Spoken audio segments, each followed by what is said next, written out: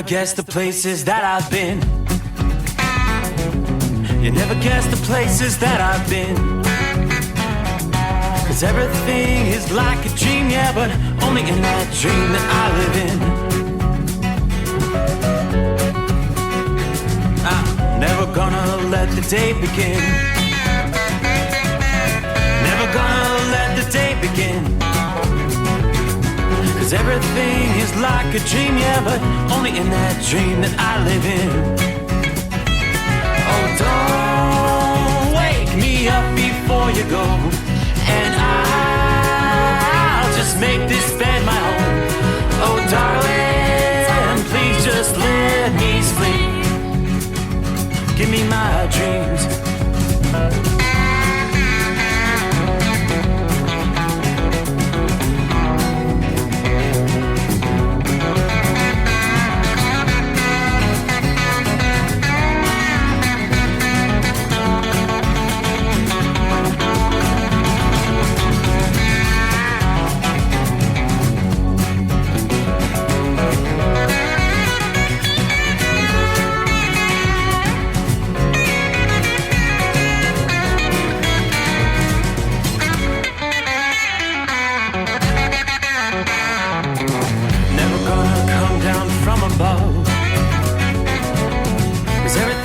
Better from above. Nothing's ever as it seems, yeah, except in that world that I dream of. Never gonna lose the ones I love. Never gonna lose the ones I love. 'Cause everything is like a dream, yeah, but only in that world that I dream of. Oh, don't wake me up before you go, 'cause I can't face this day alone. Oh, darling, please just let me sleep. Give me my dreams. Give me my dreams. Give me my dreams.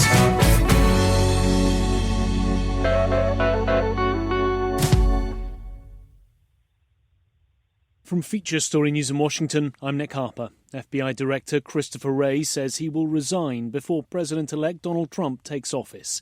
It comes just days after Trump announced his intentions to replace Wray.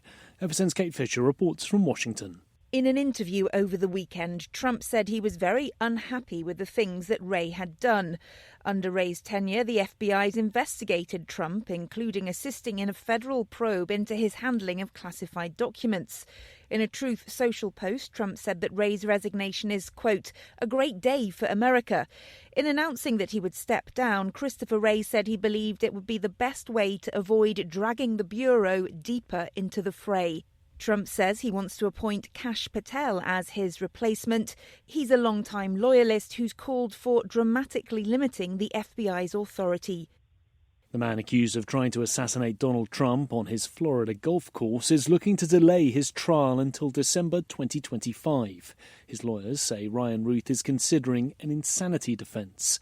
His team says the extraordinary volume of evidence and material that needs to be examined ahead of the trial means he can't stand trial for another 12 months. His trial date is currently scheduled for February the 10th. US police say fingerprints found at the scene of the murder of United Healthcare's CEO match those of the suspect, Luigi Mangione. He was arrested last week after the killing in New York. Meanwhile, he's fighting extradition from Pennsylvania to Manhattan. FSN's Sally Patterson has more. Luigi Mangione struggled with officers as he was led into a Pennsylvania courthouse. The 26-year-old shouted to reporters, "It's an insult to the intelligence of the American people." He's accused of shooting Brian Thompson in New York, who worked for America's largest insurance company. Mangione grew up in Baltimore, Maryland, where he attended Gilman School, an all-boys private school. Sources told media that investigators have started interviewing members of his family. A wildfire continues to threaten the US city of Malibu, destroying at least 7 homes and forcing thousands to evacuate the coastal enclave in Southern California. More than 1,500 firefighters are trying to control the blaze, which began on Monday night and quickly spread due to windy conditions. FSN's Ira Spitzer reports from California. California officials said the Franklin fire grew by 39% on Wednesday night and has now burned more than 3,900 acres or 1,500 hectares with 7% containment. At least 7 homes have been destroyed and 9 damaged, and the fire is burning near several residential neighborhoods and an RV park. The blaze has forced thousands to leave their homes in the wealthy enclave east of LA, including celebrities such as Dick Van Dyke and Cher. From Bureaus Worldwide, this is FSN. With FSN Spotlight, I'm Simon Marks, with more today on Syria and the leader of the HTS rebels who ousted Bashar al-Assad from power last weekend. His name is Abu Muhammad al-Jolani, although that is a nom de guerre, redolent of the fact that his movement is still designated a terrorist organisation by the United States. But he says he's put his desire for violent jihad behind him and now wants to play a role unifying Syria after more than 2 decades of the Assad dictatorship's brutality. Emma Beals, a non-resident fellow at the Middle East Institute and senior advisor at the European Institute of Peace, says there are preliminary signs that he might have changed his ways. We've seen significant changes in how he has conducted himself, and I think he kind of made a choice that actually he's more interested in a leadership role in Syria than transnational jihadist threats.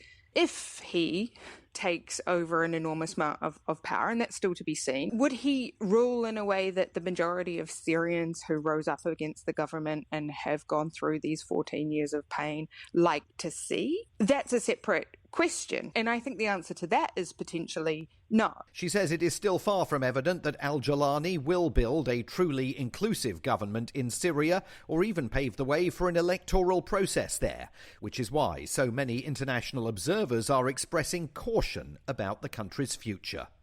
With FSN Spotlight, I'm Simon Marks. And the main news again, FBI Director Christopher Wray says he'll resign before Donald Trump returns to the White House. Trump had already signalled that he intends to replace Wray. The man accused of trying to assassinate Trump at his Florida golf course in September is looking to delay his trial until December 2025. And US police say fingerprints found at the scene of the murder of United Healthcare's CEO match those of the suspect who's been arrested. That's Feature Story News. Nick Harper reporting. It's coming. Crisp fall mornings turn bitter cold. You climb into your diesel and it feels like you're sitting on an ice cube. Imagine how your engine feels after a frosty night. Freezing temperatures impact your diesel's fluids, especially fuel. As the temperatures drop, water that is emulsified within your fuel is released, adding more water into your system. Frozen water in your fuel lines, filter, or bowl will simply slow the flow, or worse, stop the flow of fuel in your system. No fuel flow, no start. Get prepared now for the cold that is coming. Hot Shot Secret Diesel Winter Anti-Gel is a premium fuel additive that lowers your fuel's pour point to minus 65 degrees. If it's that cold out, you shouldn't be on the road. You ought to be at home in front of the fireplace. Hot Shot Secret Diesel Winter Anti-Gel Premium Fuel Additive. Available now online at HotShotSecret.com. Hot Shot Secret. Powered by science. Another dark night on the interstate. Another 100 miles in the pouring rain. These are worth all the time I've spent away. Another dark night on the interstate. I'm driving through the year, trying to make it right. My baby's at home, hope she's doing alright. Miss my dogs and I miss my girls. I'm 1,000 miles away from my old world.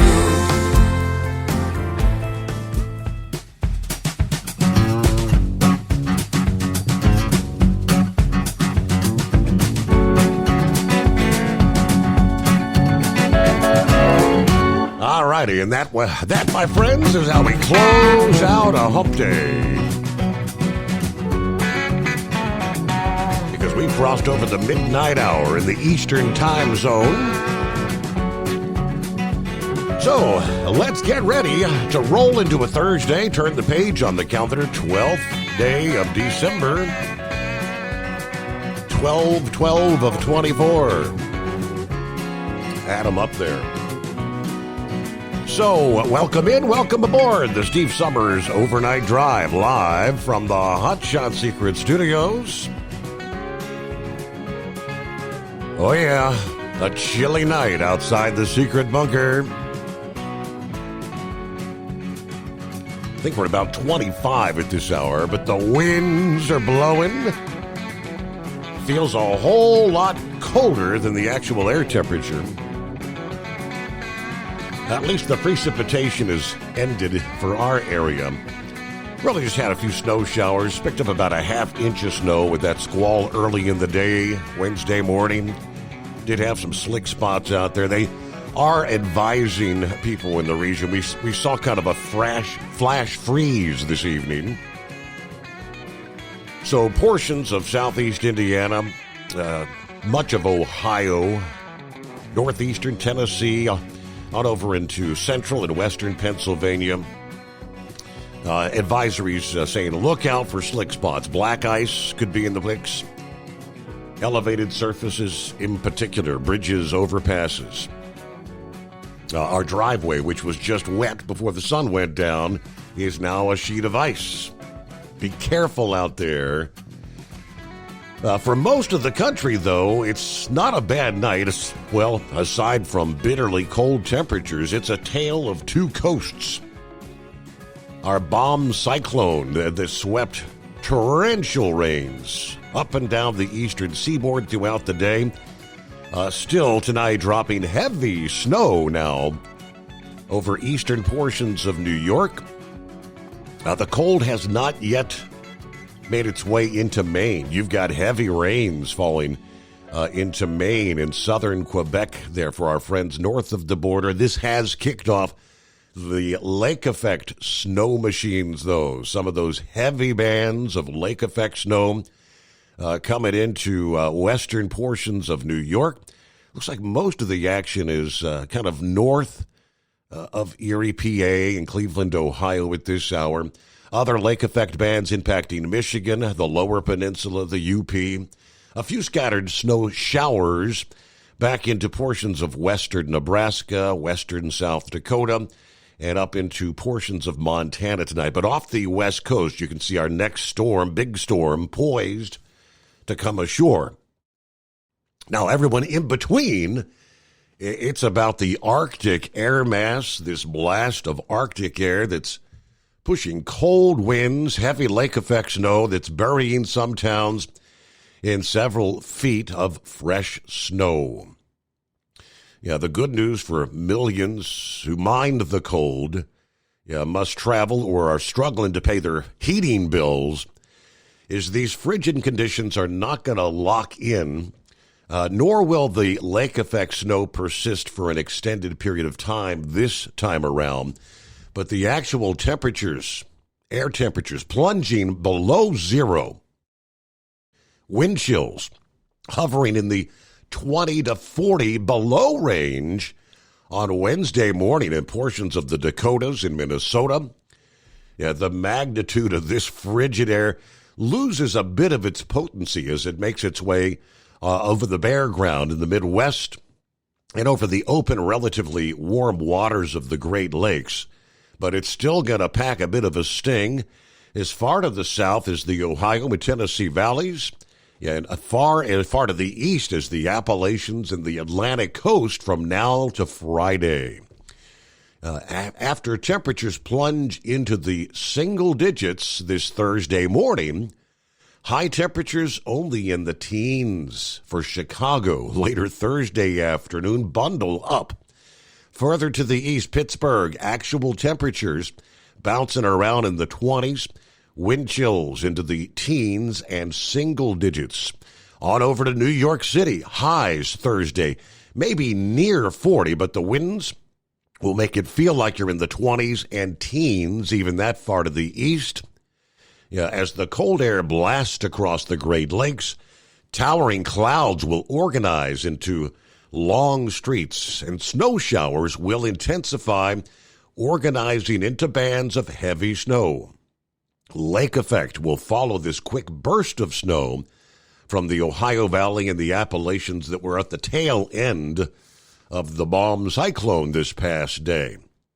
Now, this lake effect snow could bring a quick few inches as the bands move through. Some of those bands may persist, bringing many inches to several feet of snow between now and Friday morning. Pockets of 12 to 24 inches will pile up, including portions of northern Michigan, southwestern Ontario, northeast Ohio, and northwestern Pennsylvania.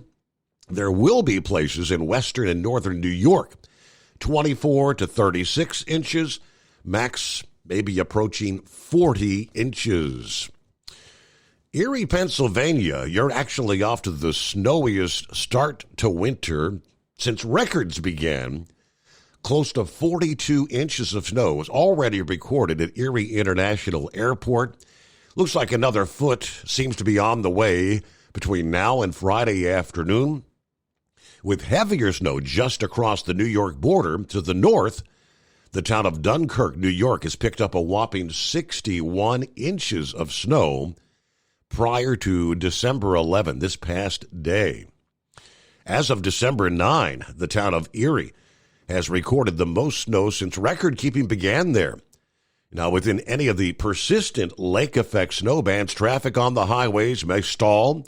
With the rapidly accumulating snow, motorists could become stranded for many hours. Some of these roads will close as they have during previous lake effect events in recent weeks.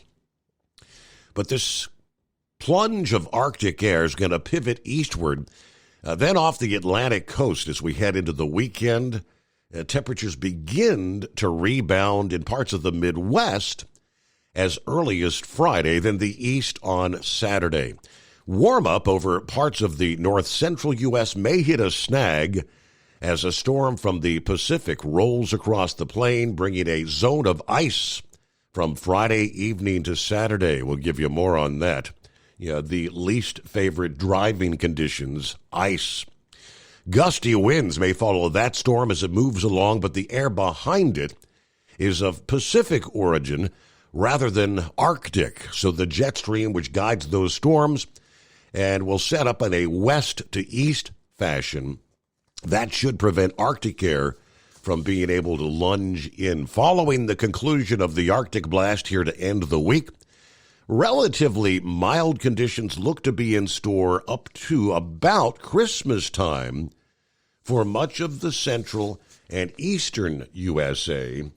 Out west, that's going to be another story because they tell us storms are gathering like boxcars on a freight train over the Pacific Ocean, lining up an onslaught that's going to be bringing round after round of lower elevation rain, mountain snow, and gusty winds, and travel problems at the very least from Washington down into Northern California.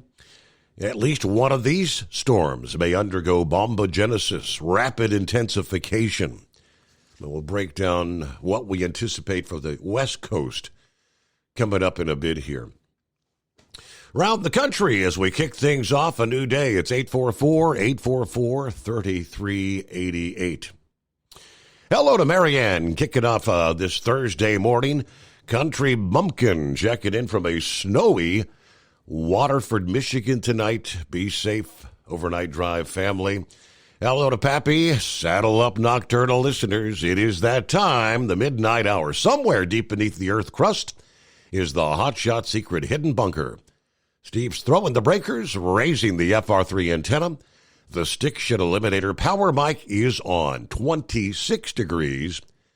Harrison, Ohio. Let it snow, let it snow. Yeah, the white stuff is upon us. The winds are kicking, not fit for man nor beast. So snuggle up to whomever, whatever, and throw another log on the fire, maybe two. Crank up the volume. The overnight drive is hammered down. I-95 southbound. There's Shorty, Brunswick, Georgia, at 43 degrees tonight. Orlando, turnaround number 2. Jerry Spencer says good morning. Thursday morning from Sarah Spencer and I in the frozen Kokomo, Indiana area. Everything is ice here. It makes me happy I'm not on the road doing this. Be safe, everybody. Have a great night. Big thanks to Hot Shot Secret for making the Steve Summers overnight drive possible once again. And Double Trucker, 30 degrees in Altoona Fish and windy. Staying away from the lake tonight. Get ready, everybody. Another lake effect storm. Yuck. I'll be finishing up my break. Hooked up, ready to go back to Western New York. I'll check in later on the home of free speech, a.k.a. Rumble. As an independent trucker, you work hard to meet your goals. The Owner-Operator Independent Drivers Association has been helping small business truckers for over 50 years with benefits, services, information, and discounts. You work hard, but OOIDA works even harder to give you advantages that large fleets enjoy. And all of our programs support our representation on your behalf in Washington, D.C. Become a member at OOIDA.com, making a difference in the lives of truckers. Fuel filtration is a big deal. Poorly filtered diesel fuel can damage injection systems, reduce efficiency, and rob horsepower, among other things. By removing the water, air, and debris from fuel, fast fuel systems can triple the life of your injection system while restoring power, optimizing fuel economy, and more. Not sure what your truck needs? Give us a call at 636-433-5410 or learn more at fastride.com. At Hot Shot Secret, we share the science behind common diesel problems and their solutions. For example, diesel fuel cetane levels. In many states, the cetane rating in diesel fuel is 42 to 45. Most diesel engines operate more efficiently with a cetane rating of 48 to 50. One treatment of Hot Shot Secret Diesel Extreme will raise your cetane 7 points, increase fuel economy, and improve cold starts. Due to a cleaner burn, there are less hydrocarbons and particulate matter in your exhaust. This reduces the blockage of your diesel particulate filter. Using Diesel Extreme generates 83% less DPF regeneration. The 6-in-1 Diesel Extreme formula also includes the most concentrated detergent on the market, lubricity enhancer, water demulsifier, rust and corrosion inhibitors, and a fuel stabilizer. Hot Shot Secret Diesel Extreme is available nationwide at truck stops, fine farm and auto stores, and online at hotshotsecret.com. Hot Shot Secret, powered by science. Doc's Diesel is your one-stop online shop for diesel filter maintenance. Genuine quality, third-party tested filters for Cummins, PowerStroke, Duramax, and EcoDiesel trucks. Doc's cuts out the middleman and those pesky markups you often find from OMEs, dealerships, and parts stores. We make ordering easy with filter kits, subscriptions, and even dealer sign-ups if you have a fleet.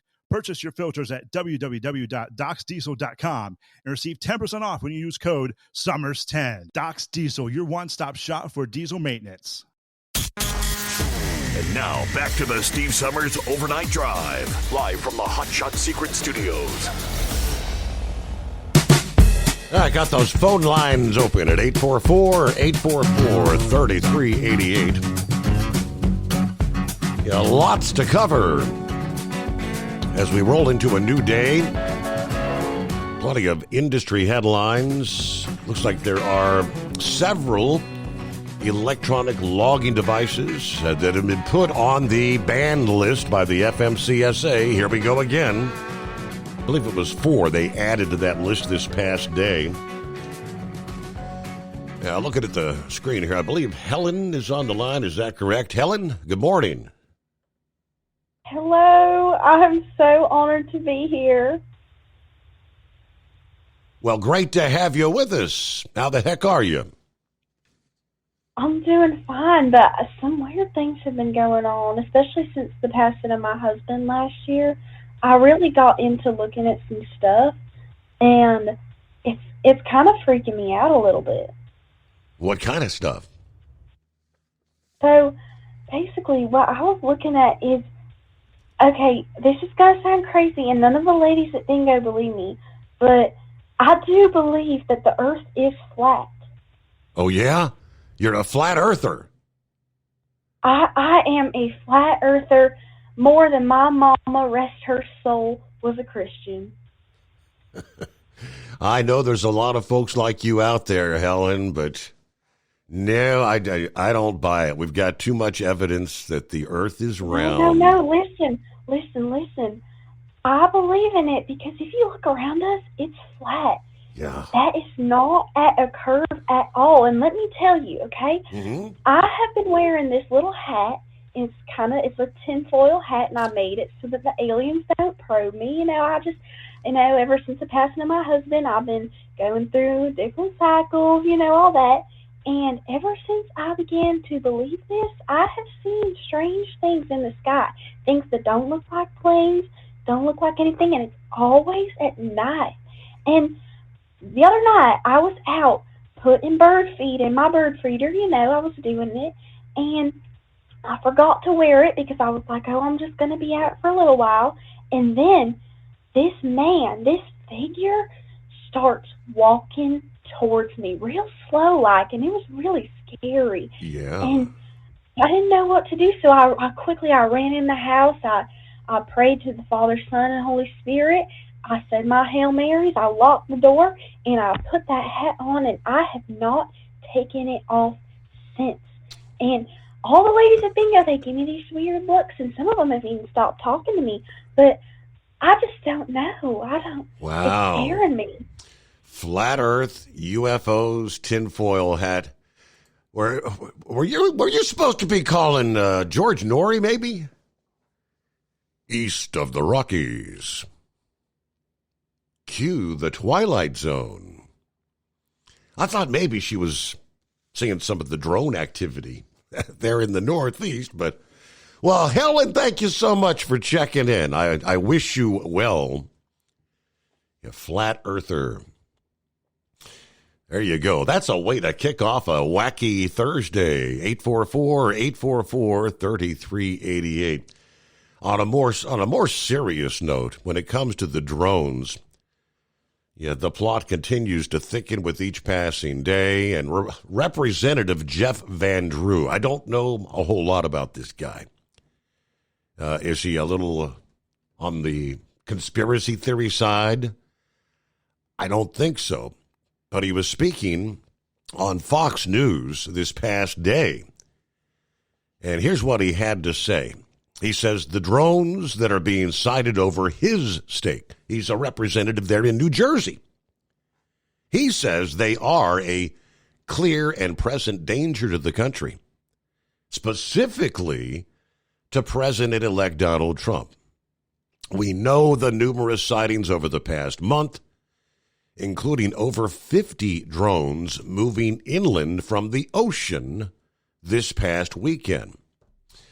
FBI Assistant Director Robert Wheeler testified before the House Homeland Security Committee on Tuesday, stating that they don't know the source, but they're actively investigating. Asked whether they pose a danger to the public or a national security risk, he responded, "There's nothing that is known that can lead me to say that, but we just don't know."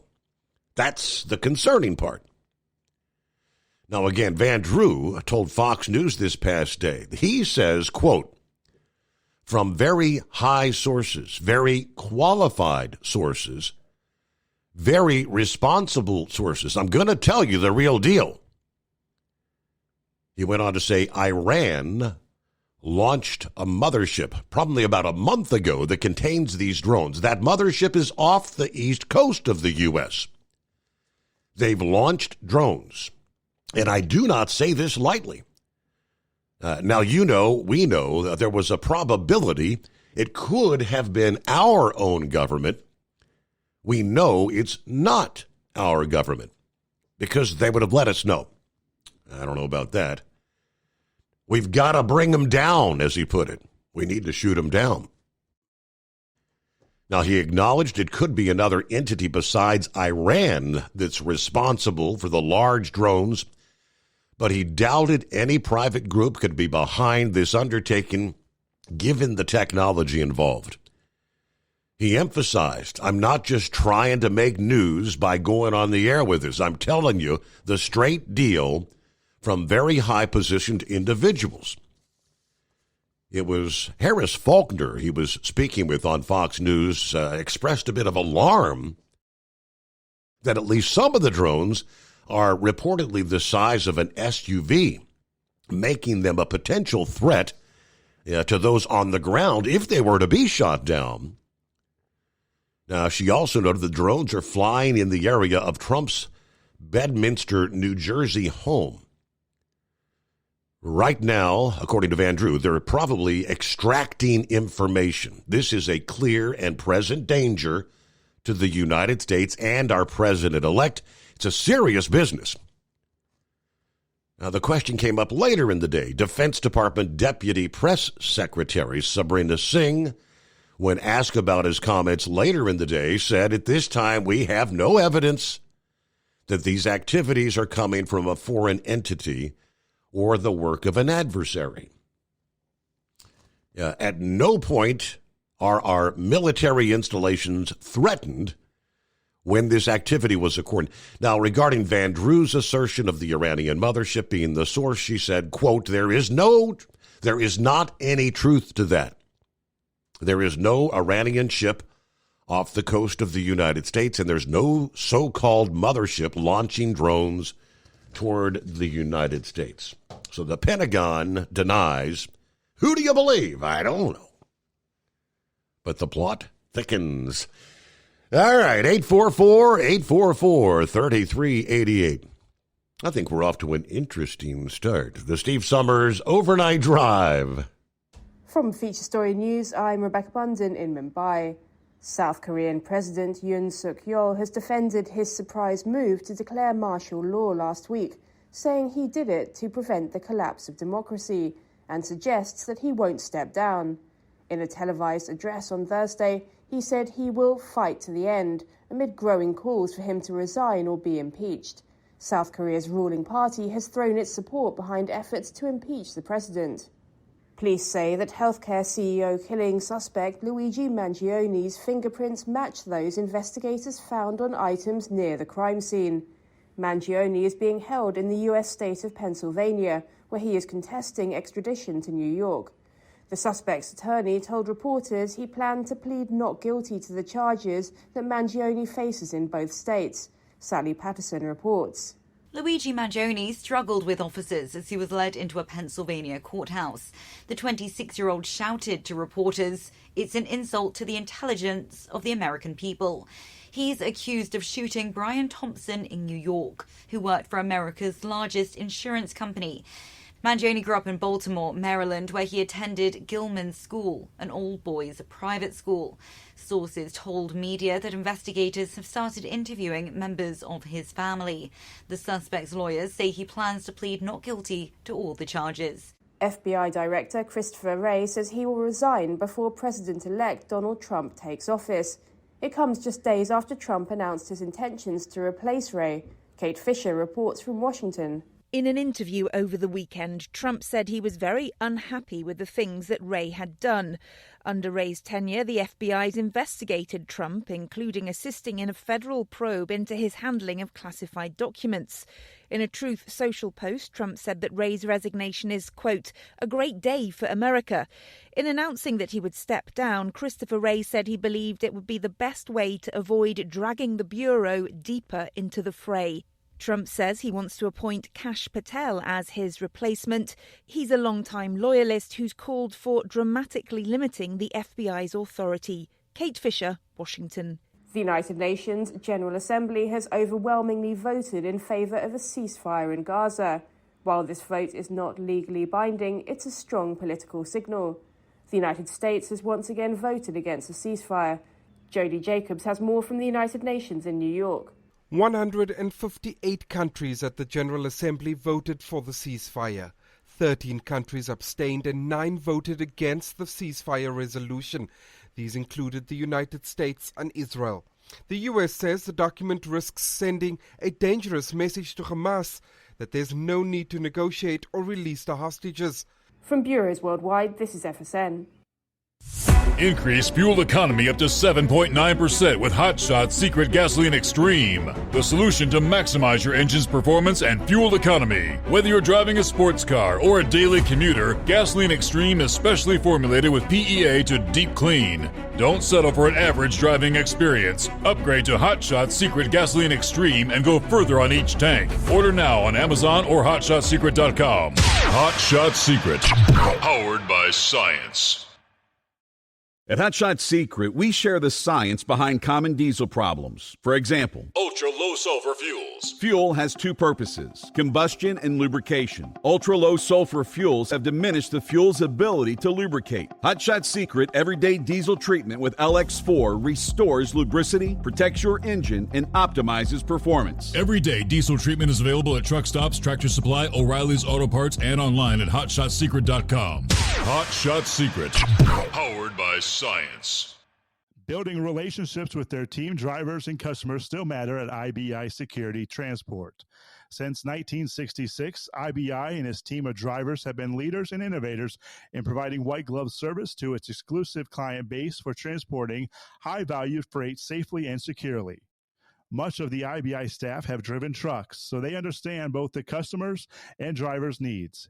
If you're seeking a career that values you as a person, not just a number, and offers great benefits and good home time, then IBI is the place for you. Call 800-582-5912 to discover why we are the leaders in team freight and start building a relationship with you. Attention all truckers, are you ready to own your own truck? Lone Mountain Truck Leasing makes it easy. Our lease-to-own program puts you in the driver's seat. Our inventory is always changing, and we have a variety of rigs, including Kenworths, Freightliners, automatics, and manuals. Once you make your last payment, the truck is yours. No interest, no balloons, and no buyouts. Take the first steps towards independence and financial freedom. Visit LoneMountainTruck.com or call 866-944-0383.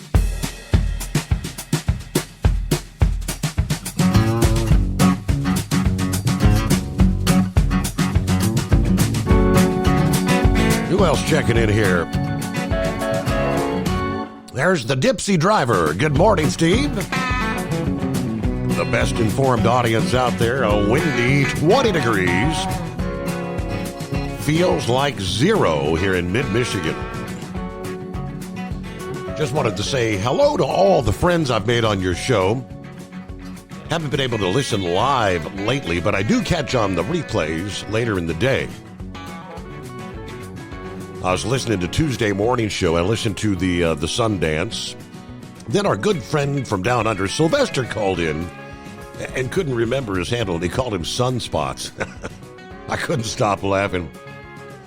All right, haven't called in a while, but I will soon. And if anyone out there hasn't called in, you really should. Steve's very easy to talk to. Everybody stay safe. Have a great night. All right, Gilligan, good morning, fellow listeners. Partly cloudy, cool at the Speedway in Martinsville, Virginia. The bottom dropped out. It's only 32. Get ready. It's going down. Everybody keep it shiny side up out there. Good morning, everyone. Pack Rat in the house doing the Michigan to Wisconsin turn again. I tried going north to the UP, but it was too bad that way. So I'm running across the Indiana toll road. Roads are dry for the most part, windy, 20 degrees. Stay safe, shiny side up. Lauren Weiss, two-time world champion bull hauler, 29 degrees, Garden City, Kansas. It is 30 degrees warmer than this morning in Mandan, North Dakota. Heck, it's almost tropical now. We got this powerful chrome-plated cow truck wound up extra tight. We're putting the spurs to her at a higher than normal rate of speed for Cactus, Texas. Steve, tonight in the name of unity, I want the callers to give a very special one-night-only shout-out to their favorite driver. Whoever gets 5 mentions or more is that special driver for tonight. Who shall be the winner? Very good. Hello, Tony. Hello, Steve, the Hot Shot Secret Nation from the banks of the Ohio River, southern Illinois. Cold, no snow, but 32 degrees. And there's Eskimo Mom. Howdy. Happy Friday Eve. 99 days till spring. Got the usual run tonight. Started out nasty with enough snow from home to northern Cincinnati to cause carnage on the roadways. South of the city, roads are dry, but this wind is brutal tonight. Anyone going north or south may get a workout. Both hands on the wheel, in other words. Clearing a bit breezy, 30 degrees on 71 in Kentucky. All right, be safe out there. Okay. Who'd you like to give a special shout out to start this Thursday morning, Horse Feathers? Geez, I'm trying to figure out who I'd do that for there. I don't know. See, everybody think I play favorites if I pick one. I mean, then somebody's going to have hurt feelings that I didn't pick them. And I don't know. I don't know how to do that. It's just a one-night-only shout-out. I don't know. Well, I guess after this reel I saw today there on Facebook, I'd better give my shout-out there to Lauren Weiss there because I see this video there of this cow hauler going down the road, and I didn't I knew they had to keep the cows standing up, but I didn't know how much they had to give them a little bit of a bumpy ride to make sure they stay awake there. So this video showing this big old cow hauler going down the road there, probably, they always go at a high rate of speed. He's got to be doing 80 mile an hour or more, and he's riding down the road, and the next thing you know, he makes a left turn without even slowing down and off into the grass on the left side and down in the grass and bouncing around and drives right back up on the highway, never missed a beat, probably never even dropped a gear. Just stayed right at it there and brought the truck right back up in the highway and driving right on down the road. So I guess every now and then to keep them cows from falling asleep there, they got to drive off in the median and plow some grass and shake them up and bring them back up on the highway. But I forwarded that there to the overnight fan page there. So if anybody else wanted to catch that video there, I passed it along there for anybody that might have wanted to check it out there. But I'm pretty impressed. I've done a lot of things with a propane tank and stuff, but I will admit that I've never drove one down in the grass there at highway speed before. So I'm just, I don't know if I can qualify to be, to move up a step there and run them high speed, chrome plated cattle wagons. So anyways, so I guess mine will have to go to Lauren there for as I say, seeing the skill and ability of those types of drivers. So we had a bull hauler that was actually trying to wake himself up by driving into the median, not the cows. Oh, the guy that was narrating it there said he was keeping the cows awake there so that they wouldn't be laying down. Right. So I don't know. So anyways, let's see what else we got going here. So with them talking that the guy there that did the shooting in New York there is from Baltimore, it's really kind of an overlay, easy term to use, Baltimore, but it's one of the suburbs of on the outskirts there called Towson, which is on the north side of town there. It's kind of divided right by the Baltimore Beltway, right in the area where 83 merges to the Baltimore Beltway.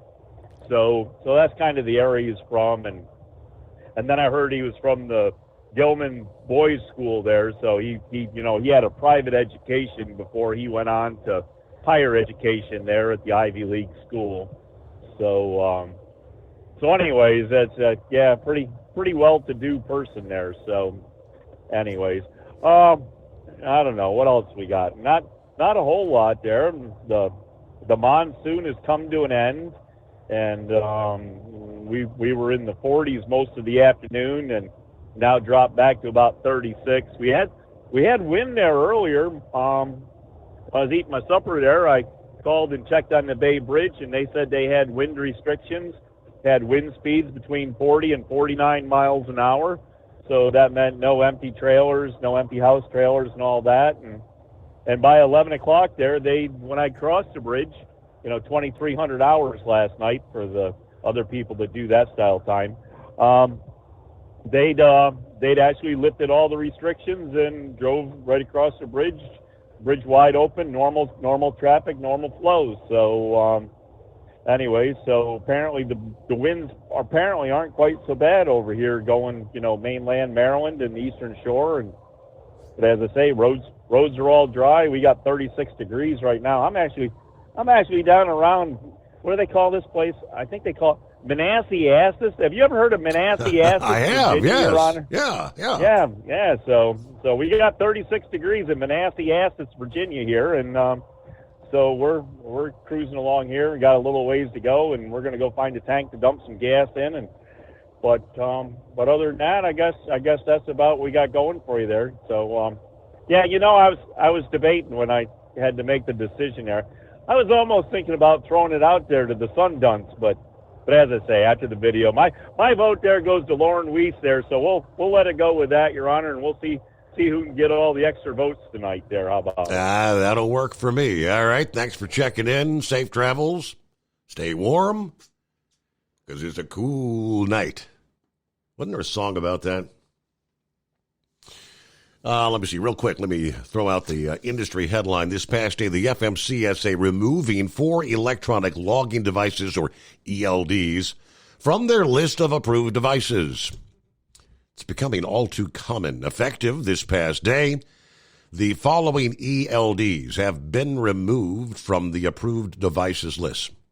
Number 1 is known as Columbus ELD, model number C-US. You've got 3 different models of Master ELD. You've got MELD 02, MELD 03, and MELD 04. Again, Master ELD. Carriers using one of these devices should discontinue and revert to paper logs or logging software to record your required hours of service data. Replace the revoked ELDs with compliant ELDs from the registered devices list before February 9 of next year. Carriers have a 60-day period to replace the revoked ELDs. During that time, law enforcement and safety officials are encouraged not to cite drivers. Starting February 9, carriers who continue to use one of the revoked devices are considered to be operating without an ELD. The FMCSA directs law enforcement officers to issue a citation for no record of duty status, subsequently placing the driver out of service. The FMCSA strongly encourages carriers take the actions listed above now to avoid compliance issues in the event these deficiencies are not addressed by the ELD provider. So there you go, 4 more. I'm losing track of how many we've had this year. Jolly Green Giant. Good morning, Steve. I seen your picture on Facebook next to a nutcracker. Are your nuts okay there, driver, sir? Just fine. He's a big. He's a big one too. Yeah, and it is true. Cincinnati is iced over. In Shalvadal, all of our drivers got out, and we were dealing with the aftermath of snow squalls, and it was turning to ice on 275, especially over on the east side. I just talked to a Columbus driver who's a friend of mine who goes to Cincinnati out of Columbus, and he said that 71 and 275 is turned into ice. Okay. So he's got to go back up there to Columbus, and then he's going to Cleveland. I told him if it was me, I wouldn't go to Cleveland, especially if you're going to bring an empty back down. So, and I want to shout out to my buddies Gilligan and Brain Dead and Dan out of UPS, Horsefelders, all my buddies out there. This will let you know I got 1 more week and I'm on vacation. So I got no plan for Christmas time, but everything is going good. So just to let you know, we're doing good. And our new electronic law book is doing real well. We're having no problems at all. Mm-hmm. Our company is converting over to a device very similar to what UPS has got. And it seems to be working out really well. To be honest with you, it's user-friendly, and we're not having any problems at all, really. So But I thought I'd give you a call and just let you know. Cincinnati is definitely freezing over now. Got some icy spots. I'm right near Terre Haute, Indiana, and from Indy over to where I'm at, I'm going to Effingham. It's dry, no weather of any kind. So, okay. Just want to let everybody know, just be careful tonight, and everybody get back safe. All right. So that's really all I got to say tonight. There, Who you Steve. going to give your one night only special shout out to? You gotta pick a name. Pick one. Pick one. Okay. I got a mind blade. You know. Well, I mean, like I said, brain dead. Okay. Everybody shout out, brain dead. So. All right. Have a good night, Steve. Thank you very much, Jolly Green Giant. There you go. That's fun. 844-3388. Talking about some of the icy roads. Pappy said, thank God I'm off tonight. He'd be out there, I guess, dealing with slide-offs, people in the ditch, people in the median. The black ice. I'm assuming the crews are out there trying to especially hit like the bridges and overpasses and things of that. We didn't get enough snow to mount to much of anything. We had the one squall that came through early in the morning. Like I said, that dropped about a half inch outside the secret bunker. Then things kind of cleared out, and obviously when I got up this evening, much of that initial line had kind of melted away, but we had a fresh covering. Quarter inch, maybe just a little over a quarter of an inch, but just enough, obviously, to wet the roads to subsequently, if they're not treated, freeze over once again.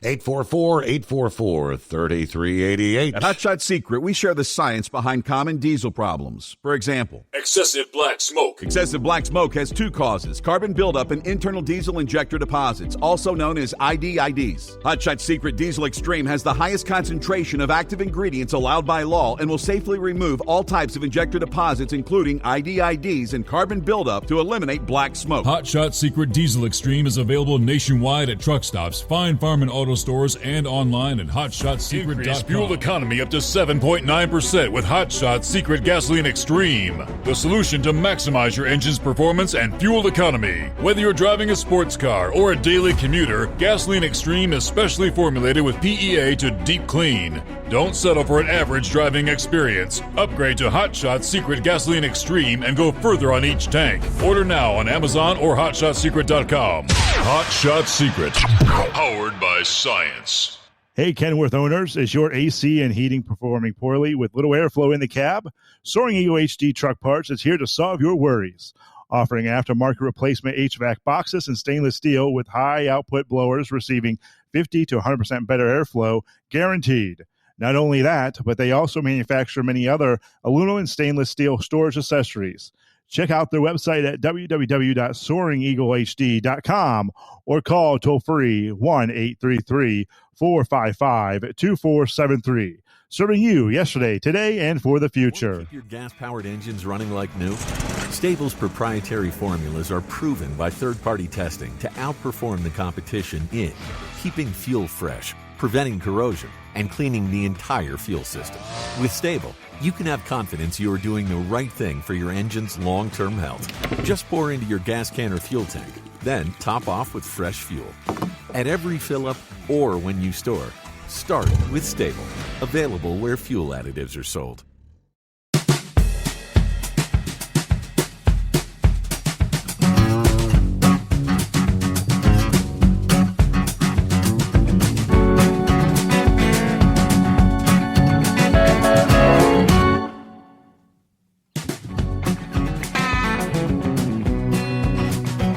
Good morning, senor. Is this east of the Rockies or west of the Rockies? I'm west of the Rockies, obviously. Good night. I missed the last half of her story. I mean, did she really think she was talking to George Norrie or what? I don't know about that. I just presume, but well, did she get a first time caller certificate for Hot Shot Secret? I got her number here. Yes, I got it written down for a $60 code. she's going to be thinking that's a scam. Oh, man, I tell you what, that kind of had my hair on the back of my neck on edge. I might lose you here because I'm going through a part of Arizona. It's clear in 27, light breeze. You've got one party that is tolerant, one that ain't. And the one that isn't tolerant, although they say they are the ones that are threatening somebody that didn't have anything to do with the death of the man on the subway. And then you got another one who was directly involved in the murder of a CEO. And you got these women that want to have conjugal visits with the nut. It's kind of like the Boston bomber, the one that survived. Right. All the girls want to be with him. Now, what in the hell's the matter with these people out here? I mean, first Trump wins, so they all shave their heads, and they're on a sexual strike.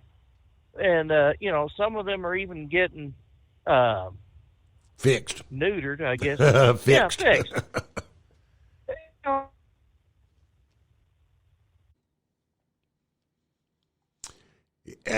He mentioned he might go into a zone where he loses us, and looks like he hit that zone. Indeed, he has. All right, so he'll check back in when he gets back into cell service. What's going on, Lauren Weiss? How are you, Steve? Doing well. Friday Eve, here it is. Yes, sir. Yeah, hey, kudos to Mr. Horsefeathers for recognizing the talent of bull haulers. You know, I had heard that driver's granddaughter had called him, and she'd watched the old Walt Disney classic Chitty Chitty Bang Bang with Dick Van Dyke in it. Mm-hmm. And she was trying to remember the name of the song that he sang in there, you know, and so when she hung up, the driver remembered it, so he was texting it to her as supercalifragilisticexpialidocious, and while he was doing that, he actually darted off into the median like you see in the video, kept it upright, gassed on it, grabbed the gear, came back up onto the road, and correctly spelled the word and sent it to his granddaughter. So that's a talent in its own right there. That takes a lot of talent. So, talk about multitasking. Yeah. Yes, sir. Yeah, it reminds me years ago, it probably 2000 or so, I was coming east on I-80 up there in Nebraska, up around North Platte, and there was a guy, we were in the right lane, and there was a guy, I'll never forget it, he went off into the median. He had a freight van trailer on. He went off into the median, and so we backed off a little bit. He kept it upright. He went clear a ways down the median and then backed up onto the westbound side on the shoulder, and then came back down across the median and was doing a perfect job of keeping it up. And then right as he started to come up onto the road again, guy hits his right turn signal, man. And he gets up there on the left shoulder and gets up there in the hammer lane, and we all kind of let him by. And about that time, he's at a rest area, and he started to pull in the rest area. And I'd already blown past her because I figured I had a couple rolls of Bounty Quicker Picker up right here. I was going to stop and offer them to him, but I was going way too fast. But I'll just never forget that picture of how perfect that truck never wavered to the left or to the right the whole time. He just went down in there slicker and a whistle, and then for him to have the calm and collectness when he came out of it to turn his turn signal on to get back up on the highway, that stuck with me forever. Wow. So, I'll give my shout out to Eskimo Mom tonight. So we got her on the list now too. So I don't know who's keeping track of it, but there's one more for the list there. And like I said, whoever gets 5 is the driver for the night. Driver for the night. All right. Yes, sir. All right, Steve. Hey, are you going to be off over Christmas for the whole 2 weeks, or just over Christmas Day? No, actually, the layout here is Christmas Day is a holiday, of course, New Year's Day. So I'll be off Wednesday, Thursday, Friday of Christmas week. I'll be back in here for like Monday and Tuesday morning for the leading up to New Year. I'll be off Wednesday, Thursday, Friday for New Year's week. So that's about okay. So that's about all the PTO I had left after taking that big cruise here a few months ago. So there you go. Yeah, I'll actually be here a few nights over the holidays. 844-844-3388. Ultimate comfort on the road. That's the Bostrom difference. And why so many drivers are upgrading their seats to Bostrom seating.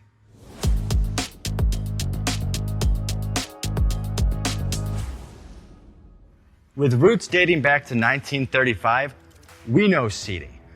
We've developed a full line of high-quality products with the right seat for your application, all made right here in the USA.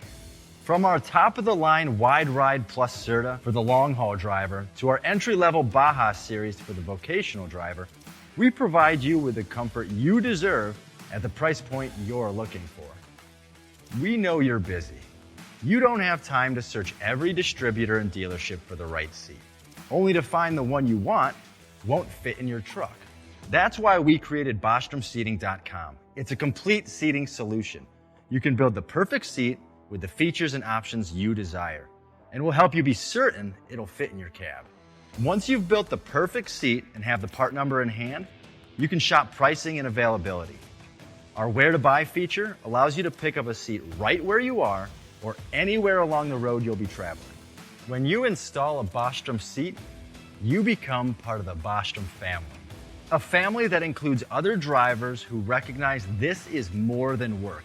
It's a ride, one that requires the next level comfort and support only Bostrom can provide. Go to BostromSeating.com to design your ride with ultimate comfort for the open road. Hands on the wheel, hands off invoicing. At Transcap, we're built for high speed and service, just like you. Our fast freight factoring helps you make more money, not chase it down, because we handle all the invoicing BS and back office work. Apply for fast funding at transcap.com/getcash. It takes just 60 seconds. Or call 888-250-TCAP. That's 888-250-TCAP. And mention Steve Summers' Overnight Drive. From Feature Story News in Washington, I'm Nick Harper. FBI Director Christopher Wray says he will resign before President-elect Donald Trump takes office. It comes just days after Trump announced his intentions to replace Wray. FSN's Kate Fisher reports from Washington. In an interview over the weekend, Trump said he was very unhappy with the things that Wray had done. Under Wray's tenure, the FBI's investigated Trump, including assisting in a federal probe into his handling of classified documents. In a Truth Social post, Trump said that Wray's resignation is, quote, a great day for America. In announcing that he would step down, Christopher Wray said he believed it would be the best way to avoid dragging the Bureau deeper into the fray. Trump says he wants to appoint Kash Patel as his replacement. He's a longtime loyalist who's called for dramatically limiting the FBI's authority. The man accused of trying to assassinate Donald Trump on his Florida golf course is looking to delay his trial until December 2025. His lawyers say Ryan Ruth is considering an insanity defense. His team says the extraordinary volume of evidence and material that needs to be examined ahead of the trial means he can't stand trial for another 12 months. His trial date is currently scheduled for February the 10th. US police say fingerprints found at the scene of the murder of United Healthcare's CEO match those of the suspect, Luigi Mangione. He was arrested last week after the killing in New York. Meanwhile, he's fighting extradition from Pennsylvania to Manhattan. FSN's Sally Patterson has more. Luigi Mangione struggled with officers as he was led into a Pennsylvania courthouse.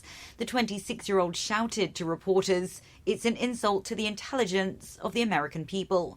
He's accused of shooting Brian Thompson in New York, who worked for America's largest insurance company. Mangione grew up in Baltimore, Maryland, where he attended Gilman School, an all-boys private school. Sources told media that investigators have started interviewing members of his family. A wildfire continues to threaten the U.S. city of Malibu, destroying at least 7 homes and forcing thousands to evacuate the coastal enclave in Southern California. More than 1,500 firefighters are trying to control the blaze, which began on Monday night and quickly spread due to windy conditions. FSN's Ira Spitzer reports from California. California officials said the Franklin fire grew by 39% on Wednesday night and has now burned more than 3,900 acres or 1,500 hectares with 7% containment. At least 7 homes have been destroyed and 9 damaged, and the fire is burning near several residential neighborhoods and an RV park.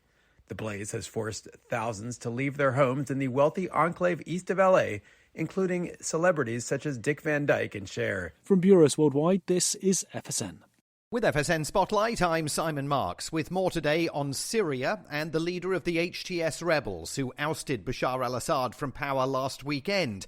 His name is Abu Muhammad al-Jolani, although that is a nom de guerre, redolent of the fact that his movement is still designated a terrorist organization by the United States. But he says he's put his desire for violent jihad behind him and now wants to play a role unifying Syria after more than 2 decades of the Assad dictatorship's brutality. Emma Beals, a non-resident fellow at the Middle East Institute and senior advisor at the European Institute of Peace, says there are preliminary signs that he might have changed his ways. We've seen significant changes in how he has conducted himself, and I think he kind of made a choice that actually he's more interested in a leadership role in Syria than transnational jihadist threats. If he takes over an enormous amount of power, and that's still to be seen, would he rule in a way that the majority of Syrians who rose up against the government and have gone through these 14 years of pain like to see? That's a separate question, and I think the answer to that is potentially no. She says it is still far from evident that al-Jolani will build a truly inclusive government in Syria or even pave the way for an electoral process there, which is why so many international observers are expressing caution about the country's future. With FSN Spotlight, I'm Simon Marks. And the main news again, FBI Director Christopher Wray says he'll resign before Donald Trump returns to the White House. Trump had already signalled that he intends to replace Wray.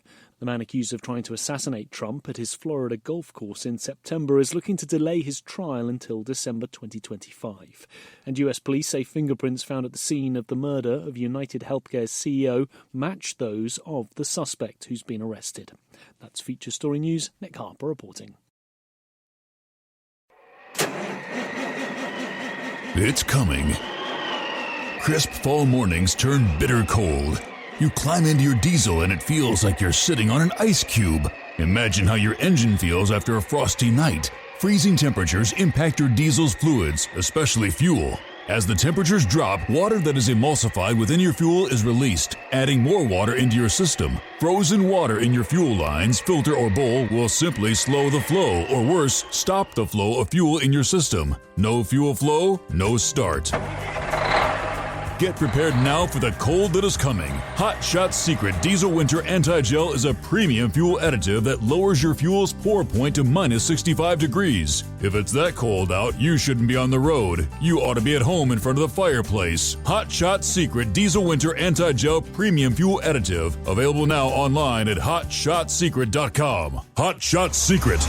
Powered by science.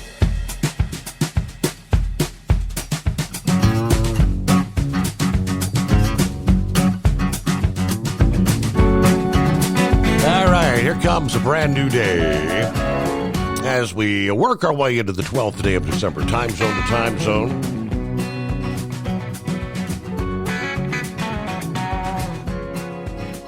All right, it's 844-844-3388. I don't know if you've noticed, but my voice is a little scratchy tonight. And I think I've figured out what I've done. I don't think I've come down with another bug. I was in and out of the attic. I had brought down a bunch of the Christmas decorations. You keep them in the plastic tubs that you get like at Walmart or Home Depot after Christmas, all your decorations. So I brought a bunch down here a couple weeks ago. Princess had those decorations. All right, so it's time to put those back in the attic, and there were still a number that I had not yet brought down. So it was up and down, in and out of the attic, moving stuff around, shuffling boxes around, stirring up. And I don't know if it's the insulation in the attic. It's not that Pink Panther stuff. It's some kind of a blown-in insulation. I hope the hell it's not asbestos. The house was built in 78. I think the asbestos was done by then, wasn't it?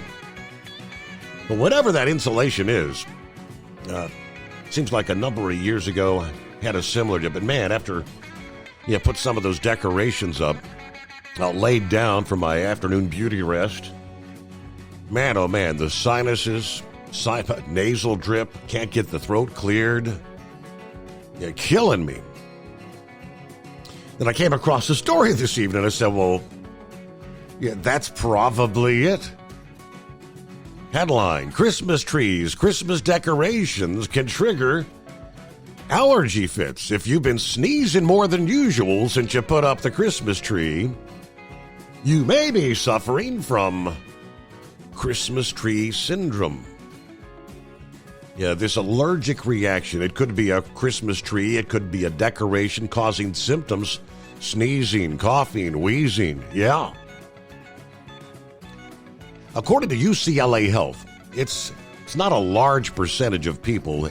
Many face weeks of allergic symptoms after bringing the Christmas tree home. Or for some of these, a tree doesn't bring a fresh scent in connection with nature. It induces an allergic reaction. And I'm thinking, well, we don't do the real Christmas tree. We have the artificial tree. Lo and behold, expert note this syndrome can occur with artificial trees as well as other Christmas decorations. Allergens, dust, pollen, mold. Most people with the condition are not allergic to the tree itself. The compounds that give trees their scent can sometimes cause an allergic reaction. According to the American Christmas Tree Association, studies found Christmas trees can carry about 50 different types of mold. Now, that's for the real tree. Now, when it comes to the artificial stuff, they say, shake out the tree, if it's real or artificial, before you bring it in the house to get off the excess debris.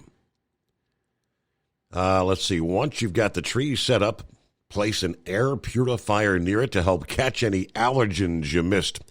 Christmas ornaments, wreaths, and decorations can also be contributing to those allergy symptoms after sitting in a box all year. They're likely covered in dust or mold. They advise unwrap them outside if possible. Vacuum or wipe them down before you bring them inside. Well, no, we didn't do that. In the attic, from the attic down, that's inside the house to begin with. Now, they say to avoid dusty ornaments altogether, decorate your tree with just lights and brand new ribbon each year. Okay, I don't think so. They recommend storing all decorations, including artificial trees, in airtight containers to cut down on the annual maintenance. So, all I know is after getting all the boxes and tubs and decorations down, we pulled out some of this garland, and this is kind of like, I guess it's the plastic, it's the garland, and it's probably 8 or 10 years old. We've used this year after year, and I got the lights in it, and we string it up around the entertainment center. It's old because it's shedding like crazy. All them little bristles falling up. The carpet covered in little thistles after we put the garland up. I'm thinking that's what set off an allergic reaction. But we'll push through. Hey, good morning, Eagle. What's happening? Yeah. Okay, yeah. Got some interesting things going on tonight, Steve. First, I want to make one quick note about maybe you could check up on it. I understand this person is deceased, and after you check out the video, you'll understand why. I see the video today, Steve. An incident took place. It looked like sometime this week or late last week. A truck driver in Harrisburg, Pennsylvania. They said something about he refused to stop the truck. I don't know. He got into an altercation with another truck driver, stabbed him or shot him or something. But there's a truck driver that's trying to pull out of a parking lot. And I don't know how many gunshots these local police fired, but it had to be close over 100 shots that they fired into that truck, which was totally unnecessary because it didn't look like he was firing back at the police. But as far as I know, this guy is, from what they said on the video, TikTok video, the truck driver is deceased. So maybe you could look that up. It happened sometime this week or late last week. Truck driver was shot. What'd you say? I got all the details on that. Yeah, we did touch on that. That particular truck driver had murdered someone over the weekend on Sunday. I don't know if it was another truck driver, but he had murdered them. They were trying to arrest him, apprehend him. I guess it was Monday, maybe Tuesday. And he was using the truck. They were trying to get him out. He was using the truck to start ramming the police cruisers and trying to run over the officers. And that's why they opened fire on him. And yeah, I saw the video, and I said last evening I lost track how many bullets were fired. But yeah, the idea is once they open fire, you don't stop shooting until you eliminate the threat. So he's dead. Yeah. You can clearly see that. It was all in bullets, like I said. It was more than 50. It was more than 50. I don't know if it got up to 100, but it was a lot of shots fired into the cab of that truck. So I'm pretty sure several of those bullets hit that guy. Yeah. Like I say, I don't know if he had a gun, a weapon with him or not, but it didn't look like he was trying to fire at the police. But they definitely stopped him from operating that truck. Ain't no doubt about it. That's for sure. They got the job done. I don't think it was necessary to shoot that many bullets, but they got the job done. That's all you can say. Now, one quick note, Steve, before I get on to this drone situation in New Jersey. I want to talk about the Christopher Wray loser.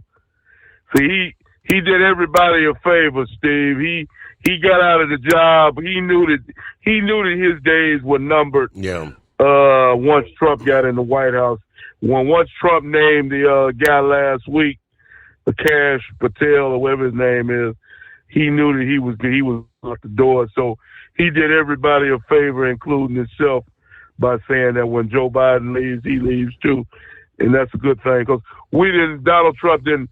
They didn't need to have all the going through the rigmarole of trying to get this guy out because he's clearly not doing his job. I think even he was smart enough to realize that he wasn't getting the job done, and the writing was on the wall. He had the nerve to say today, Steve. I heard him in an interview. He had the nerve to say that he loves to do his job, that he loves this country. Or I can't tell, my man. I can't tell by what you've been doing for the last couple of years with Joe Biden. I can't tell that you love the United States. I can't tell that you love doing your job. So I don't know where the hell he got off saying that. But like I said before, it's good riddance, my man. And like I always say, Steve, don't let the door hit you in the ass on the way out, my man. Now, let's talk about this other situation with the drones. Now, today, Steve, this congressman or whoever he is, he came out and said whether he was authorized to say that or not. He came out this afternoon or early this afternoon. I seen the video. Iran. The guy said that there's some kind of a mothership from Iran sitting out in the Atlantic Ocean, releasing these drones into the sky of New Jersey. But yet, there's no proof of an Iranian ship sitting in the Atlantic Ocean. And if it is sitting out there, somebody needs to be fired if they allow an Iranian ship to get into the U.S. waters and release these drones into the skies of New Jersey. somebody needs to be fired, and he'd be fired immediately, because there's no excuse for this if this man is telling the truth. Now, I don't know what's going on tonight. I don't know if people are seeing drones or seeing these lights in the sky tonight like they have for the past couple of nights, but something clearly is going on, and I believe that it's no good, whatever it is. Whatever these people are doing, they're up to no good, and they need to be stopped immediately. And, you notice that you hear nothing from Joe Biden still, Steve. You heard nothing from Biden. National security risk. These things are flying over top secret military bases. Joe Biden should be on the television holding a conference telling the American people that the U.S. government, the military, is doing everything they can to figure out what the hell is going on. But Joe Biden is a no-show as usual, Steve. Another no-show. Same thing with the missing Vice President Harris, or whatever you want to call her. She, like I told you about a week or so ago, somebody needs to inform Kamala Harris, Steve, that just because you lost the election doesn't mean that you don't have to finish out your job. Your job is not over until January the 20th, just in case she didn't know that.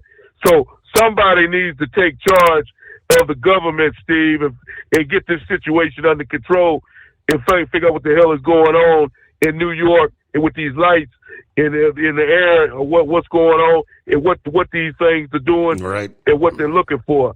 Because this is a mess. They let the deal get away with the balloon that sailed all the way across the damn U.S., and Joe Biden didn't do nothing about that. So like I said, it's really a complete embarrassment, Steve.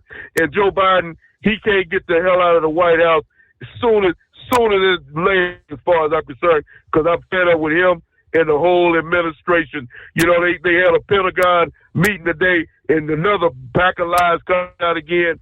She completely contradicted what the congressman said we don't know nothing about no mothership. Yep. We don't know nothing. Basically said we don't know nothing about no damn drones, the lights in the air. We don't know anything. This is the Pentagon, the so-called security of America, coming on national TV saying that they don't know what's going on.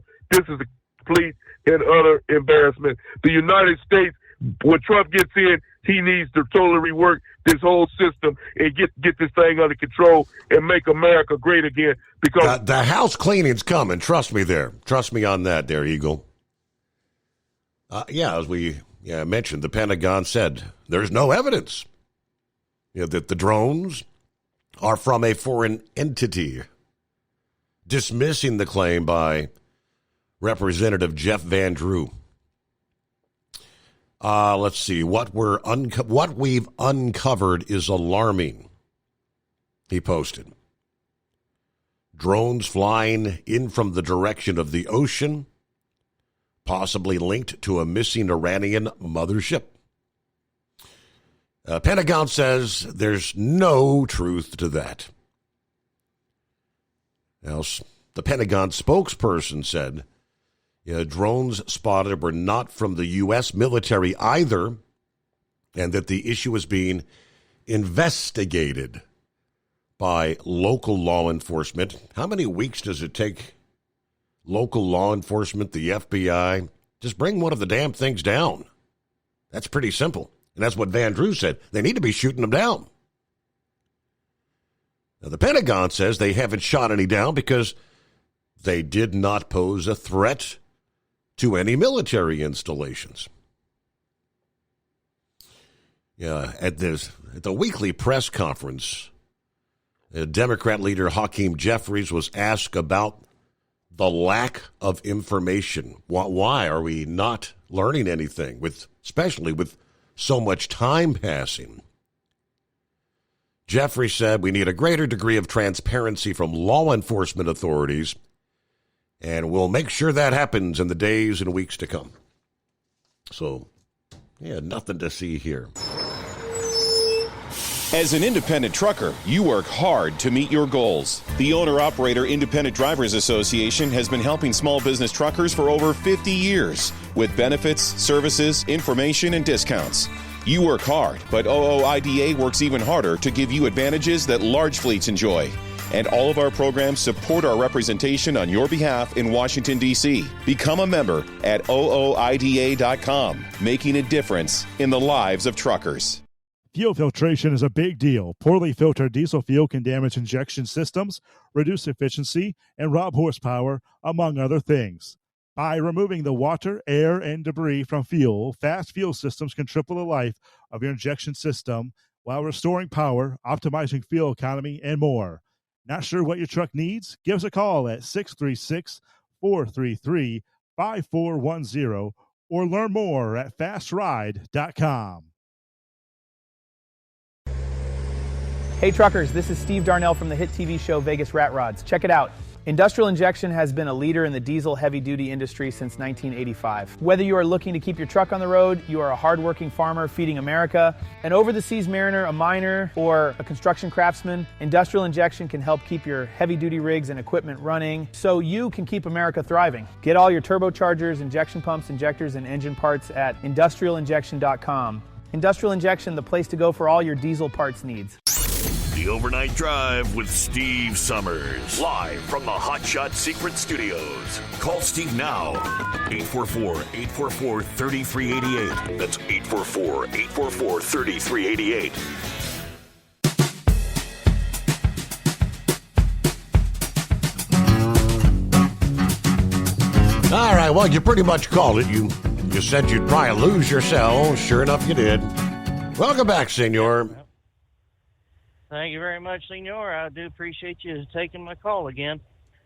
Yeah, you know, you got these women that obviously they hate Trump and they're doing everything they can to punish their husbands, and then all of a sudden you got all these women now that want the shooter, kind of like they were fawning over that Boston Marathon bomber. It's like, good night. What the hell's the matter with these people? And, you know, it's the same party that says the Republicans or conservatives are weird. Well, you got two men in now that are in the government dressing up as women. And they think they're women.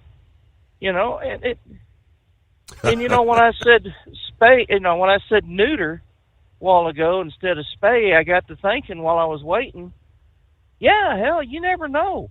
Some of these alleged women probably need to be neutered. So, I mean, they all say they're for, you know, women. Well, you know, you got this, I mean, it's that, that San Jose State volleyball player is a guy, thinks he's a girl. You know, and they're okay with letting him play ball with the women, dressing in the dressing room with the women. Mm-hmm. And it's like, well, you don't do that. You keep men's sports to men and women's sports to women. You know, and if a woman thinks she can kick a football through the uprights from 70 yards out, fine, you know, but she has her own dressing room. You know, you know, it's not like it's a guy going down to the women's and saying, I'm a girl. No, you don't do that. But, yeah, it is a very topsy-turvy world of what we're living in right now. And as far as those drones go, you know, somebody said, well, why don't you just go out there and, you know, someone's going to take it in their own hands and shoot one down. Well, if they do, then they're going to be arrested because that's an illegal act. An individual cannot shoot a drone down. So if the military don't get the okay to do it from the president, I mean, it's going to be kind of hard to do that. In unless they've got an EMP gun, so to, you know, that could shoot the electronic magnetic pulse up there to knock them out. You know, but the problem is, you do that, hell, you may delete the programming and the and whatever else that might lead you to whoever is operating those drones. So. But anyways, well, I think I'll be greedy and say me as far as the shout out for the driver. But, what the hey. Well, I will let you go, senor. You have yourself a good night, and we will holler at y'all tomorrow. Very good to hear from you. Thanks for checking back in. I saw a video. It's been a couple of months ago, before any of this, drone stuff started hitting the headlines. And it was at one of the, like an NFL football stadium. I don't know which one it was, but they were kind of demonstrating and showing this device. It shaped like kind of like a rifle, but more akin to a bazooka. But it's an electronic device, and they demonstrated. They have a drone flying over the stadium, and they could point this at this, and it would override the ability for it to communicate, electronically, and they could bring it down.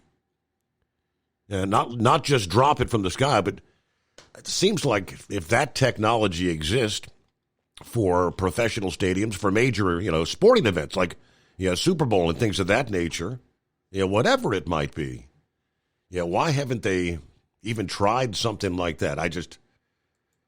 Have you, hold on, I'm trying to pick up on Pappy, but we're looking at the news break here, so let's take care of that first. I know Pappy's kind of familiar with the law enforcement. They've got drones in his department. He's got a private, little drone like most of the hobbyists have, but it is 844-844-3388. What's on your mind? Rolling into a Thursday. Back after this, the Steve Summers Overnight Drive. From Feature Story News, I'm Rebecca Bunden in Mumbai. South Korean President Yoon Suk-yeol has defended his surprise move to declare martial law last week, saying he did it to prevent the collapse of democracy, and suggests that he won't step down. In a televised address on Thursday, he said he will fight to the end, amid growing calls for him to resign or be impeached. South Korea's ruling party has thrown its support behind efforts to impeach the president. Police say that healthcare CEO killing suspect Luigi Mangioni's fingerprints match those investigators found on items near the crime scene. Mangioni is being held in the U.S. state of Pennsylvania, where he is contesting extradition to New York. The suspect's attorney told reporters he planned to plead not guilty to the charges that Mangioni faces in both states. Sally Patterson reports. Luigi Mangioni struggled with officers as he was led into a Pennsylvania courthouse. The 26-year-old shouted to reporters, "It's an insult to the intelligence of the American people." He's accused of shooting Brian Thompson in New York, who worked for America's largest insurance company. Mangioni grew up in Baltimore, Maryland, where he attended Gilman School, an all-boys private school. Sources told media that investigators have started interviewing members of his family. The suspect's lawyers say he plans to plead not guilty to all the charges. FBI Director Christopher Wray says he will resign before President-elect Donald Trump takes office. It comes just days after Trump announced his intentions to replace Wray. Kate Fisher reports from Washington. In an interview over the weekend, Trump said he was very unhappy with the things that Wray had done. Under Wray's tenure, the FBI's investigated Trump, including assisting in a federal probe into his handling of classified documents. In a Truth Social post, Trump said that Wray's resignation is, quote, a great day for America. In announcing that he would step down, Christopher Wray said he believed it would be the best way to avoid dragging the Bureau deeper into the fray. Trump says he wants to appoint Kash Patel as his replacement. He's a longtime loyalist who's called for dramatically limiting the FBI's authority. Kate Fisher, Washington. The United Nations General Assembly has overwhelmingly voted in favour of a ceasefire in Gaza. While this vote is not legally binding, it's a strong political signal. The United States has once again voted against a ceasefire. Jody Jacobs has more from the United Nations in New York. 158 countries at the General Assembly voted for the ceasefire. 13 countries abstained and 9 voted against the ceasefire resolution. These included the United States and Israel. The U.S. says the document risks sending a dangerous message to Hamas that there's no need to negotiate or release the hostages. From bureaus worldwide, this is FSN. Ultimate comfort on the road. That's the Bostrom difference. And why so many drivers are upgrading their seats to Bostrom seating.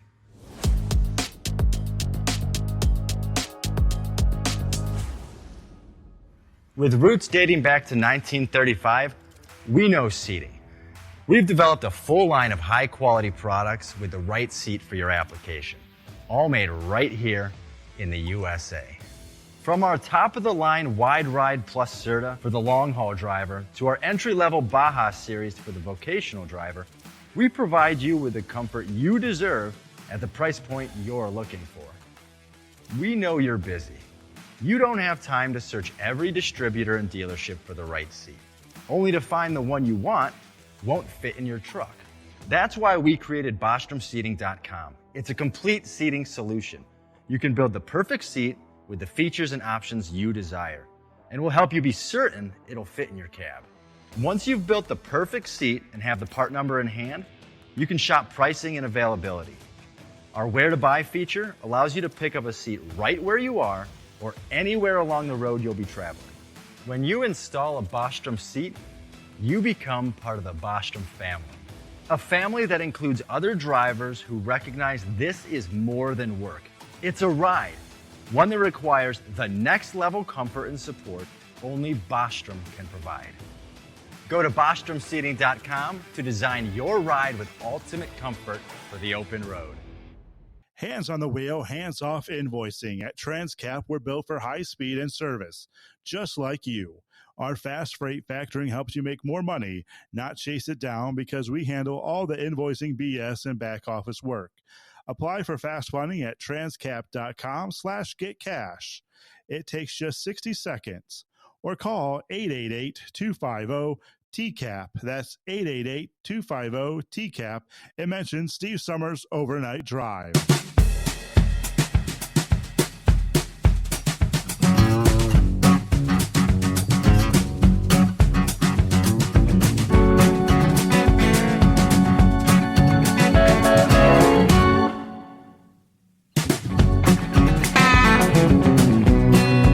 Thank you much, and welcome back here.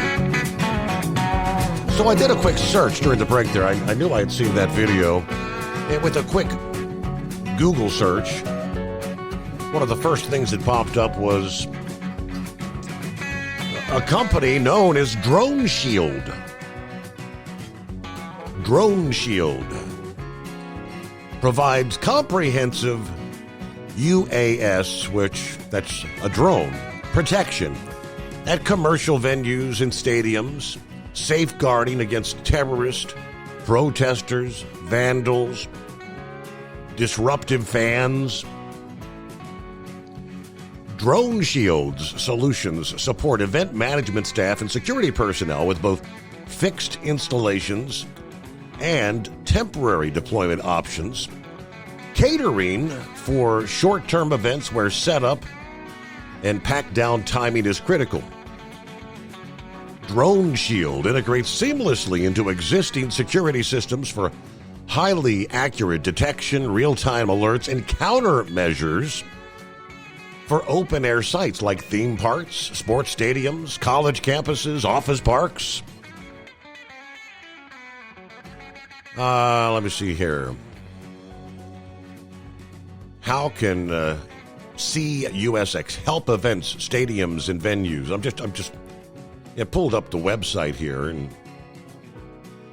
three-dimensional monitoring, coverage on the ground and at heights where human security cannot access. Awareness provides operator with internal and external site awareness of UAS activity. Let's see. Data and evidence collection. Preserve alert data as digital evidence for subsequent legal action. So, there's all kind of technology out there. Why have we not even just, in nearly a month's time, brought one of the darn things down? Welcome aboard, Pappy. What's happening, Steve? Yes, sir, you are talking about ECM, electronic countermeasures.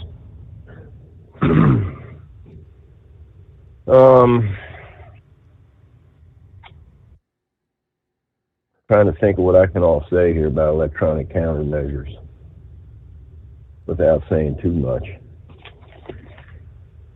The bottom line is, Steve, is yes. I mean, this is no secret, no top secret information, you know. Right. You know, we have the ability to do electronic countermeasures, especially in the military. Even here locally in law enforcement, we have that ability. The problem with, I don't know about any really new technology. I'm sure it's out there that I'm probably not aware of.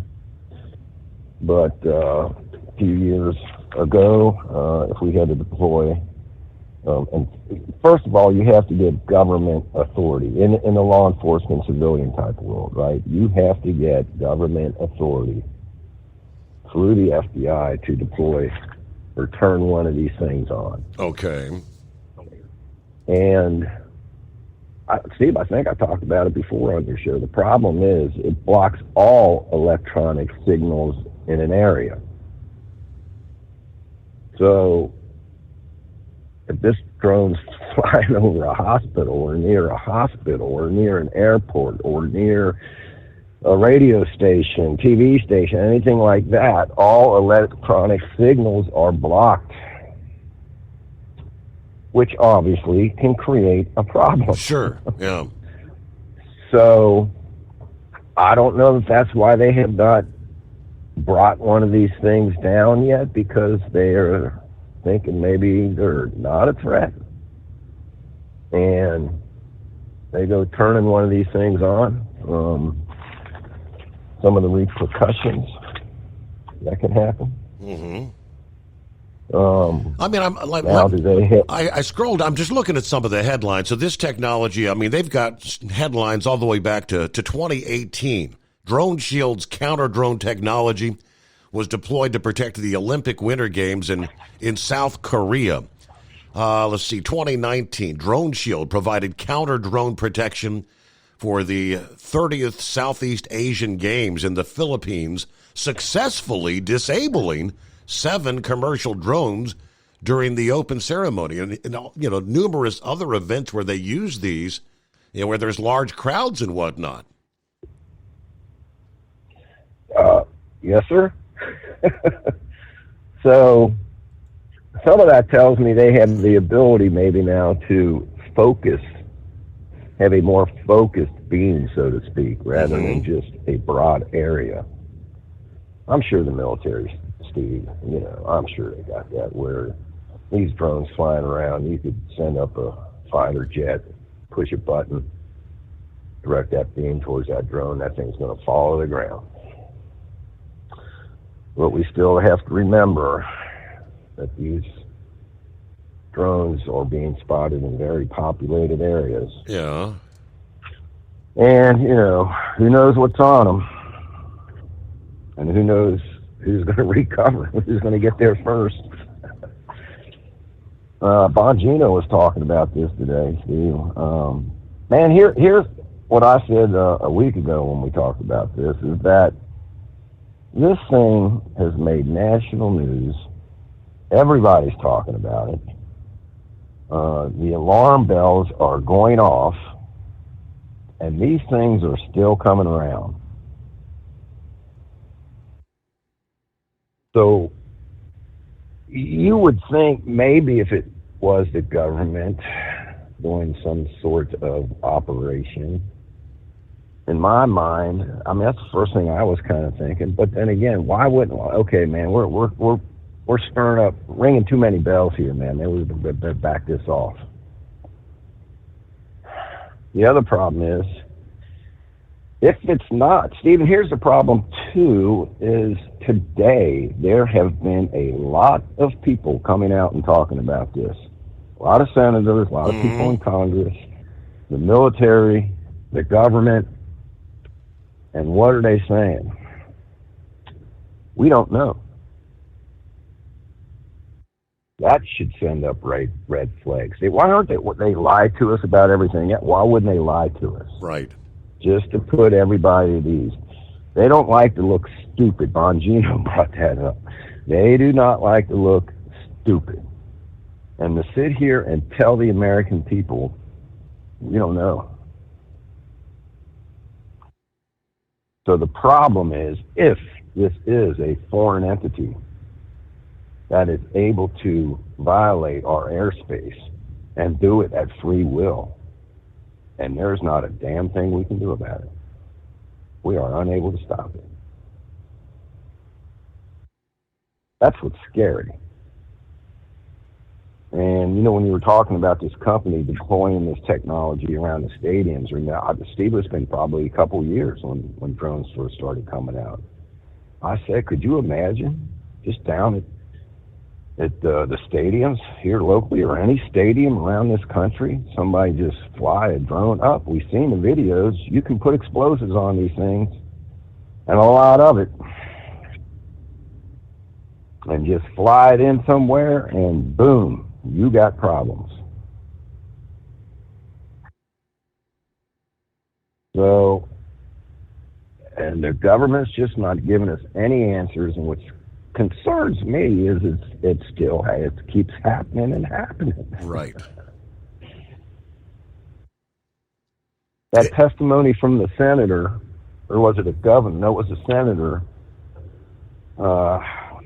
Steve, I want to say he was from Louisiana, Alabama down there, that there was a law enforcement officer, gave testimony, sworn testimony, that he witnessed a bunch of these things, like 50 of them, coming in from the Gulf of Mexico.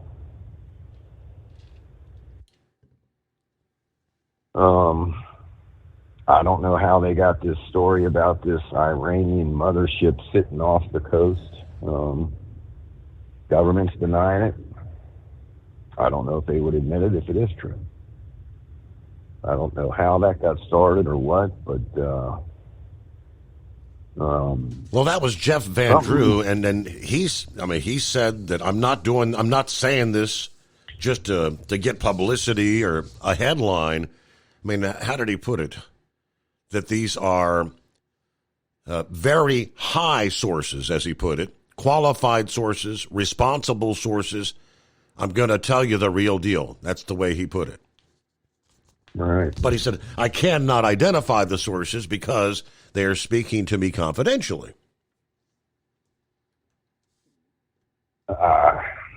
Steve, I got a feeling they know what's up, but they're not telling us. They have, I mean, if you just think about this, they have to know something. And so what are they hiding from us? This could be literally nothing. Could be these drones are just mapping out areas for whatever reason. Could be innocent, could be hostile. Or if these are hostile drones, Steve, are they planning, not to scare everybody, but I'm just giving out possibilities. We're all big boys here and girls. We can talk.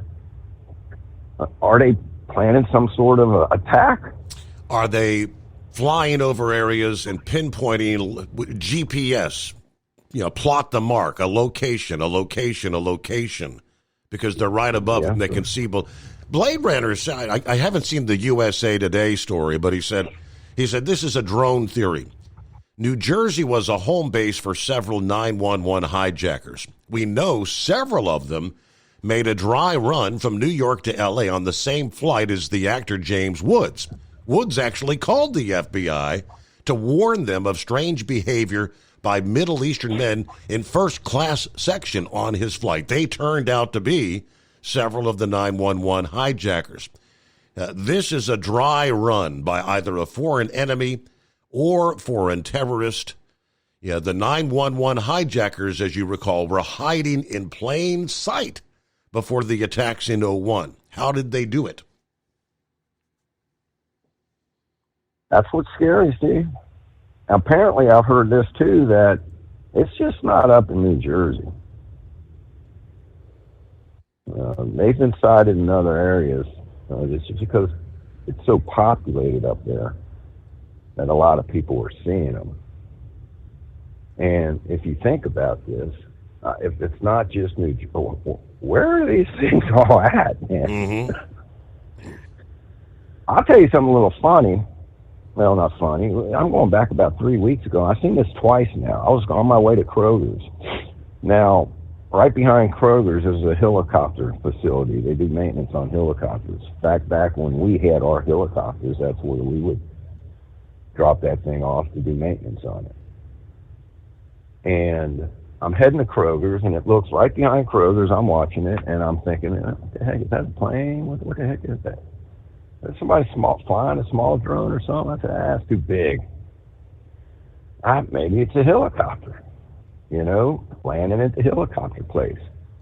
And I thought for sure, and I even parked in the parking lot of Kroger's and sat here and watched this thing, and it hovered. It was not a plane, because it hovered. I watched it for quite a while. I thought it was going to go down and land. This is probably about 9 o'clock at night, which I thought, why would this thing be coming in at this time of night? Yeah. Right? I thought it was going to come down and land, and whoop, off it went over west or eastbound. Steve, not too far from there. I don't think I gave any street names out, did I? No. I don't think so, but not too far from there is a pretty secure building that goes about 5 stories underground. And I'll tell you off air, Steve, what it is. I think I already maybe mentioned it to you. But it's out here. And I started wondering, I wonder if that thing was scoping that place out. Because it wasn't about a quarter mile from it.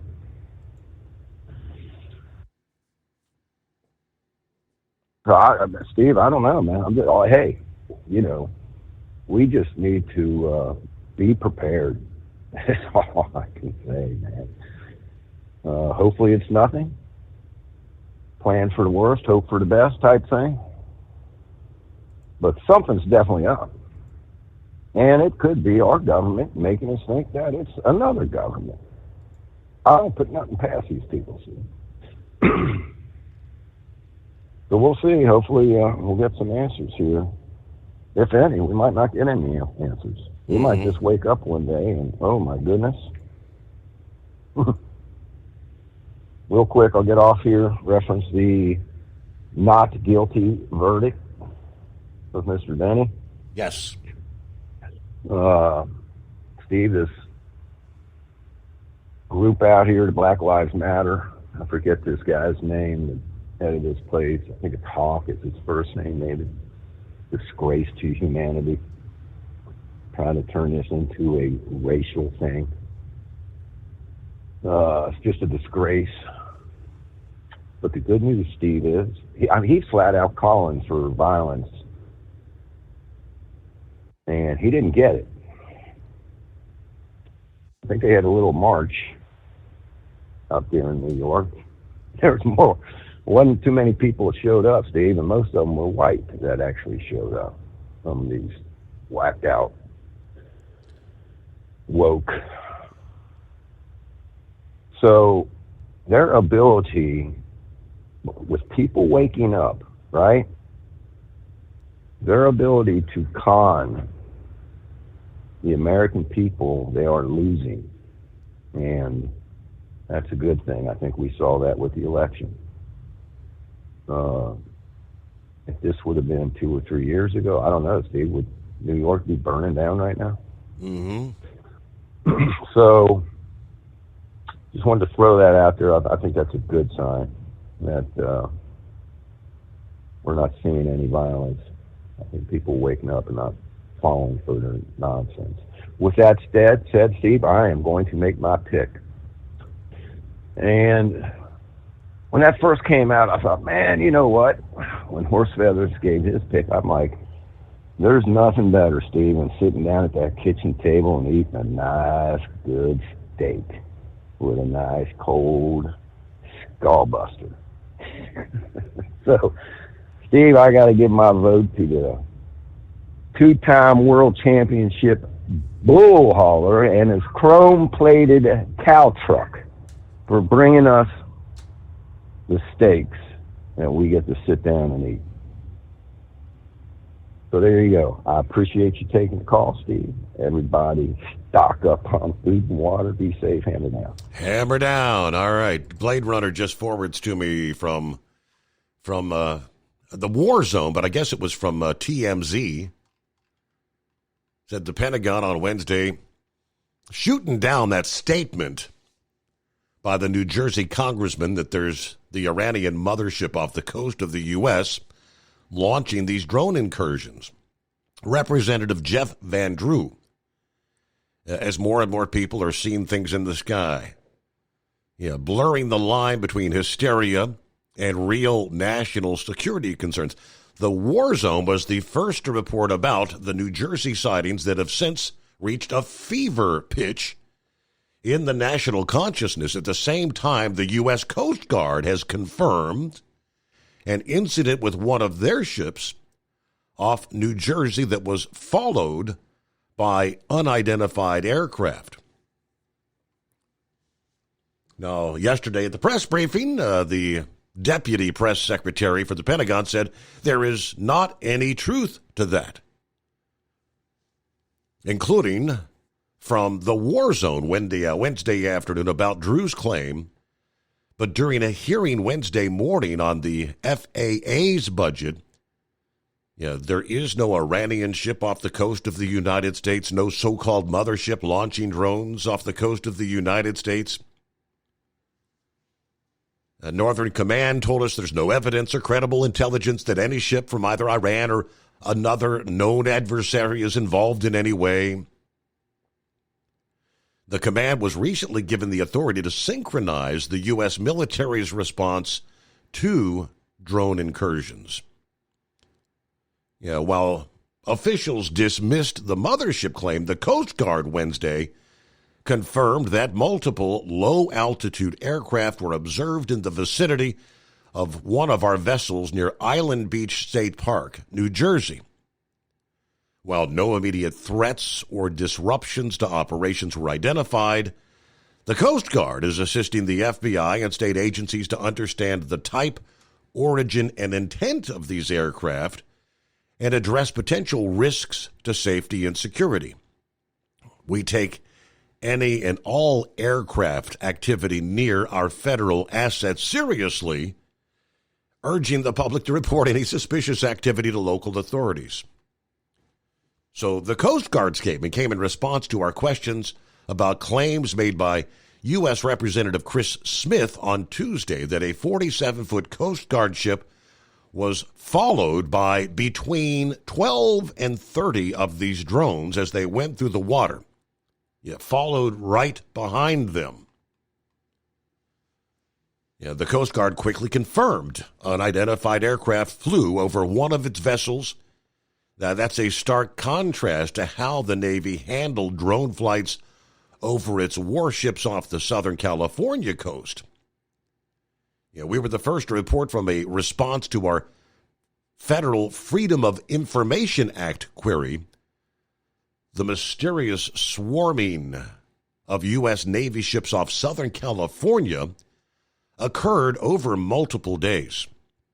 Now, that was from some time ago. Now, although it denied the Iranian mothership claim, Northcom is taking reports about drones flying over New Jersey seriously. According to the command, we are aware and monitoring the reports of unauthorized drone flights in the vicinity of military installations in New Jersey, to include Picatinny Arsenal and Naval Weapons Station Earl. Northern Command conducted a deliberate analysis of the events in consultation with other military organizations and interagency partners. At this time, we have not been requested to assist with those events. If these incidents require additional Department of Defense assistance, the Secretary of the Military Department or relevant DOD component head concern can coordinate with U.S. Northcom for an enhanced or increased response. All right, we will continue to assess further information. We're prepared to respond when asked, or should the situation escalate to threaten any Department of Defense installations. So, very interesting. News break coming up here. Let's see. We'll get to Sylvester's on board. Uber Ed, Daryl. Room for you at 844-844-3388. Oh, and under industry headlines, we talked a bit last week about Christmas lights on your big trucks. Now word from the state of Pennsylvania, local department reminding drivers while Christmas lights on vehicles may be festive, they are not legal. So again, more on that coming up here. Rolling into a Thursday. Great to have you on board. The Steve Summers Overnight Drive, live from the Hot Shot Secret Studios. Ultimate comfort on the road. That's the Bostrom difference. And why so many drivers are upgrading their seats to Bostrom seating.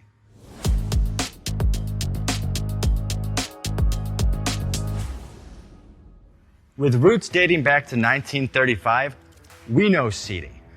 We've developed a full line of high-quality products with the right seat for your application, all made right here in the USA.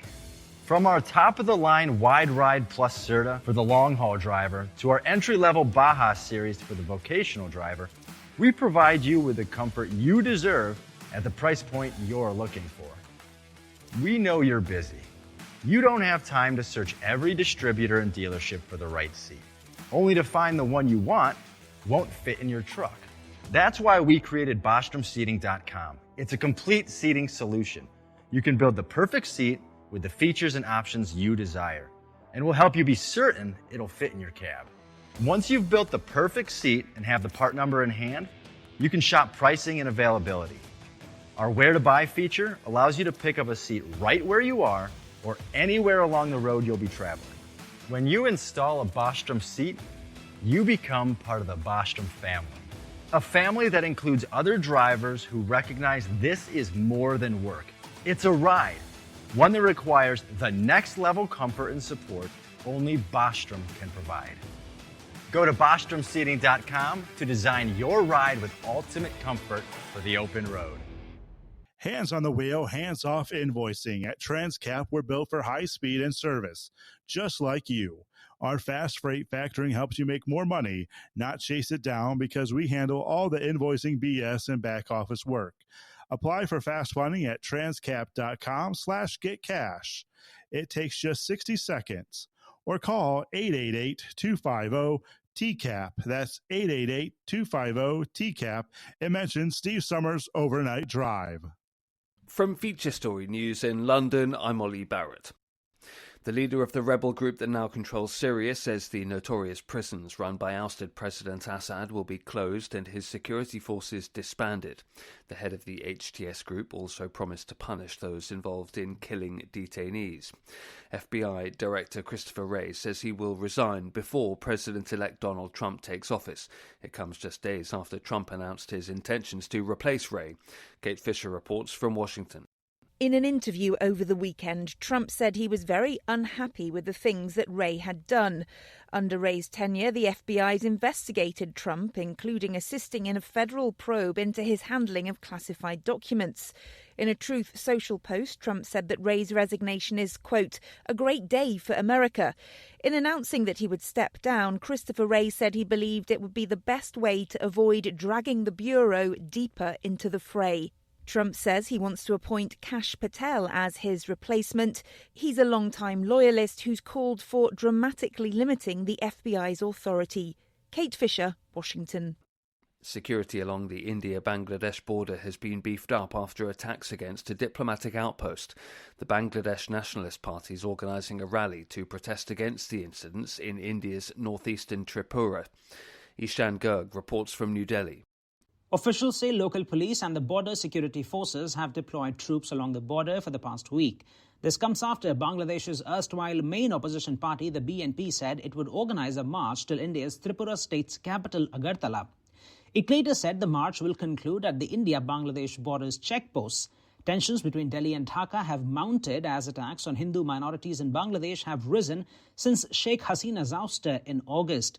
In retaliation to the arrest of a popular Hindu monk in Bangladesh, right-wing groups in Tripura had attacked a Bangladeshi diplomatic outpost earlier this month. And now the BNP says it is launching a protest against what it calls an insult to Bangladesh and its people. Ishran Garg, New Delhi. The United Nations General Assembly has overwhelmingly voted in favour of a ceasefire in Gaza. The vote isn't legally binding.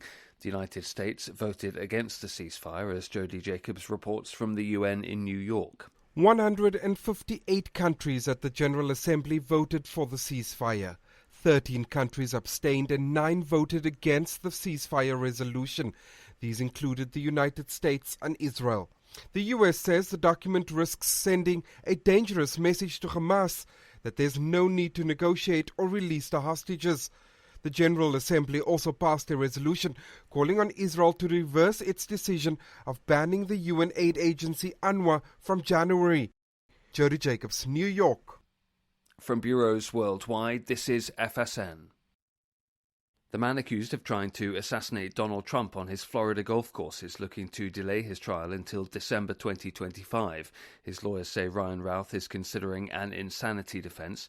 Nick Harper reports from Washington. Ryan Routh's team says the extraordinary volume of evidence and material that needs to be examined ahead of the trial means it shouldn't take place for another 12 months. His trial date is currently scheduled for February the 10th. He's already pleaded not guilty to the attempted assassination following his arrest in September after allegedly lying in wait for 12 hours in bushes surrounding Trump's golf club in West Palm Beach. I'm Nick Harper in Washington. New analysis shows more than 2 million migrants have entered the US per year under the Biden administration. That includes legal and illegal migration. The recent surge outpaces any other period in US history, as Tony Waterman reports. The New York Times analysis of government data shows that annual net migration averaged 2.4 million people from 2021 to 2023. This is the number of people coming to the U.S. minus the number of those leaving. According to the report, 60% of the immigrants were undocumented. It's believed the Biden administration's looser immigration rules and turmoil in places like Haiti and Venezuela are behind the surge. Illegal immigration has plummeted in the second half of this year after Biden tightened the rules around asylum. To recap the top stories, the leader of the rebel group that controls Syria says the notorious prisons run by ousted President Assad will be closed and his security forces disbanded. FBI Director Christopher Wray says he'll resign before President-elect Trump takes office. Security along the India-Bangladesh border has been beefed up after attacks against a diplomatic outpost, and the UN General Assembly's voted in favour of a ceasefire in Gaza in a non-binding vote. That's the latest feature story news. Ollie Barrett reporting. It's coming. Crisp fall mornings turn bitter cold. As you fire up your diesel, you can see your breath on the inside of the cab. Imagine looking deep into your engine. Freezing temperatures impact your diesel's fluids, especially fuel. On a 23-degree morning, the paraffin wax in your untreated fuel starts to morph from fluid to large crystals. These crystals clump together and form a gel. At minus 10 degrees, your fuel hits the point where it no longer pours like a liquid. It's so dense that the flow through the fuel filter will slow, causing hard starts or no starts. Get prepared now for the cold that is coming. Hot Shot Secret Diesel Winter Anti-Gel is a premium fuel additive that lowers your fuel's pour point to minus 65 degrees. If it's that cold out, you shouldn't be on the road. You ought to be at home in front of the fireplace. Hot Shot Secret Diesel Winter Anti-Gel Premium Fuel Additive. Available now online at hotshotsecret.com. Hot Shot Secret. Powered by science.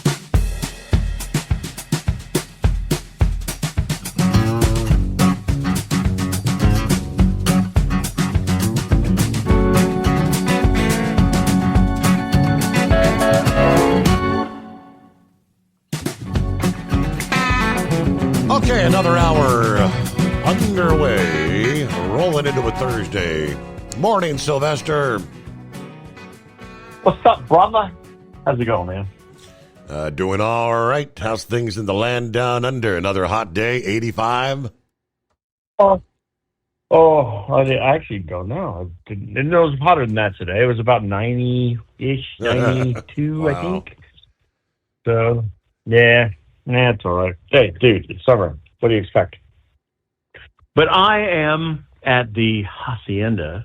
Thank you for our wonderful young man from Albuquerque. I'm at the Hacienda. And, Senor, it's a beautiful day, but let me tell you something. These attacks or these overflights haven't just been happening in the States.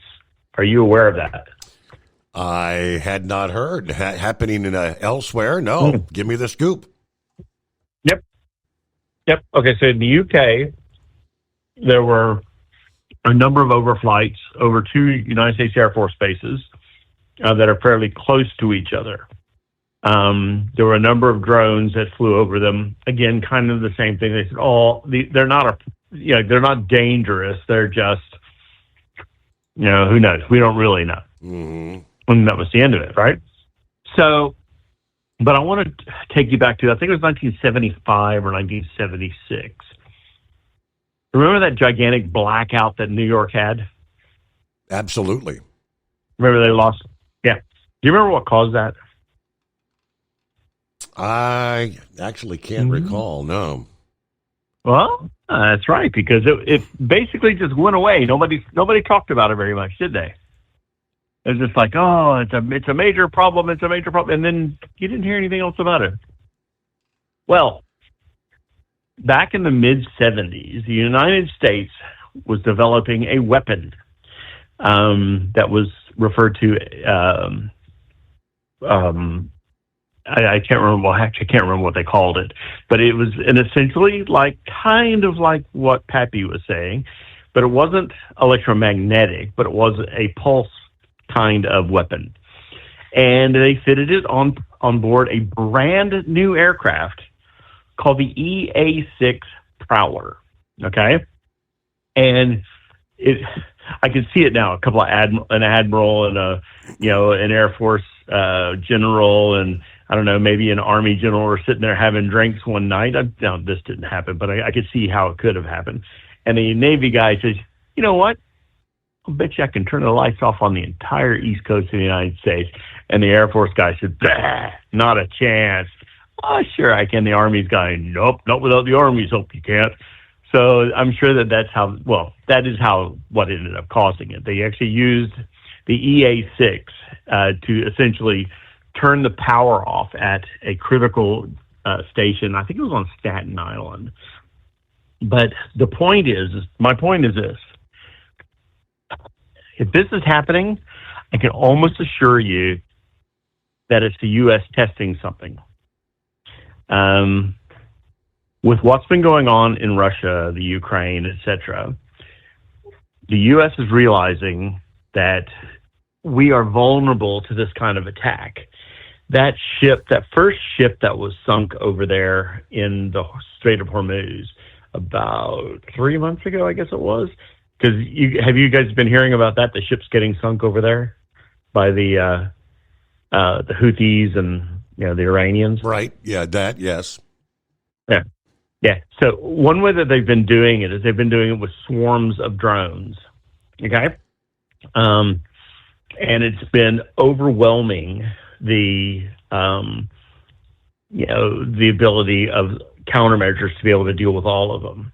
Now, remember the Moskva in the Sea of Azov that got sunk, the first big Russian ship that got sunk over there?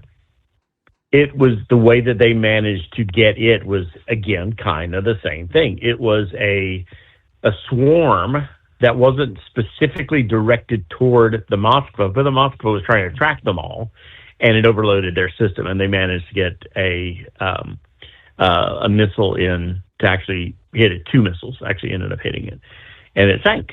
So the U.S. is looking back and going, this is actually could be a problem, because I know that with the Aegis system, they're able to track several hundred targets, right? But they can engage several hundred targets at the same time. My dog's in a cage because he's had surgery and he wants to get out. I don't know if you heard the bark. But so Now, this is totally a guess on my part, but I believe, because I mean, I don't have like special knowledge or like anybody else. I believe that this very well could be the U.S. testing to see what our abilities are, where our weaknesses are, and what we can handle. There's only one way to know that you can do it or not do it, and that's actually doing it. Do you know what I mean? Absolutely. Yeah. So, in saying all of that, I personally don't think Iran's got the ability to get a boat, ship, whatever you want to call it, this far and be able to. They really don't have a navy. What navy they do have is essentially barely even able to get out of, the Persian Gulf. In saying all of that, it is something that we need to keep track of.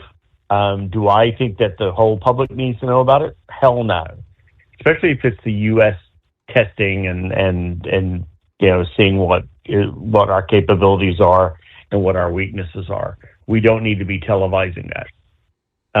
Personally, I'm good with the military keeping a tight lip and not announcing to everybody. The thing is, too, though, if you think about UFOs, the more people talk about quote-unquote UFOs, the more people talk about them. The more people see them. It could be something totally, completely, with an explanation, but they don't know what it is, so it's a UFO, right? Remember the missile launch that happened off the coast of L.A. a few years back, and there was videos of it, and you could see the missile trail coming off of it. Remember that? I do. Yeah. Do you remember what they figured out that it actually was? I can't recall. Military test, I thought, of some sort. No, it was actually just a contrail from an aircraft, and it just had the appearance of a missile trail because of the way it, what was the perspective from where the camera was, essentially.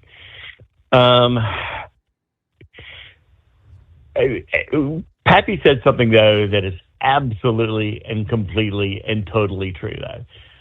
No matter what's happening with this, you can guarantee that the crap is coming.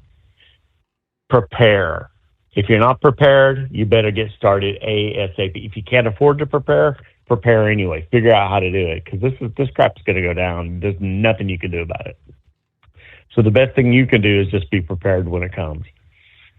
I did want to say. Oh, I did mean to say something about these drone weapons to be able to drop drones. Those are effective. Now, the ones that are used domestically are not effective against full military-grade drones because they use a totally different type of communication.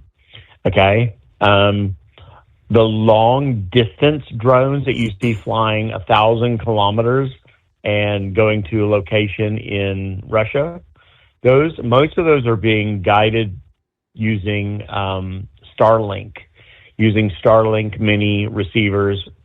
The water drones, the nautical drones that they're using, they use Starlink to navigate, and until they're very close, any electronic countermeasures has very little effect on them.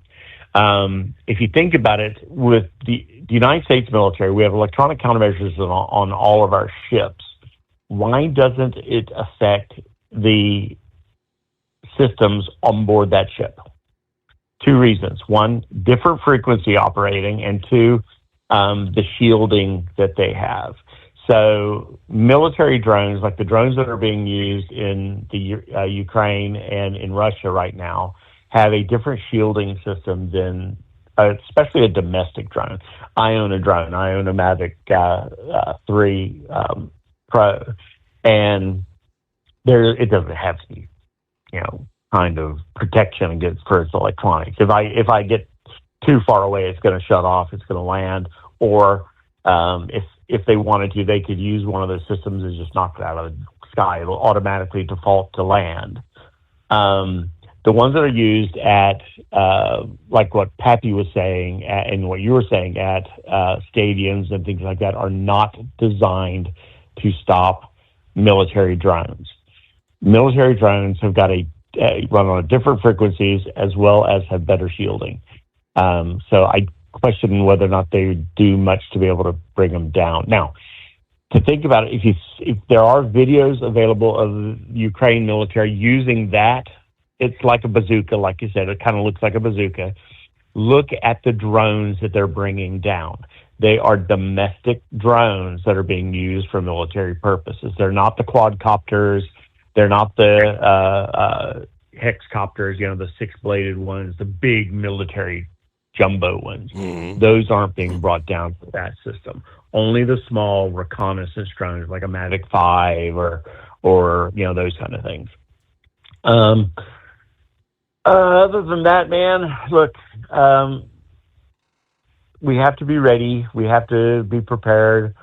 God bless him. I loved him to death, but Yoda didn't understand really that having 200 cans of green beans wasn't going to help you much in a survival circumstance. You need high density calories and still maintain nutrition. So buy your don't forget to buy your multivitamins that can keep you alive. Even when you've got nothing to eat, if you've got the nutrition that you need and the water, you can survive on that for a long time. But also, like I said, high density nutrition, high calorie nutrition. Rice, great product to save. Dried potatoes, I hate them, but I've got them in mine in my survival. Yeah. Because you can actually make bread with them. If worse comes to worse. But anyway, Steve, look, God bless you, man. Great show as always. Thanks for your input there. Very good. From the land down under. All right, let's get to Uber Ed this morning. What's happening, Ed? Hey, Steve. I wanted to finish. I think you lost me the other night, but what was have you heard of the conspiracy theory about the Oklahoma City bombing thing in Timothy? Yeah, you were saying somebody was saying there was a tie-in with the Waco incident or something. Was that what you were saying? Right. Well, what they showed was they showed a picture of Timothy McVeigh because there was a whole bunch of people down there selling T-shirts and stuff when the ATF raided the compound and that there at Waco, and then the conspiracy theory at Oklahoma City bombing was that the government blew up that building because there was somebody in there from Waco, that an FBI agent that was in there from Waco, and the children were not supposed to be in that building that day. And if you think about it, when a bomb blows up, it don't blow up in 180 degrees. It blows up in 360 degrees. So if that UPS or that U-Haul truck was sitting out on the curb and it blew up the federal building in Oklahoma City, it should have blown up the building across the street. But all it did was blow out the windows in it. Well, Timothy McVeigh, he was down there in Waco selling these T-shirts and stuff. And just so happened, Timothy McVeigh was the one who was accused of blowing up the Oklahoma City bombing, and they caught him. As you think about it, he's the only person that we have got rid of in the federal system. They got rid of him real quick, so he wouldn't talk. Does that make any sense to you? I get where you're coming from. I guess this is one of those. What'd you say? It was like a documentary series or a it was a documentary on David Koresh or whatever. Right. Okay, David that was Koresh and that, and he really wasn't doing nothing the UPS man had found a grenade, a dud grenade in the back of some packages supposed to deliver there, and the ATF sent a guy in as undercover.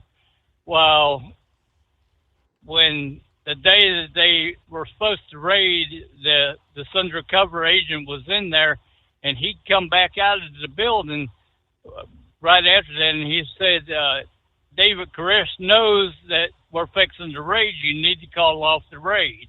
And the ATF people, they said that the guy in charge of the ATF then said he wasn't going to call off the raids at that time. They were going to go on with it, and that's when a lot of people got killed. And the ATF killed them all. Right. Now, then also it said on that documentary that they did burn David Koresh and them did catch that building on fire. They had that as a background. They were going when the federal FBI and started tearing that building apart, throwing tear gas in it. It wasn't tear gas. They had gasoline or something in the thing that got in a load. But this was all over. It was all over. I think they called them the 7 books of Revelations or something. There's 7 books or something in Revelations, and he wanted to get all this out to the people because he listened to a Christian program in somewhere in Oklahoma or something, and the FBI, while the guy with is a Bible analyst or something that studies this type of stuff, knew what David Koresh was talking about, and he tried to get the ATF to let him talk to him, but they wouldn't let him talk to him. So he found out that they listened to this Christian program every night when it was on, and they talked to the people that run the Christian program, and they let these two experts at this stuff get on and talk to David Koresh, which he didn't know they were actually talking to him, but David Koresh thought it was God talking to him, and he's writing these books or something. God told him to write these books. Right. The professionals told him, and he was writing. We need to go back and watch the entire documentary. I don't have time to go through the whole thing here on the show, but yeah, he said that was on, I believe, Tubi television. Just look up the David Koresh story. All right, storms gathering like boxcars on a freight train over the Pacific. Yeah, for an onslaught, round after round. Lower elevation rain, mountain snow, gusty winds. Washington to Northern California. Storms are lining up to arrive in the Northwest every 2 to 3 days and may continue to roll in till just a few days before Christmas. Yeah, one or more storms could organize a long plume of moisture, a.k.a. atmospheric river. First storm begins to roll in tonight, or this morning as we speak, focusing on Oregon and Northern California. For much of Northern California, this will be the first rain since back before Thanksgiving. Heaviest rain with this first storm comes Wednesday night and advances quickly southward through the San Francisco Bay Area here in the middle of the night, then down through the coast of Central California by about sunrise Thursday morning, this morning. Generally a ½ inch to 1 inch of rain for Northern California and Western Oregon. Later this week, storm number 2 approaches the coasts of Washington and British Columbia. The second storm has the best chance of strengthening rapidly enough to become a bomb cyclone. Rain overspreads much of Washington and Oregon Friday, then advancing southward along the coast of Northern California, including the San Francisco area, later Friday to Saturday. Amounts in Northern California along the coast and into the mountains with this second storm. It could be 2 to 4 inches. That raises the risk for flooding in poor drainage areas, creeks, and streams. Snow will impact the mountains with at least the first 2 storms, and probably more. Snow levels in the Klamath Range will accumulate up to a foot above 3,500 feet. Slow travel on the higher elevations of Interstate 5, Donner Pass, California, on I-80 in the Sierra Nevada. Maybe 6 inches of snow with difficult travel this morning, Wednesday night into Thursday morning. System 2 brings another round of heavy snow, but the snow levels rise for a time Friday night before lowering once again starting Saturday. We're talking maybe 1 to 2 feet of snow, and some of those places that remain all snow from the second storm. After a break from that latter storm, Saturday to Saturday night, get ready, storm number 3 rolls in Sunday in the coastal Northwest into Monday morning. San Francisco, which could make for a slow morning rush. And even after that, there are more storms on tap to follow after. Let's see, if we hear from Knucklebuster, I'm thinking he would probably point out one of the most stunning and compelling moves in college football history. 6-time Super Bowl winning coach Bill Belichick was named the new head coach at North Carolina this past evening. UNC officials said the sides agreed to a 5-year deal pending approval by the Board of Trustees, which is scheduled to hold an emergency meeting later on this morning, as a matter of fact. So Belichick, 72 years old now. This is his first coaching job after his divorce from the New England Patriots. From Feature Story News, I'm Rebecca Bundin in Mumbai.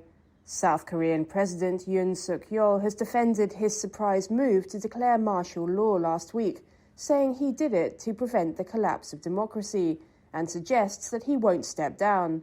In a televised address on Thursday, he said he will fight to the end, amid growing calls for him to resign or be impeached. South Korea's ruling party has thrown its support behind efforts to impeach the president. Police say that healthcare CEO killing suspect Luigi Mangioni's fingerprints match those investigators found on items near the crime scene.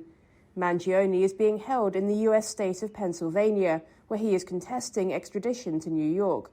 The suspect's attorney told reporters he planned to plead not guilty to the charges that Mangioni faces in both states. Sally Patterson reports.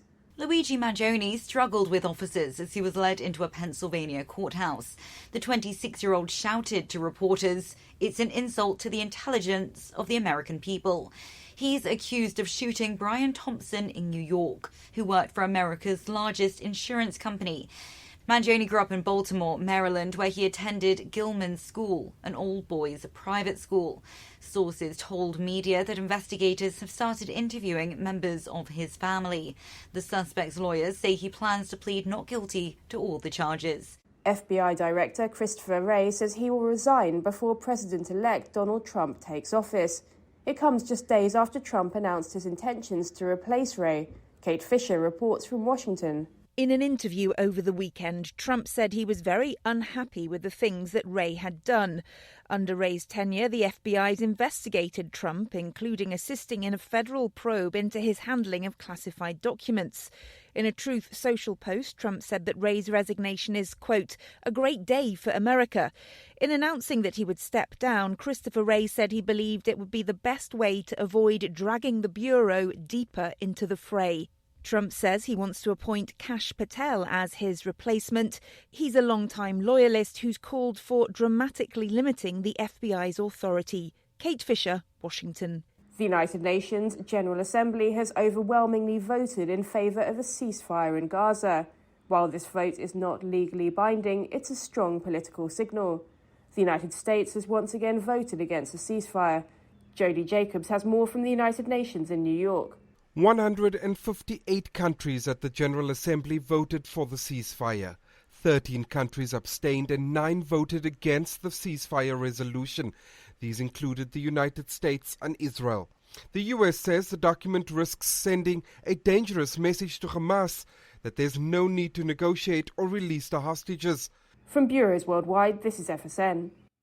Increase fuel economy up to 7.9% with Hot Shot Secret Gasoline Extreme. The solution to maximize your engine's performance and fuel economy. Whether you're driving a sports car or a daily commuter, Gasoline Extreme is specially formulated with PEA to deep clean. Don't settle for an average driving experience. Upgrade to Hot Shot Secret Gasoline Extreme and go further on each tank. Order now on Amazon or HotShotSecret.com. Hot Shot Secret. Powered by science. At Hot Shot Secret, we share the science behind common diesel problems. For example, ultra-low sulfur fuels. Fuel has two purposes, combustion and lubrication. Ultra-low sulfur fuels have diminished the fuel's ability to lubricate. Hot Shot Secret Everyday Diesel Treatment with LX4 restores lubricity, protects your engine, and optimizes performance. Everyday diesel treatment is available at truck stops, Tractor Supply, O'Reilly's Auto Parts, and online at HotShotSecret.com. Hot Shot Secret. Powered by science. Building relationships with their team, drivers, and customers still matter at IBI Security Transport. Since 1966, IBI and its team of drivers have been leaders and innovators in providing white glove service to its exclusive client base for transporting high-value freight safely and securely. Much of the IBI staff have driven trucks, so they understand both the customers' and drivers' needs. If you're seeking a career that values you as a person, not just a number, and offers great benefits and good home time, then IBI is the place for you. Call 800-582-5912 to discover why we are the leaders in team freight and start building a relationship with you. Attention all truckers, are you ready to own your own truck? Lone Mountain Truck Leasing makes it easy. Our lease-to-own program puts you in the driver's seat. Our inventory is always changing, and we have a variety of rigs, including Kenworths, Freightliners, automatics, and manuals. Once you make your last payment, the truck is yours. No interest, no balloons, and no buyouts. Take the first steps towards independence and financial freedom. Visit LoneMountainTruck.com or call 866-944-0383.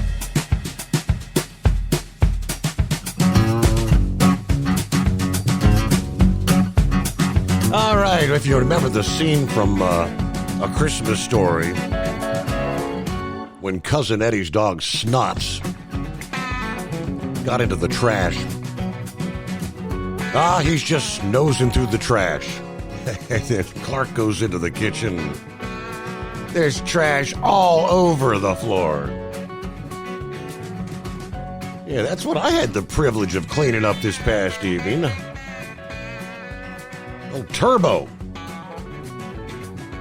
smelled something in that trash can and he wanted it.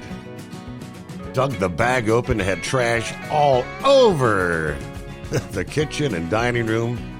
Blasted. I got a video of it. Said, did you do that? And as he's licking his chops, he doesn't want to look at you. But just licking his chops. Yeah, he did it. All right, it is 844-844-3388. Hey, Daryl. Uh-oh. Daryl pulled an eagle. See if Gilligan, you're hanging in there. Yeah, I'm hanging in here, Steve. I'm calling in on the wild card line. I know the earth is flat because in all of my travels, I have never seen the curvature of the earth. So it's got to be flat. Mm-hmm. What do you think? Yes, sir. Then, I watched this Independence Day, that movie, and those drones are coming from that mothership they showed on there, off into space, up near the moon. That's where these drones are coming from. Why not? You kick your program off with that. Why not run with it, right? Absolutely, yes. Well, I want to comment on Eagle's idea that you shouldn't shoot at a suspect that many times. It's like you said, you got to stop the threat. They're driving a tractor and trailer aiming at police officers. That threat must be stopped at all costs. That is a deadly weapon. Just because they are not shooting at the police officers, this does not mean they are not trying to kill them. So, sorry, Eagle, but you couldn't be more wrong. This whole idea, why are officers using that many rounds and that sort of thing, I'm not a police officer. I've never worked police work, but I've talked to enough police officers to understand the problem, how they are trained to do that. You know, I had a good friend many years ago that lost his life in the line of duty. You know, I mean, we growed up together. Well, I'll give you an idea. We started in first grade together, and he carried a Woody Woodpecker lunchbox. His dad growed up with my dad, so there was at least 2 or 3 generations that we were friends.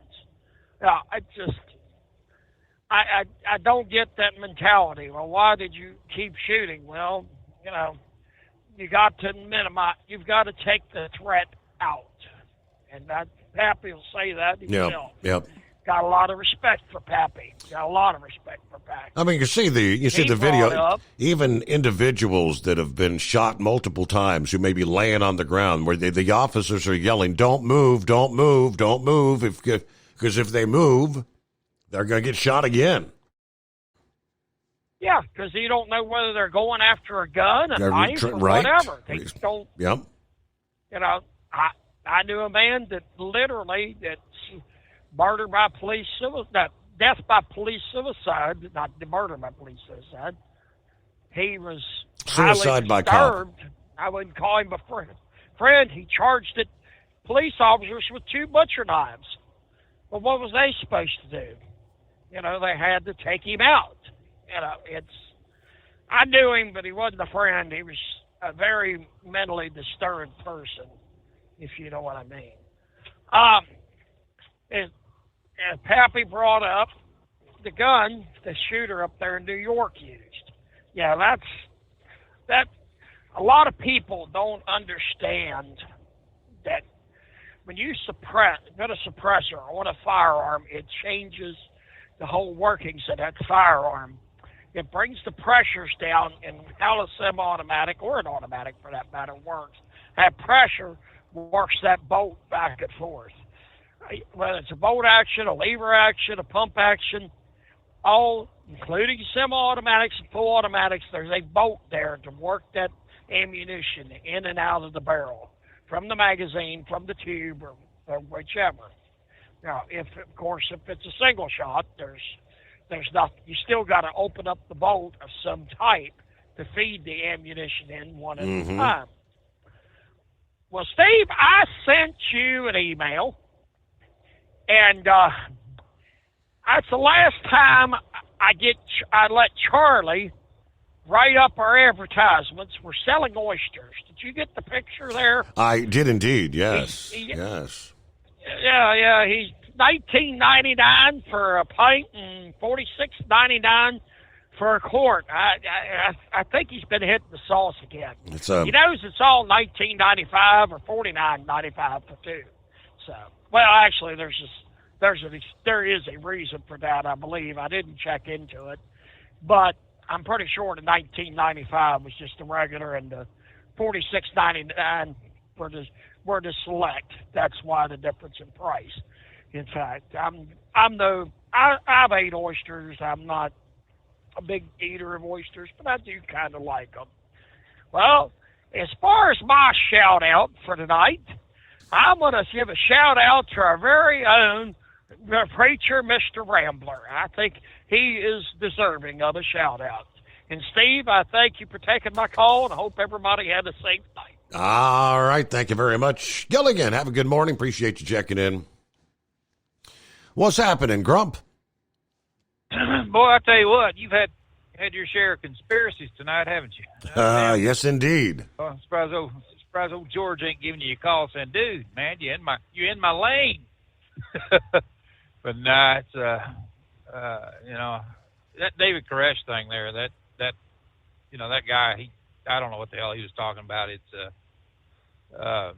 Timothy McVeigh waived his rights, on appeal for, of course he got the death penalty and he waived his right of appeal, so he would be put to death. That was Timothy McVeigh's doing. It was not the government's doing. All the government did was provide the lethal injection. And then Terry Nichols, you remember him, he got life in prison. And, McVeigh had a lot of things, a lot of issues. He had a bad stint in the government, or, in the military, in the Army, when he got booted out, and just a lot of issues that guy had, and most of it was his hatred for the United States government. And after that David Koresh thing, who was no saint by any damn means, I remember one of the ladies gotten away from all that, said that he beat a baby, and just literally with until its bottom bled with a damn big wooden spoon. So anybody that whip on a baby like that until its bottom bleeds, hey, if he got a bullet in the head, good, he needed it. These drones, though, I really think that it might be some testing that's going on testing the early warning systems on smaller aerial vehicles and drones and things, and because since Iran's been using a lot of them toward Israel, and just a lot of other things that's been going on, I don't think there's a whole lot to it. I know we had a problem where I live.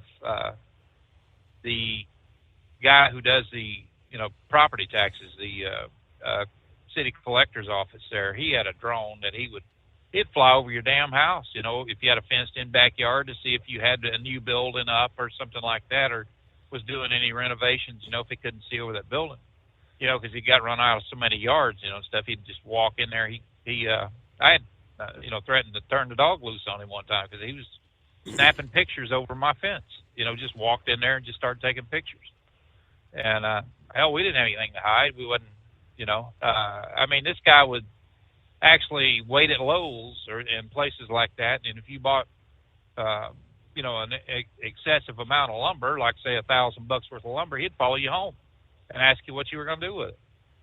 That's how much of a jackass this was, and I remember they had a city meeting about this guy, and they looked, some guy said, he flies a drone over my house, I'm gonna blow it out of the damn sky. And somebody there in the city said, well, hey, we can do that. And he said, all right, so any pervert that's online right now can go buy a drone and fly it, up to a second-story window and look in somebody's window. Is that what you're saying? He said, no, that's invasion of privacy.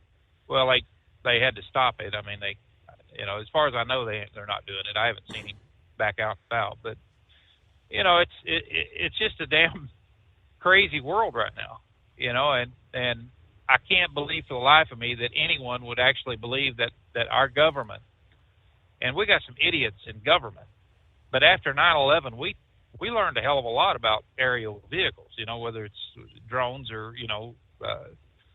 planes or whatever, and I just can't think for a second that it would come to the fact, since, it's close to Trump's country club or whatever he's got there, and there's a couple of military bases in that area, whether these drones, and one person said one was big as a car or something like that. I'm like, what the hell? That would show up on radar. Somebody would know it. Somebody would be out there taking pictures of it. But I haven't seen any pictures of these great big drones. I've seen a lot of pictures that you really can't tell how big they are. You just see the lights on the horizon. Right. It's I don't know. It's kind of nuts.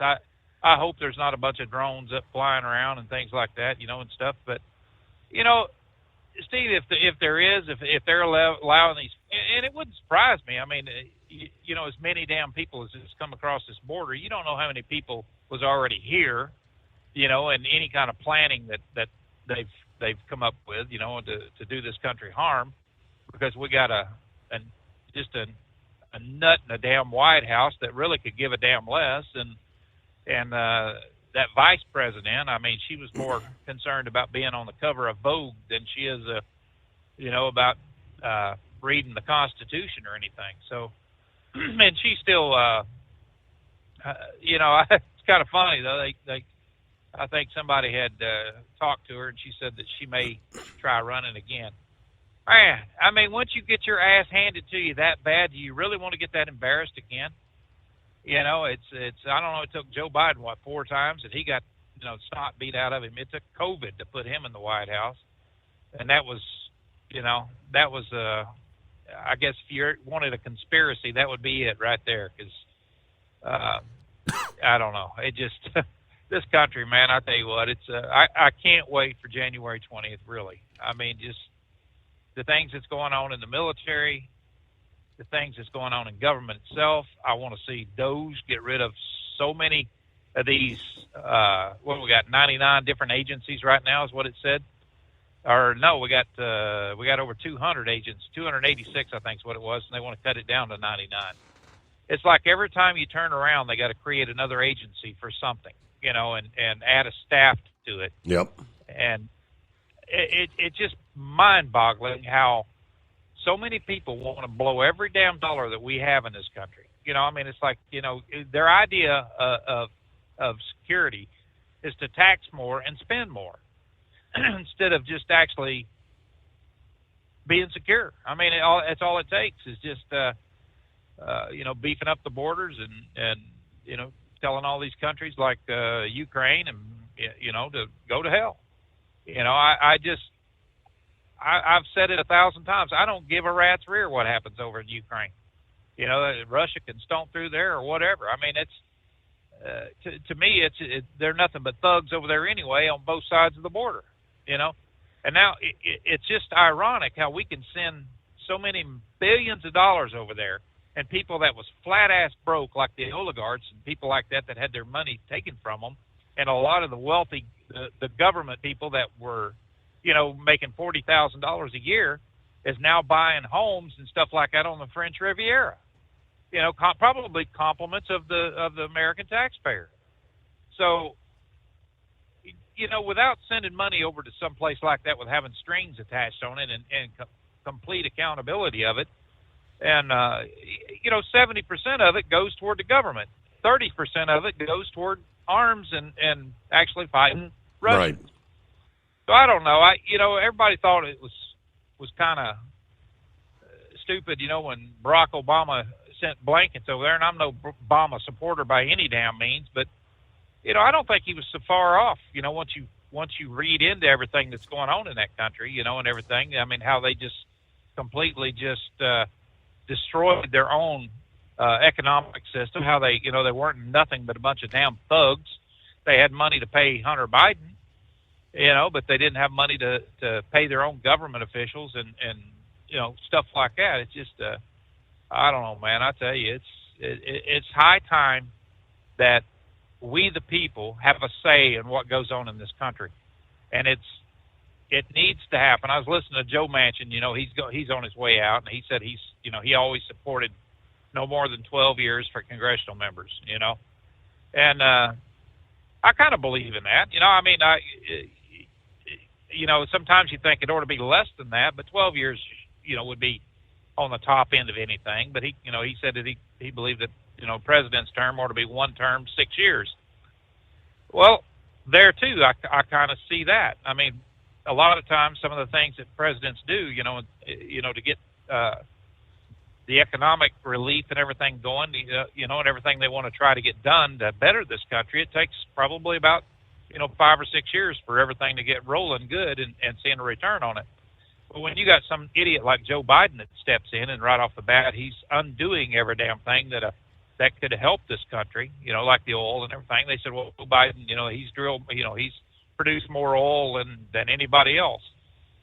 Well, if that's the case, then why in the hell did he drain the strategic reserve? The prices and everything, they keep blaming Russia on that. Well, Russia, they're flooding the market with oil and things like that. So if that was the case, then oil would drop. So I tell you what, there's so much misinformation out there. You know, whatever happened to the damn news media, Steve?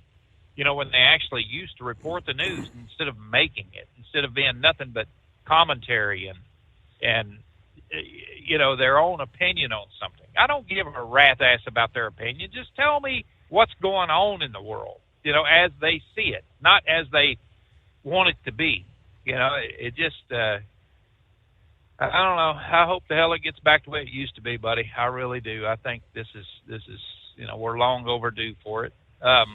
What was there something else said about the lease purchase programs? Was that something else that was about there? Monkey Gouger brought that up last evening. He was just kind of going back and listening to the podcast on what you chimed in a few nights ago about. Well, you know, the one thing that scares me, I mean, about this whole lease purchase program thing is whether anything at all is really going to get done about it. Because, you know, you got, you know, and I'm not slapping on Donald Trump, but he had a lot of the big ATA heads around him, you know, and when Elaine Chao was his Secretary of Transportation, she was big buddies with the, you know, big buddies and big guys in ATA, you know, worked close with Chris Spears and a couple others, and you know, their bread and butter's on lease purchase programs. I mean, hell, that's something right there. You know, turn the cost of that truck over to some, you know, unsuspecting kid that wants to be a damn owner operator, so to, you know, but they never see a title on one of them trucks. I just, honest to God, I don't think anything's going to happen. I think it's going to do like so many other things that's went on in the government when they have these committees meeting and have all this testimony and everything. It's going to come down to it that it's going to be maybe a sign that, you know, is buyer beware. I mean, that's just that seems to be the going thing anymore. So I'm not sure that anything at all. And like I said, I'm not smacking on Trump, but you know, he did have Elaine Chao in his cabinet, and she was head over heels with Chris Spears. So I don't know, man. I tell you, it's you know, the more you look at it, the more I read on some of this stuff. I just don't think it's going to be anything other than maybe another warning label slapped on a contract and say, you read this right here. This is at your own risk. You know, blah blah blah. If you do this, you may not finish the program, or you may not do this, but you can walk away from it at any time. And no, we're not going to check your credit because we got control of your money. Mm-hmm. And you know, there'll be somebody sitting there going, "Wow." And so many people that I've talked to you know, I said, why in the hell did you get involved in lease purchase programs? He said, well, you know, I knew it'd be a trade-off, you know, on taxes. You know, I was paying so much in taxes and everything, and that's a trade-off. What the hell are you talking about, a trade-off? He said, well, you got so many deductions and things like that. I thought I could make more money like that and pay less taxes. I said, dude, you don't get into being, you know, that deep in debt with something like this just to not pay more taxes. I mean, you know, I pay an enormous amount of damn taxes. I have no deductions. You know, my truck's paid for. You know, the only thing I count on is medical insurance and things like that, you know, to help me out. And I pay a lot of money in taxes. And, you know, it is what it is. I've made that decision. You know, I'm getting a rebuild on my engine here in January, and that'll be about $30,000 that I can deduct. But other than that, you know, these guys, most of them have absolutely no clue what the hell they're talking about. And if they had to sit back and look at a profit loss statement, and it's not just kicking them in the pants on their Social Security because they're trying to do this trade off and not pay any self-employment tax on this, it's also hurting them when they go to get a loan. I mean, yeah, that person that owns that lease is going to say, hell yeah, I'll give you another truck. You know, that's fine. But if you want to break away from that and say you see one that you want to go buy and have the bank finance it, they're going to look at it and say, when did you make money? You know, you're showing a loss every year. You didn't make any money. You didn't pay any taxes. No, you know, you got to make money for us to loan you money. And I don't think people understand that, so many of these guys. And I don't think a lot of them care that's in these programs. All they want to do is just make as much money as they possibly can for that little short distance because they know they're going to fall on their ass and they're done with it. And I was talking to a guy one time, and he said, well, I got titles to prime trucks right here in my truck. I said, let me bust them out. Let me look at them. And of course he wouldn't do it. You know, I said, I think you're kind of pulling my leg here, buddy. You know, that's about what I see. But you know, man, I don't know. I guess it's their business. And I've talked to people before about the best way to get into this business right now. If you want to buy a truck, is to go used with it right off the bat, you know, with a little bit of warranty left on it or something, say for a year or something like that. Pay it off as quickly as possible, and drive it until the damn thing's ready to drop, and then trade it in or sell it. I always, you know, I sell mine. You know, like this one right here. If I decide to get another truck, I'll go ahead and sell this one, but I'm not doing that. You know, I mean, just the thought of owning another truck is just not. It just ain't anywhere in my cards there, buddy. Yeah. But you know. Well, we're up to the midnight hour on the West Coast, so got to take care of our news break coming up here. Next hour, we'll share the details of a bomb threat against Georgia Republican Representative Marjorie Taylor Greene that ended in an unintended death. Sad story, but sad but true. And we've got to take care of this first, though. The Steve Summers Overnight Drive. Ultimate comfort on the road. That's the Bostrom difference. And why so many drivers are upgrading their seats to Bostrom seating.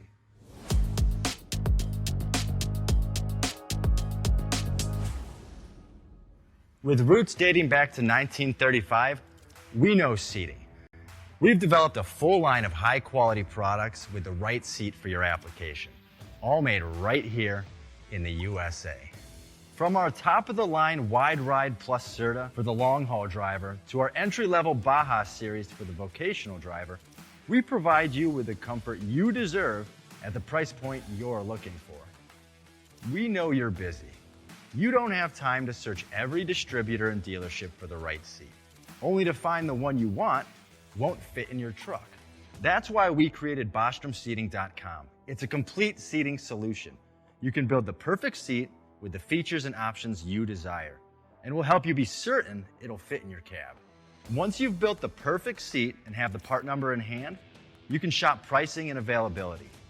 Our Where to Buy feature allows you to pick up a seat right where you are or anywhere along the road you'll be traveling. When you install a Bostrom seat, you become part of the Bostrom family. A family that includes other drivers who recognize this is more than work. It's a ride, one that requires the next level comfort and support only Bostrom can provide. Go to BostromSeating.com to design your ride with ultimate comfort for the open road. Hands on the wheel, hands off invoicing. At Transcap, we're built for high speed and service, just like you. Our fast freight factoring helps you make more money, not chase it down, because we handle all the invoicing BS and back office work. Apply for fast funding at transcap.com/getcash. It takes just 60 seconds. Or call 888-250-TCAP. That's 888-250-TCAP. And mention Steve Summers Overnight Drive. From Feature Story News in Washington, I'm Nick Harper. FBI Director Christopher Wray says he will resign before President-elect Donald Trump takes office. It comes just days after Trump announced his intentions to replace Wray. FSN's Kate Fisher reports from Washington. In an interview over the weekend, Trump said he was very unhappy with the things that Wray had done. Under Wray's tenure, the FBI's investigated Trump, including assisting in a federal probe into his handling of classified documents. In a Truth Social post, Trump said that Wray's resignation is, quote, a great day for America. In announcing that he would step down, Christopher Wray said he believed it would be the best way to avoid dragging the Bureau deeper into the fray. Trump says he wants to appoint Kash Patel as his replacement. He's a longtime loyalist who's called for dramatically limiting the FBI's authority. The man accused of trying to assassinate Donald Trump on his Florida golf course is looking to delay his trial until December 2025. His lawyers say Ryan Ruth is considering an insanity defense. His team says the extraordinary volume of evidence and material that needs to be examined ahead of the trial means he can't stand trial for another 12 months. His trial date is currently scheduled for February the 10th. US police say fingerprints found at the scene of the murder of United Healthcare's CEO match those of the suspect, Luigi Mangione. He was arrested last week after the killing in New York. Meanwhile, he's fighting extradition from Pennsylvania to Manhattan. Everson's Sally Patterson has more. Luigi Mangione struggled with officers as he was led into a Pennsylvania courthouse. The 26-year-old shouted to reporters, "It's an insult to the intelligence of the American people." He's accused of shooting Brian Thompson in New York, who worked for America's largest insurance company. Mangione grew up in Baltimore, Maryland, where he attended Gilman School, an all-boys private school. Sources told media that investigators have started interviewing members of his family. A wildfire continues to threaten the US city of Malibu, destroying at least 7 homes and forcing thousands to evacuate the coastal enclave in Southern California. More than 1,500 firefighters are trying to control the blaze, which began on Monday night and quickly spread due to windy conditions. Everson's Ira Spitzer reports from California.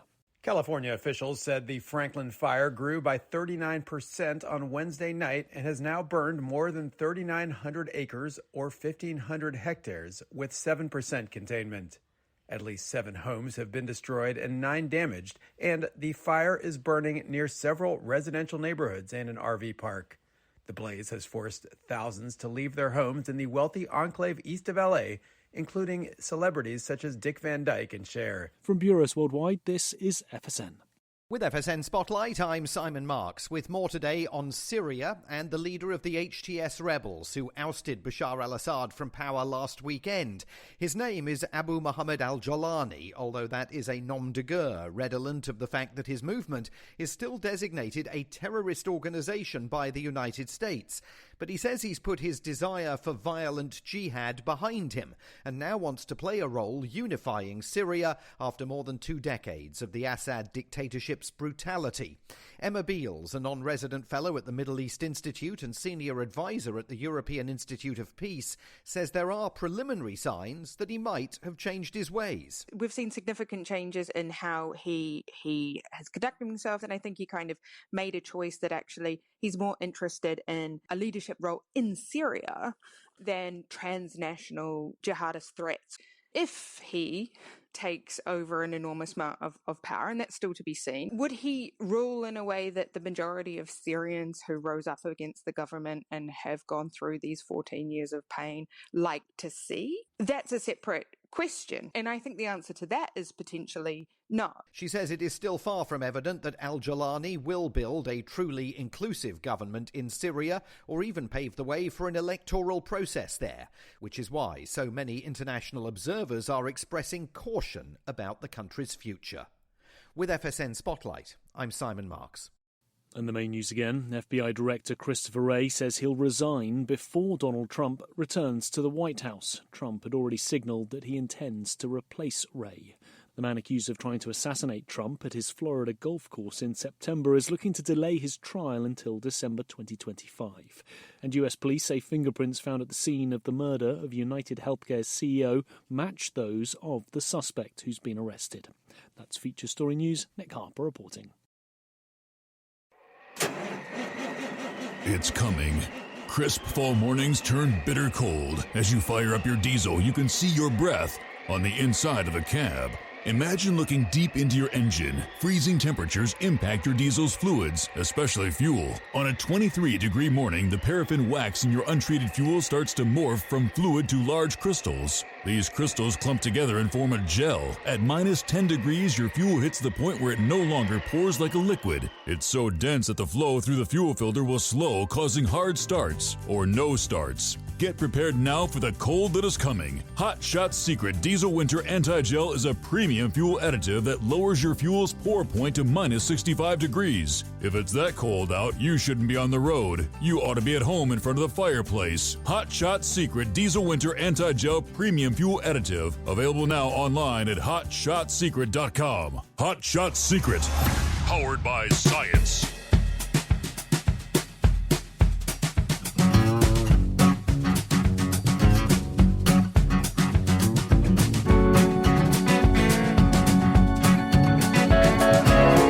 All right, rolling into a Thursday.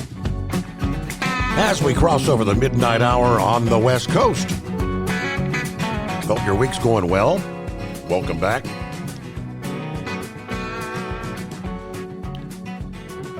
So there's been numerous congressmen, senators that have had what they call swatting calls. Someone makes a phone call, gives an address, saying that there's someone inside threatening to kill someone, and law enforcement shows up. Sometimes those things turn deadly. Yeah, this was the case in Georgia. A bomb threat against Representative Marjorie Taylor Greene ending in an unintended death thanks to a car accident. On the way to respond to the incident, according to WAGA, a Rome, Georgia police officer was involved in an accident responding to the bomb threat Monday afternoon, leaving one woman dead.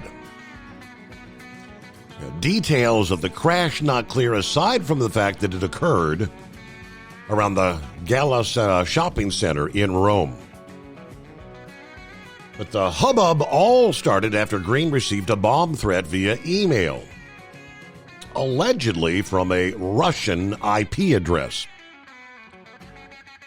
stating using a 1x8-inch threaded galvanized pipe, end caps, a kitchen timer, metal clips, and homemade black powder, I've constructed a pipe bomb which I recently hid in Marjorie Taylor Greene's mailbox, the message said.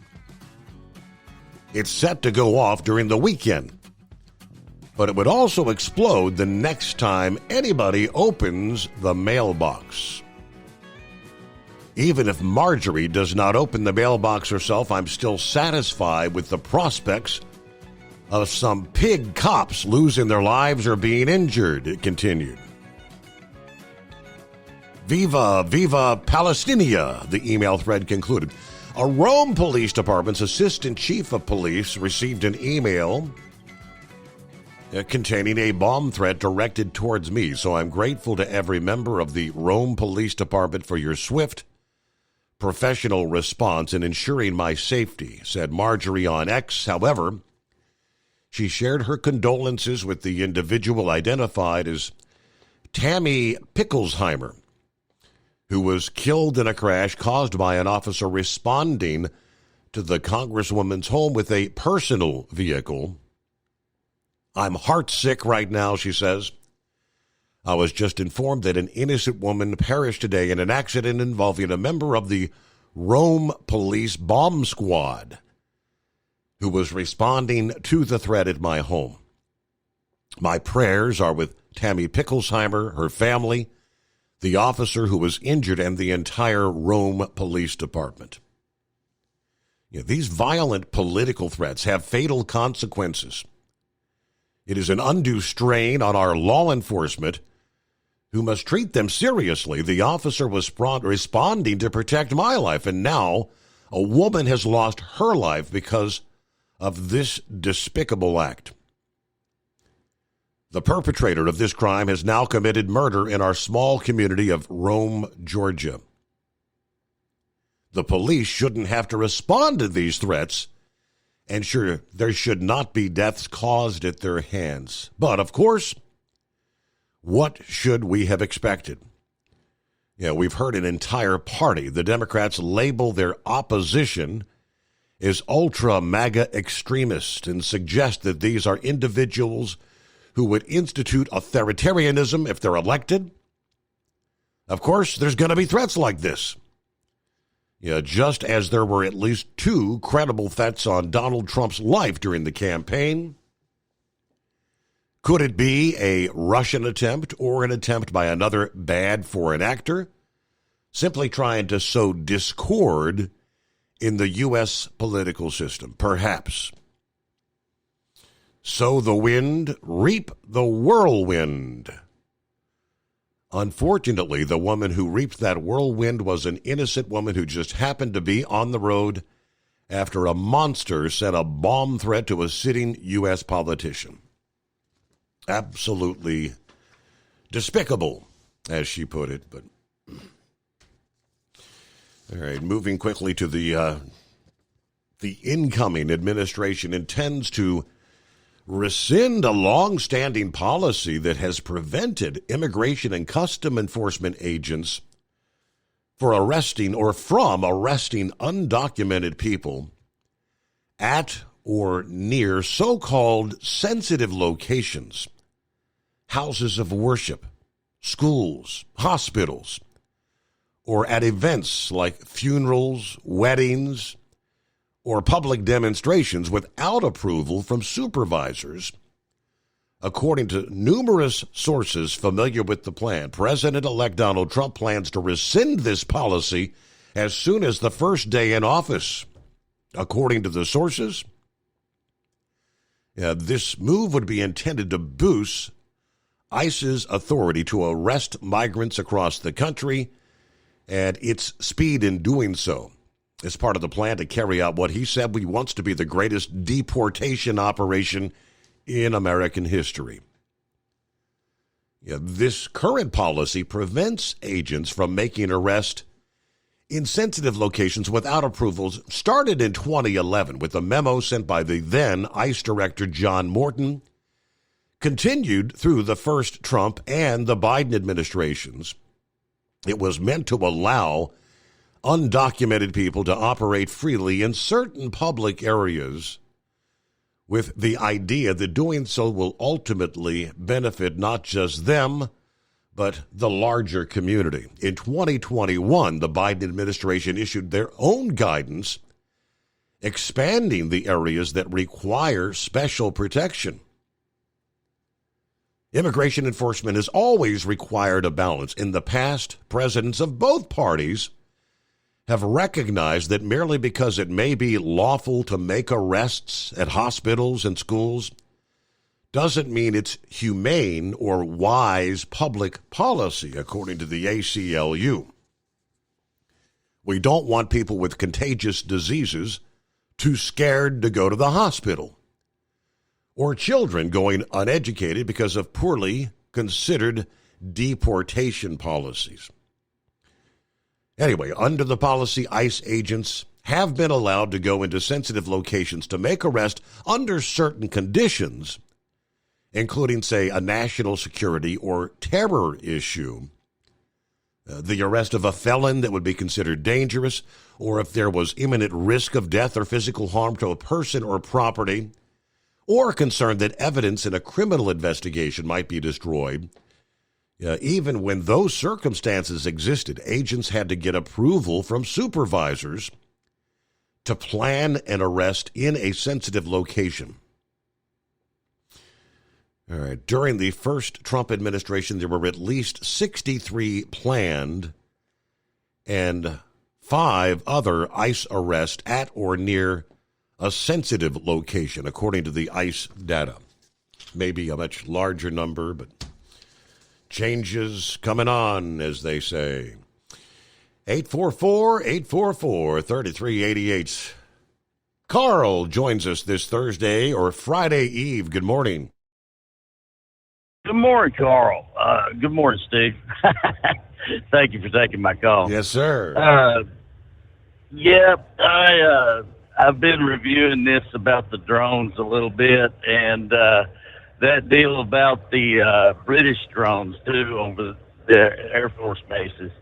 Now, is there any reason now why this should be happening? I mean, really? Our military, why should they have to do testing over Donald Trump's golf course? Okay. Why should they do testing in any sort of populated area, that I'm thinking? I just don't believe it's our military doing the testing. And if it is, they shouldn't be. Okay? That's the bottom line right there. That they don't do testing like that in populated areas. They've got their own test ranges where they do their thing. All right? Mm-hmm. And they get their own information as they need to.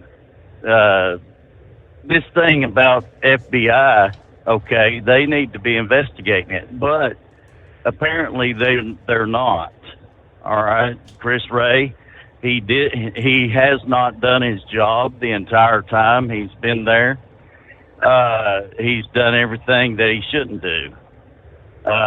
Investigation on Donald Trump. That's the main thing right there. That's what they're doing. And it's just impossible to deal with an administration who refuses to do their job. All right? Joe Biden, when he came into office, he started signing executive orders against everything that worked, that was doing just fine. The Remain in Mexico policy that Donald Trump had in Mexico, that was working. It was doing better than what's happening right now. Why should we need to allow millions to come into this country illegally? I just don't get it. It's just strange to me to accept that people who are coming in here are using a catchphrase about asylum, okay? And they're being allowed to come into the country that way. And they're getting all this money and aid and everything. And Mike McConnell was talking about it on 700 a couple of days ago. And he's generally taking the pathway of Joe Biden. He's acting like that it's okay for these people to come into this country. Actually, is what I was getting from Mike McConnell. I was getting disgusted listening to him about it. It's just really crazy about his position on that. And these people who are coming in, and along with these drones, this activity that's happening and taking place, it wouldn't be happening under Donald Trump as president. And yes, January 20th can't come fast enough. That's the truth. And when you've got these people out here shooting people in the back here, like this guy here, and then there are women who's coming out saying he's good looking and all this stuff. I mean, it's just really crazy what's happening in this country. Who would vote for a person like Joe Biden? I would like to know. I mean, what is their psychological makeup? You know, it just really is strange about everything that's going on. These drones could be, if nothing else, a helicopter could come in and drop a net over a drone and catch it that way, if you really wanted to. It's just really unbelievable, the things that are happening. And I just thought I would put in my 2 cents on that. Thank you for taking my call. Hey, good to hear from you, Carl. Thank you much. I mean, speculation, the guessing game. Is Christopher Wray, is the FBI doing their job? Seems like with the amount of time they've had to investigate, they could at least say something. And that's what most are saying. If it is, our government, you don't have to tell us what it's all about. You don't have to tell anybody. Just say that there's nothing to worry. I mean, maybe in a roundabout way, is that what they're doing when they say we have no indication there's any sort of a threat? I don't know. Hey, once again, I touched on the headline, Pennsylvania, holidays are here, right? And they posted a notice, York County Regional Police. There's been a recent trend across the country, people decorating their vehicles with Christmas lights and driving on the roadway with the lights illuminated. While this seems like a festive idea to celebrate the holidays, these lights are very distracting to other drivers. They are illegal in Pennsylvania. Title 67 inspection regulations addresses ornamental lighting on vehicles. in Section 175.66. Ornamental lamps, a lamp not enumerated in this section and not located as described in tables 3, 4, and 5 of this chapter, is prohibited unless it's available as original equipment. An illuminated sign is prohibited except for taxi cabs, ambulances, and trucks. Flashing or revolving lights are not ornamental lamps. Provisions related to flashing or revolving lights are in chapters blah, blah, blah. So please save your lights for your home. Do not decorate your vehicle. We wish everyone a safe, happy holiday season. At Hot Shot Secret, we share the science behind common diesel problems. For example, excessive black smoke. Excessive black smoke has two causes: carbon buildup and internal diesel injector deposits, also known as IDIDs. Hot Shot Secret Diesel Extreme has the highest concentration of active ingredients allowed by law and will safely remove all types of injector deposits, including IDIDs and carbon buildup, to eliminate black smoke. Hot Shot Secret Diesel Extreme is available nationwide at truck stops, fine farm and auto stores, and online at hotshotsecret.com. Increase fuel economy up to 7.9% with Hot Shot Secret Gasoline Extreme, the solution to maximize your engine's performance and fuel economy. Whether you're driving a sports car or a daily commuter, Gasoline Extreme is specially formulated with PEA to deep clean. Don't settle for an average driving experience. Upgrade to Hot Shot Secret Gasoline Extreme and go further on each tank. Order now on Amazon or hotshotsecret.com. Hot Shot Secret, powered by science. Hey, Kenworth owners, is your AC and heating performing poorly with little airflow in the cab? Soaring Eagle HD Truck Parts is here to solve your worries. Offering aftermarket replacement HVAC boxes and stainless steel with high output blowers receiving 50 to 100% better airflow guaranteed. Not only that, but they also manufacture many other aluminum and stainless steel storage accessories. Check out their website at www.soaringeaglehd.com or call toll-free 1-833-455-2473. Serving you yesterday, today, and for the future. Keep your gas-powered engines running like new? Stable's proprietary formulas are proven by third-party testing to outperform the competition in keeping fuel fresh, preventing corrosion, and cleaning the entire fuel system. With Stable, you can have confidence you are doing the right thing for your engine's long-term health. Just pour into your gas can or fuel tank, then top off with fresh fuel. At every fill-up or when you store, start with Stable.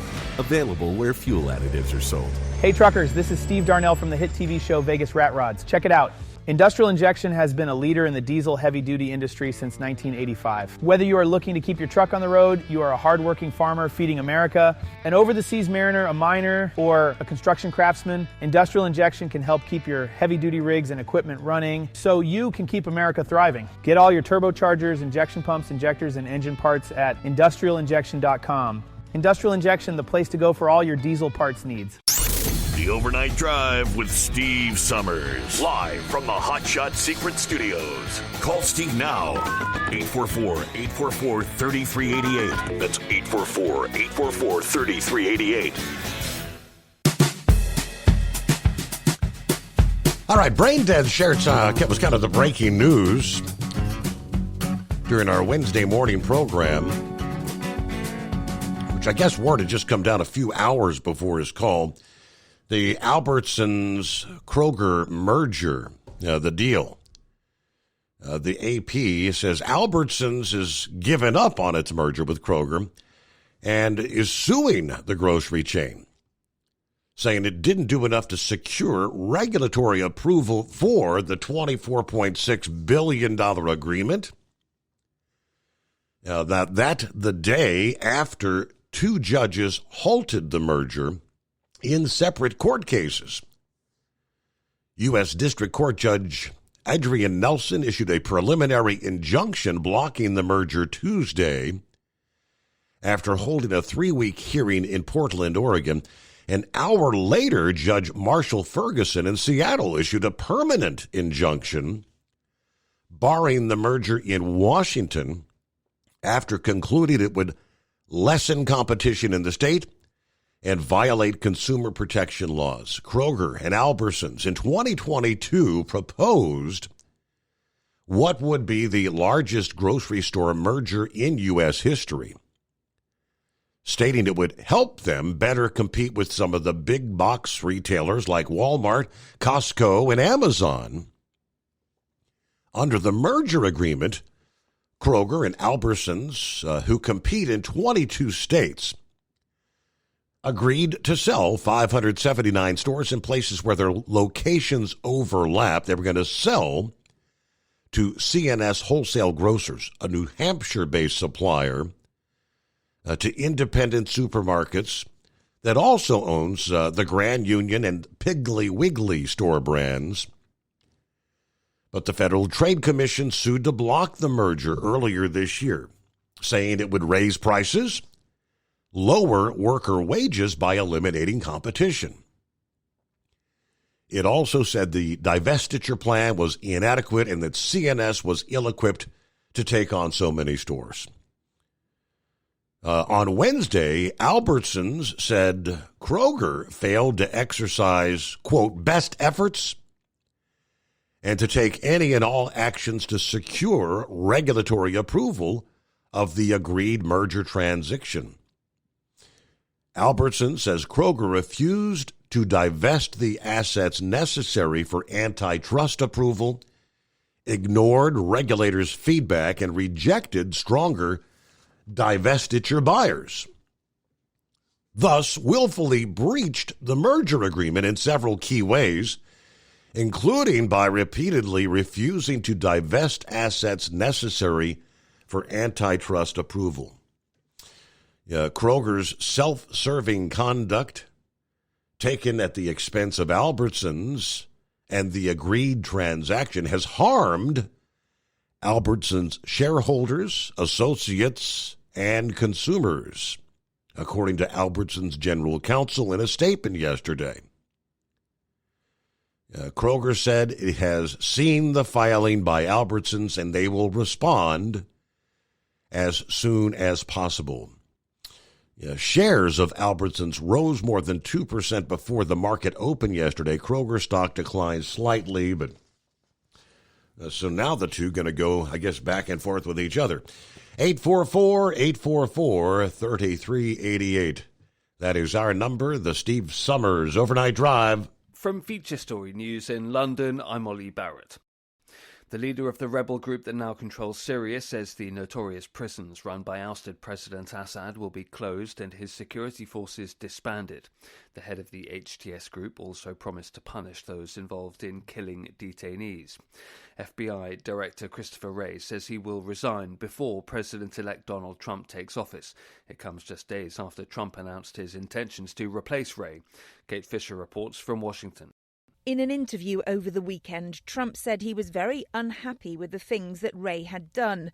Under Wray's tenure, the FBI's investigated Trump, including assisting in a federal probe into his handling of classified documents.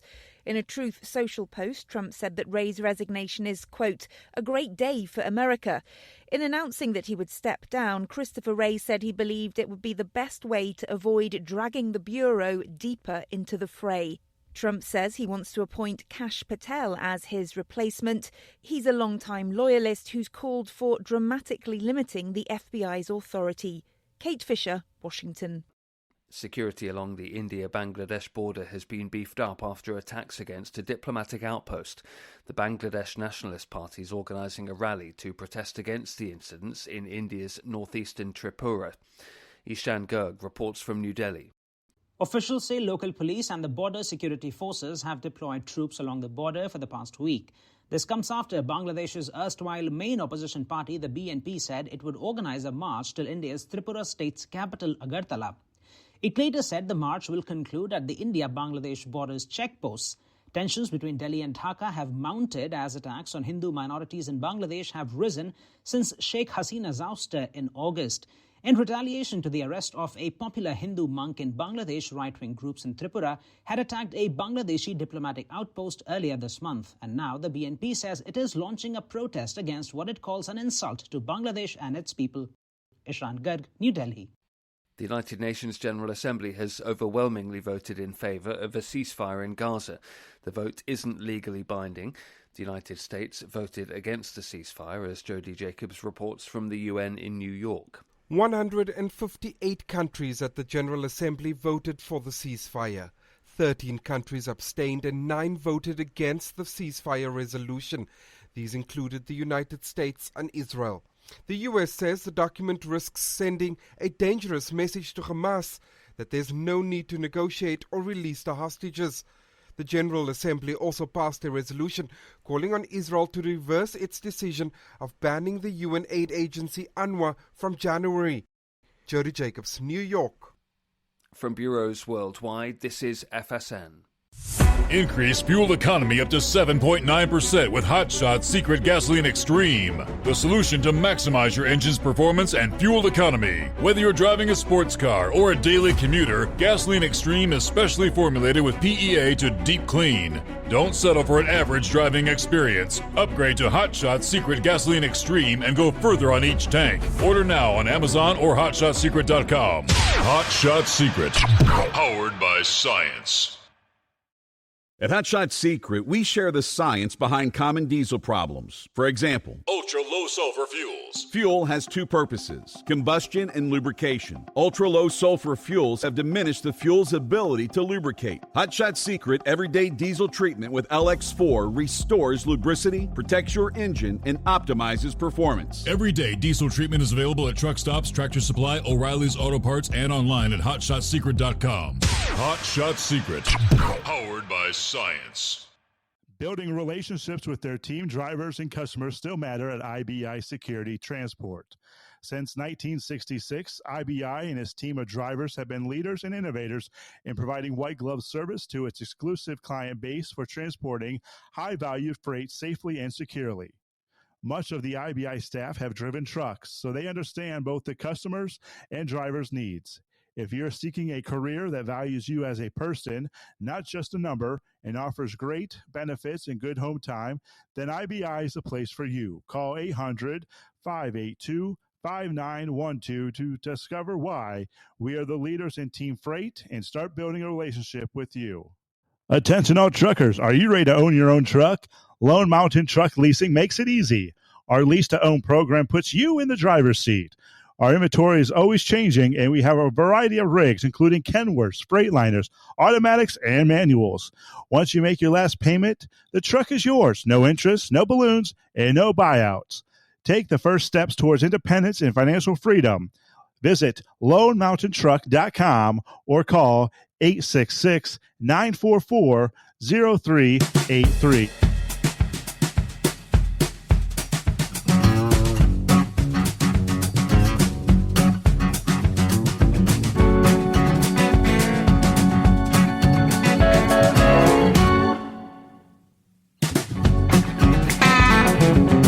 Meanwhile, word is, and it should become official here later this morning, President-elect Donald Trump is slated to be named Time Magazine's Person of the Year. Citing anonymous individuals familiar with the plans, Trump will celebrate the unveiling of the cover this morning. They tell us by ringing the opening bell of the New York Stock Exchange. Other individuals who were in the running for the Person of the Year include Vice President Kamala Harris, Israeli Prime Minister Benjamin Netanyahu, Princess of Wales Kate Middleton, ex-owner Elon Musk, U.S. Federal Reserve Chairman Jerome Powell, the podcast legend Joe Rogan, Mexican President Claudia Sheinbaum, as well as Meta CEO Mark Zuckerberg. Now, they say Trump was named Time Magazine's Person of the Year in 2016 as well, after his upset victory over Hillary Clinton. Time, detailing its short list of nominees, had this to say about Trump. In a stunning political comeback, Donald Trump won the 2024 election. He has reshaped the American electorate activating young male voters who propelled him to a decisive victory that saw him win the popular vote for the first time and turn every swing state red. Trump's remarkable victory comes after he lost the 2020 election bid to Biden and repeatedly refused to accept the results. His 24 win is making history in multiple ways. He will be the oldest president in U.S. history. He was convicted earlier this year by a New York jury of 34 counts of fraud, making him the first convicted felon to be elected president. He identified the economy and the border as his top priorities during the campaign. He's promised to implement tariffs on America's top trading partners, Mexico, Canada, China, once he takes office. Announced several controversial cabinet appointments. Trump was previously named Times Person of the Year in 2016, the year he won the presidency for the first time. So, 2020, it was Joe Biden and Kamala Harris named as the magazine's Person of the Year, followed by Elon Musk in 21. Ukrainian President Vladimir Zelensky in 22. And anybody recall? It was Taylor Swift. Yes, the pop star Taylor Swift that was Times Person of the Year last year. Jack, I believe, joins us this morning. What's happening? Pretty good. How are you, Steve? I'm doing well. What do you know? I just saw it was kind of funny when you were mentioning the lights on the cars. One passed me on 95 with all over the hood of the car. All lit up with the Christmas lights? Yeah. And when you mentioned York County Police, that just kind of surprised me making news, considering the station's about a mile down the street from my house. Now, what are you referencing? The headlines about the car, Joe Burrow break-in, or what? No, the Christmas lights, York Regional Police. Oh, they're in Pennsylvania. Oh, okay. So that's, gotcha. Yeah, I don't understand why people would do that. I mean, I would think it'd probably scratch the paint, put all those lights all over the car. I mean, it was daylight hours last weekend when I was pulling out around the corner, and my daughter was with me, and there was a car that was passing in front of us. And, I mean, the entire car was literally covered with the Christmas lights. I can only imagine what it would look like when they had it lit up when the sun goes down. It was probably pretty cool looking, but I pointed it out. I said, look at all the Christmas lights on that thing. I don't know how they got them to stick to the vehicle, how they got them on there, but I don't know, probably like duct tape or something. It probably would look pretty cool, but definitely see it being a distraction. So Jack, you're a Pennsylvania guy. Do you drive truck, or you just listening in as a? I would do line haul for a LTL company. I'm headed down to Richmond right now. Okay, all right. Well, I got you. It looks like you're a first-time caller, Jack. So I'm going to hook you up with a first-time caller code. Obviously, if you've been listening you're familiar with Hot Shot Secret products. Yes. Yeah, I used it a couple of times in my older trucks. I have a 2018 Dodge with a Cummins in it now. I haven't put any in yet. Well, if I get you a $60 coupon code, that'll be all the more reason to make that order and get it in there. Yeah, especially with wintertime. Gotta get that anti-gel. That's right. Yes, sir. Yeah, I'm thinking of folks up there in the north central USA. You better be using your anti-gel. Jack, it's great to hear from you. First time caller. There you go. Don't be a stranger. Let me see if I can pull that over. We heard from old South Dakota this morning, a.k.a. Chad. Morning, Steve, from the chilly Fargo. It's 10 below air temperature, minus 23 wind chill. Everyone be safe, stay warm out there. Be sure to be running your everyday diesel treatment plus winter defense. Those are the kind of temperatures where, yes, indeed, you may find yourself gelled up, stuck on the side of the road. How come my fuel's not flowing? All right, they were talking the potential impact of a Kroger-Albertsons merger. Prices going higher due to the lack of competition. I don't know about that, but regardless of that, we do factually see, according to the Department of Labor, prices rose at the fastest pace in 4 months last month, November. The second consecutive month of accelerating inflation once again. The Consumer Price Index rose 2.7% from a year ago. The Department of Labor this past day said core inflation, the metric that excludes volatile food and energy prices, climbed 3.3% over the previous 12 months. Kind of matching the forecast of economists surveyed by Econoday.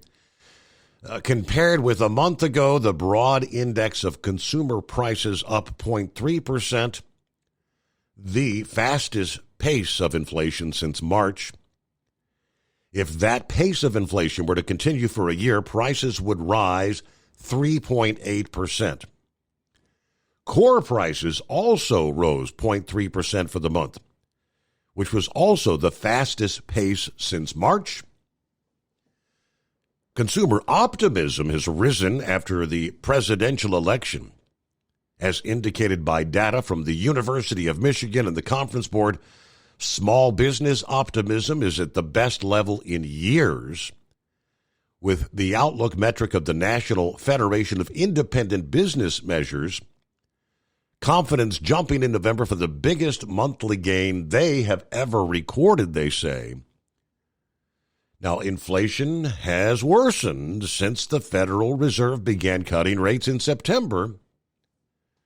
A controversial decision that critics said was premature and risk needlessly fueling price pressures. The labor market has proven to be a bit more resilient than Fed officials expected. The economy adding more jobs than expected in November. The Atlanta Fed's real-time measure of economic data suggests the economy could be growing at a 3.3% pace. Now, despite the uptick inflation, the Fed is still considered likely to cut rates when they meet again coming up next week. I'd venture to guess maybe if they're going to do any sort of cut, it's going to be like a quarter, right? A 0.25 basis points. Our number, 844-844-3388. All right, Eagle wanted to chime in a bit more about, I think, what's going on, the whole Syria situation. You hanging in there, Eagle? Uh-oh. That would be, no, Darth Vader. Good morning to the blind man, I do believe. Hey there. Hey, Steve. I was listening to the Jake Smith show yesterday from 9 to noon, and illegal aliens always comes up, and he's ticked off because he wants the truckers to go on strike and not deliver anything to the blue states or the blue cities that are harboring the illegal aliens. And I wish one of your listeners could call in if they're still up. He's on from 9 to noon, and he's now calling his show America's Talk Show. Explain to him why the truckers can't do it. I know why. Chevy Guy told me a couple of times. A lot of you guys work for a company, so if you went on strike, the company would fire you. Mm-hmm. You're still paying for your truck if you're an owner-operator, and you can't afford it. But he's frustrated that the truckers are not doing anything to help force these blue states and blue cities from harboring the illegal aliens that Trump wants to deport. So I just wanted to pass that along to you.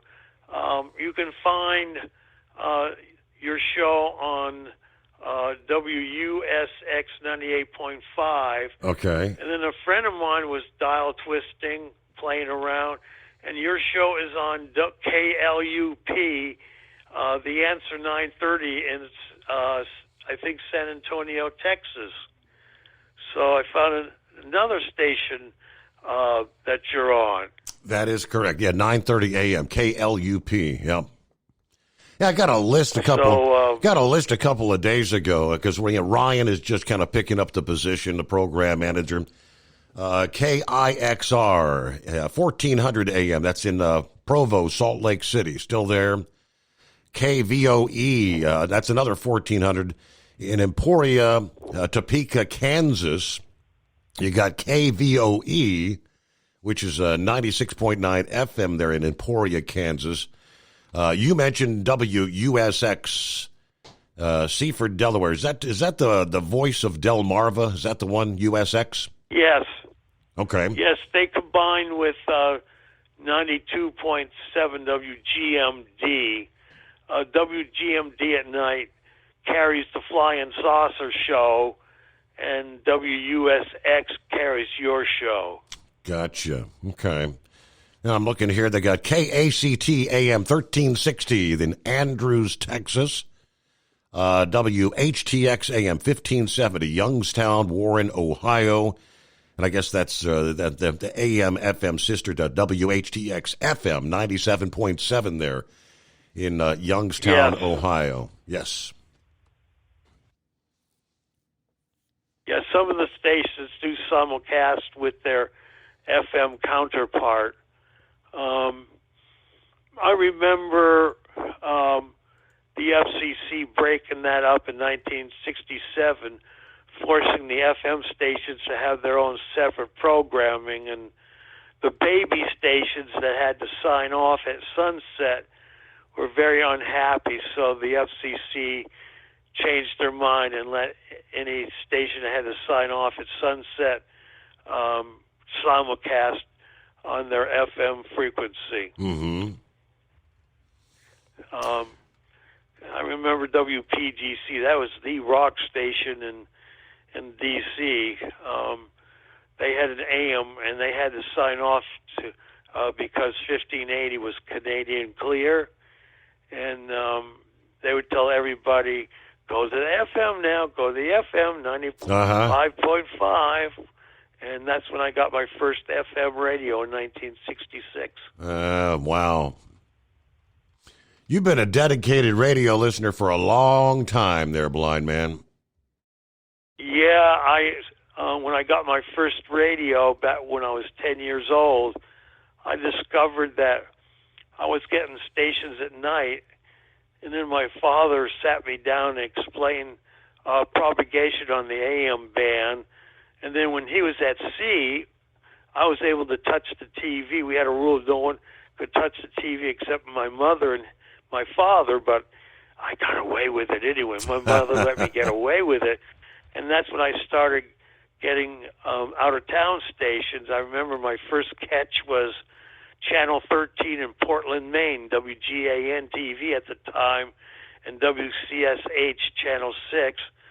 And then there was some kind of super trop where I got Channel 2 in New York when I was living up in the Boston area, and then I went to Channel 6, and I was surprised I was getting Channel 6 in Philadelphia. Saw the test pattern in the call sign WFIL-TV. So I've seen a lot of catches, and the E-skips were really interesting, where I would get a Channel 2 in Orlando, and then maybe a Channel 3 in Savannah, and another Channel 2 in Charleston, South Carolina. I remember living in New Jersey, and we were 35 miles from New York, so when there was an E-skip, it played havoc with the local channels, and my father complained to me, he said, Victor, I don't know what's going on here, but Channel 2 in New York, and all of a sudden I'm now getting Channel 2 in Tulsa.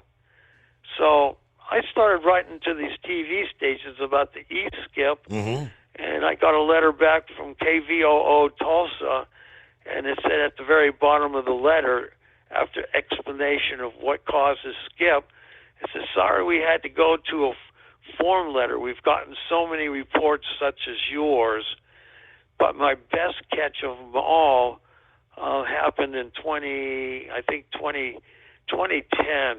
I know it was a Friday afternoon, late afternoon, early evening, and there was an E-skip going on, and I got a FM station, VOCM in St. John's, Newfoundland, and I got another Newfoundland station, and I sent a tape into the National Radio Club DX audio service at the time, and Fred Volpe, the president, sent it off to the Worldwide TV FM DX Club, and they identified the second station. It was in Corner Brook, Newfoundland. Wow. So I added that to my log. That's pretty cool. It's cool. So it's all about the atmospheric conditions, right? The skip, which, especially, with solar flares and things like that, upsets in the ionosphere. You can get those occasionally skips via the AM dial that would go halfway around the world. Well, he mentioned, it's kind of odd that a host would try to pick out specifically truck drivers. Like, what would a truck driver strike into some of these sanctuary cities do to help with the problem of getting the illegals out of? I'm not really grasping that, but the new border czar, Tom Homan, speaking on Tuesday. He was in Chicago, no less. And he kind of delivered the shot across the bow to sanctuary cities supporting leaders there in that city and, of course, the state of Illinois. He directed his fire in particular at Chicago's sanctuary-pushing mayor Brandon Johnson and told the left-wing mayor that he'll be arrested and prosecuted if he stands in the way of Trump's deportation plans. I was speaking at Tuesday's holiday event put on by the Law and Order PAC and the Northwest Side GOP Club. He did not hold back on his comments, they say. He said, Chicago's in trouble because your mayor sucks and your governor sucks. That's Homan's quotes as he blasted the state's sanctuary-supporting leaders. The incoming Trump official noted that the president-elect has put him in charge of the largest deportation effort ever planned, and he intends to run some of that campaign right through Chicago, stating, we're going to start right here in Chicago, Illinois. If your Chicago mayor doesn't want to help, he can step aside. But if he impedes us, if he knowingly harbors or conceals an illegal alien, I will prosecute him. He said he plans to send ICE agents to scour through Chicago in search of criminals and gang members. Count on it. It will happen. Now, Chicago Alderman Nicholas Sposato, who was in attendance, and the alderman said most migrants have nothing to worry about. He said that Homan made it perfectly clear. They're going after the criminal element first. They're not after, say, the dreamers. They're after the criminal element first. Another alderman, Ray Lopez, also urged city officials to work with the Trump administration on these deportation plans. In a post on X, Lopez said he supports getting rid of the dangerous criminals in the neighborhoods. It was great meeting the border czar, the real Tom Homan. We must enforce the laws, starting with removing these that are committing dangerous, violent crimes with impunity, because they have asylum protections. Now, with Homan's warnings echoing through the Illinois government, the radical left-wing governor put out a statement blasting Homan for his comments, stating it's no secret Illinois will face countless baseless attacks over the next 4 years from the Trump administration. Rather than responding to every ridiculous boast from Trump lackeys, Governor Pritzker is focused on what he was focused on during the first Trump term, leading our state with competence instead of chaos. To which you got to say, hey there, Governor Pritzker, you're doing one hell of a bang-up job on that. What are you talking about? Competence rather than chaos? What are your headlines there in Chicago on a weekly basis? It never ends. And many of those violent crimes are gang members of some of the cartel gangs that have swept into these big cities all over the country, illegally in the country, committing the likes of drive-bys, shooting other gangs, taking their territory, trying to overtake the drug trade in areas around the city. All right, let me see. Grump got you coming up. Got a follow-up on the drone thing, and our final hour just ahead. The Steve Summers Overnight Drive. Ultimate comfort on the road. That's the Bostrom difference. And why so many drivers are upgrading their seats to Bostrom seating.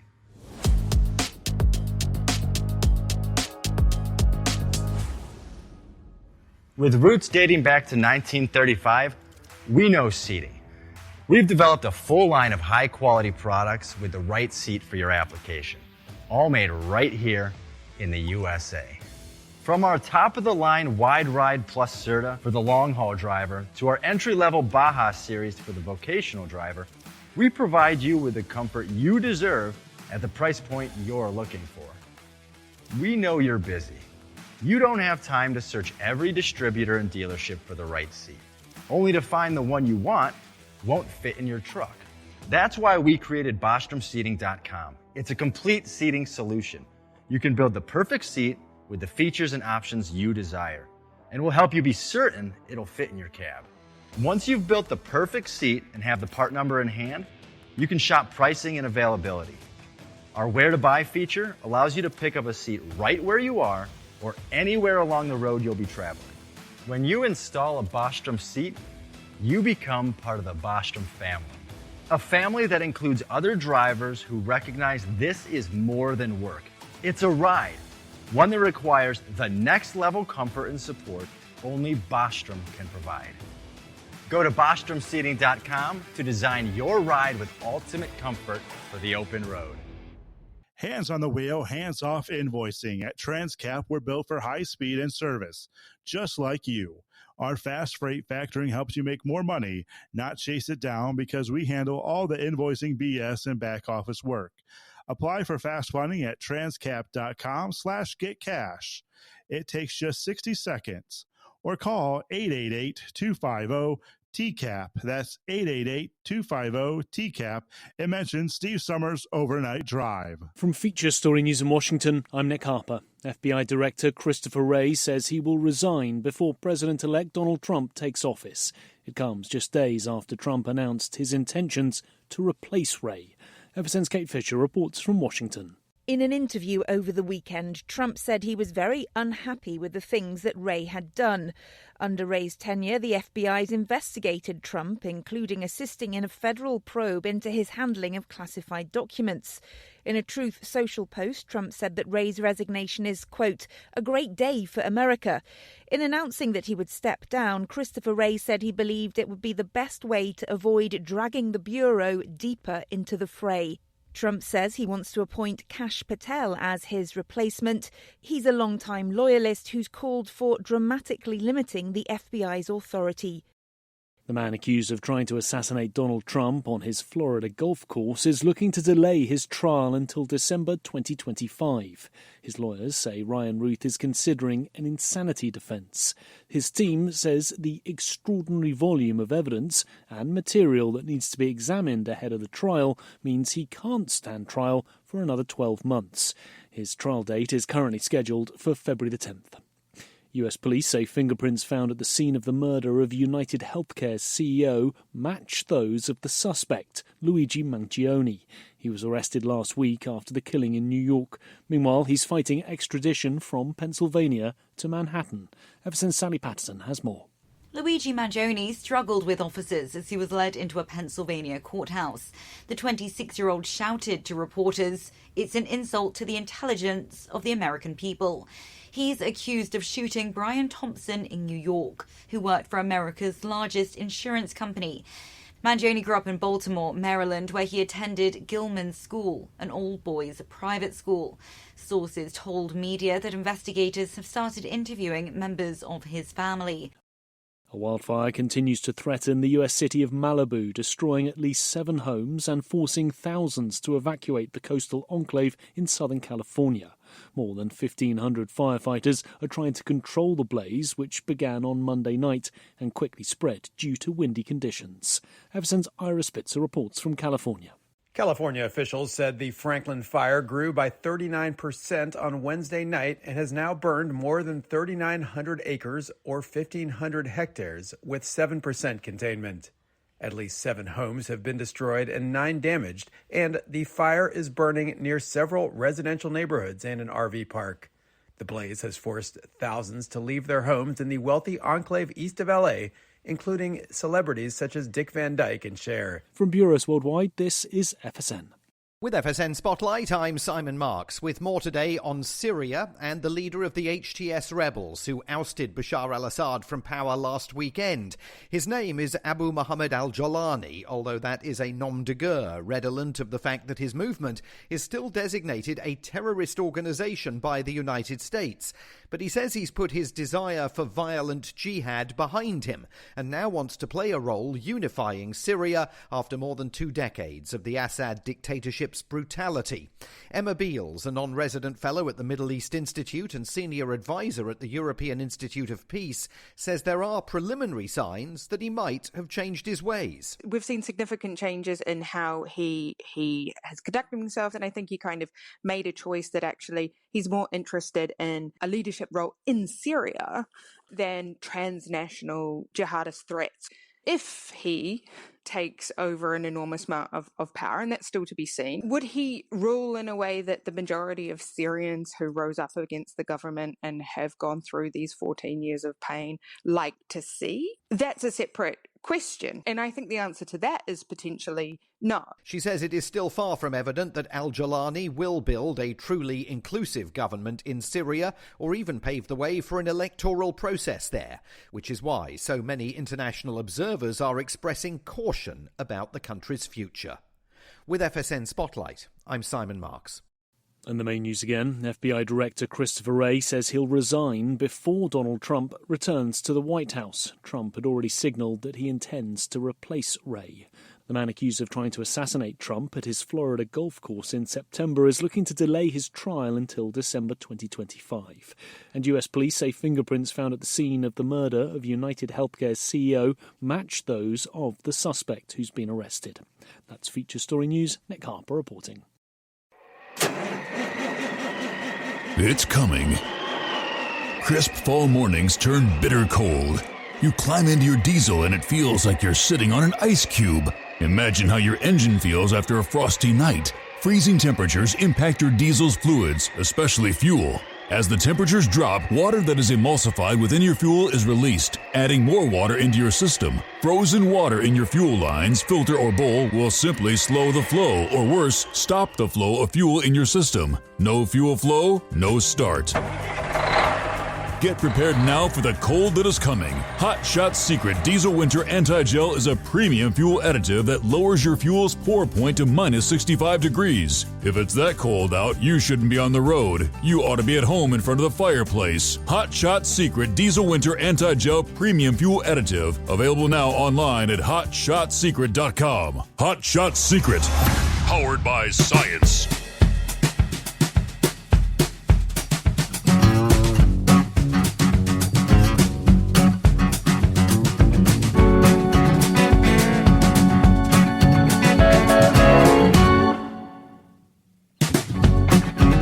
There we go. Get that final hour off and rolling here. A Blade Runner sharing some of these strange sightings. As Sylvester brought up earlier, it's not just the northeastern USA. It's various places around the world where these strange things are happening. This is from a local Fox News affiliate out of Minnesota, Northfield, Minnesota, Fox 9,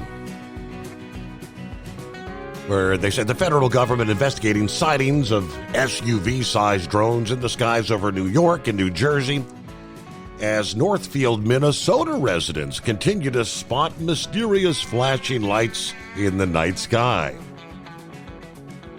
It's unclear what any of the objects are, but the White House said Tuesday that the FBI is looking into the East Coast sightings.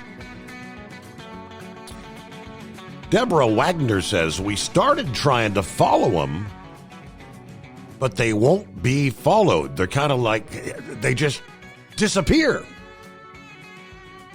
Her daughter, Chrissy Grady, who lives in the same neighborhood, also sees them. Are they UFOs? Are they a government thing? Like, what are they? She says. Grady recorded several videos with her cell phone that show orbs that hover and move and disappear. Whenever anybody would kind of move, come towards them, they'd back off, she says. Wagner and Grady said they started seeing the lights over the summer and said sightings have become an almost nightly occurrence. Right now, just the unknown is driving us crazy and making us mad.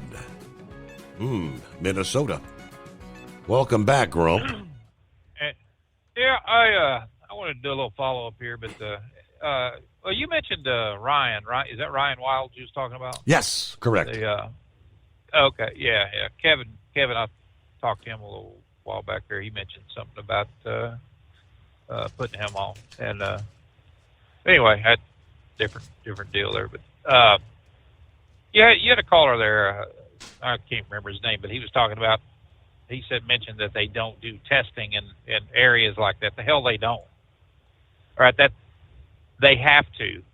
All right, when in my military career in security, we tested ground surveillance radars and things like that in urban areas, and they're doing the same thing with these drones. I live right next to a major Air Force installation that has some vital assets there, and you'll see all kinds of people out there, taking pictures. They call it collecting tail numbers or whatever, and used to have just big cameras. Now they got drones they fly up.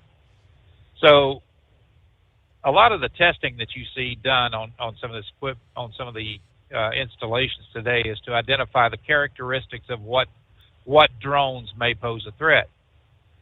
The ones that just fly up or whatever, but they're looking at size of them, how much they can damage they could possibly do if they did pose a threat. So they're testing different kinds of equipment that can identify that. It's a lot like the air traffic controller stuff, but they're using it in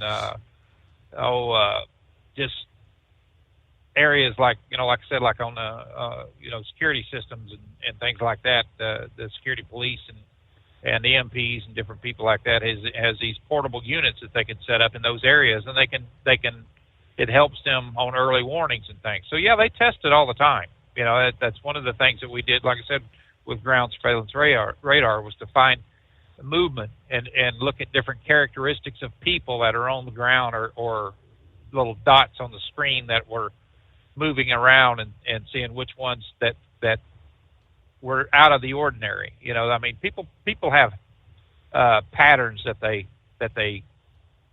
fall into, and they get familiar with certain things.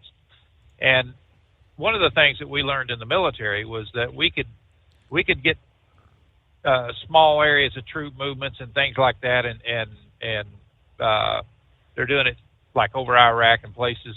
But you can get people used to certain things that you're doing, and it becomes, well, how many times you live next to railroad tracks that a damn train comes through that you never turn around and look at the train. Mm-hmm. Those sounds, those noises, those things people become familiar with because they get used to it as something normal in their life. And then all of a sudden, the next thing you know, something else has slipped in there to replace that, and boom, then that can create a major threat. So yeah, they test this stuff, and they're going to test things like that around known places that Donald Trump's going to be, at his golf courses, at around some of the homes that he has, things that they're going to test that kind of equipment. But so don't think that for 1 second that the military doesn't go into urban settings like that and say, this is what we want to, how we want to find out these characteristics of these certain size objects or whatever they are, drones, whatever. But it's, like I said, like they got the orb things. I keep reading about stuff like that, and I keep trying to find pictures of them, clear pictures of them, but you might see a light or something like that. And Steve, we got the technology, we got the electronics and every damn thing else to distinguish. I mean, if you can stick a little thing to a woman's stomach who is pregnant and see the face of a baby through her skin, I'm sure that they can come up with a damn camera that can take a picture of whatever's out there and get a close-up shot at it and really clear. I remember listening to the guys coming in on the SR-71 when I used to walk around that damn thing. You'd listen to the pilots talking about them and developing film and some of the film and stuff. And they could take a damn picture of a license plate, 80,000 feet up, flying at Mach 2. So, or Mach whatever. I mean, them damn things would get after it. But, I don't think they're ever going to release the classification of them, everything that was, all the speed and everything that they were. But I mean, we got the technology to know exactly what's what and where it is and things like that, and if you look right now, Israelis are using a lot of drones. Why? Because some of the terrorist organizations are rolling small rockets out of garages, and things like that, or out of kitchen windows and firing them, and they're using drones now to find out where that signature of that drone or that rocket or whatever was fired at. Look at the vapor trails and things coming off of it, and they're with great success. So yeah, they're testing a lot of different things, and they're doing it.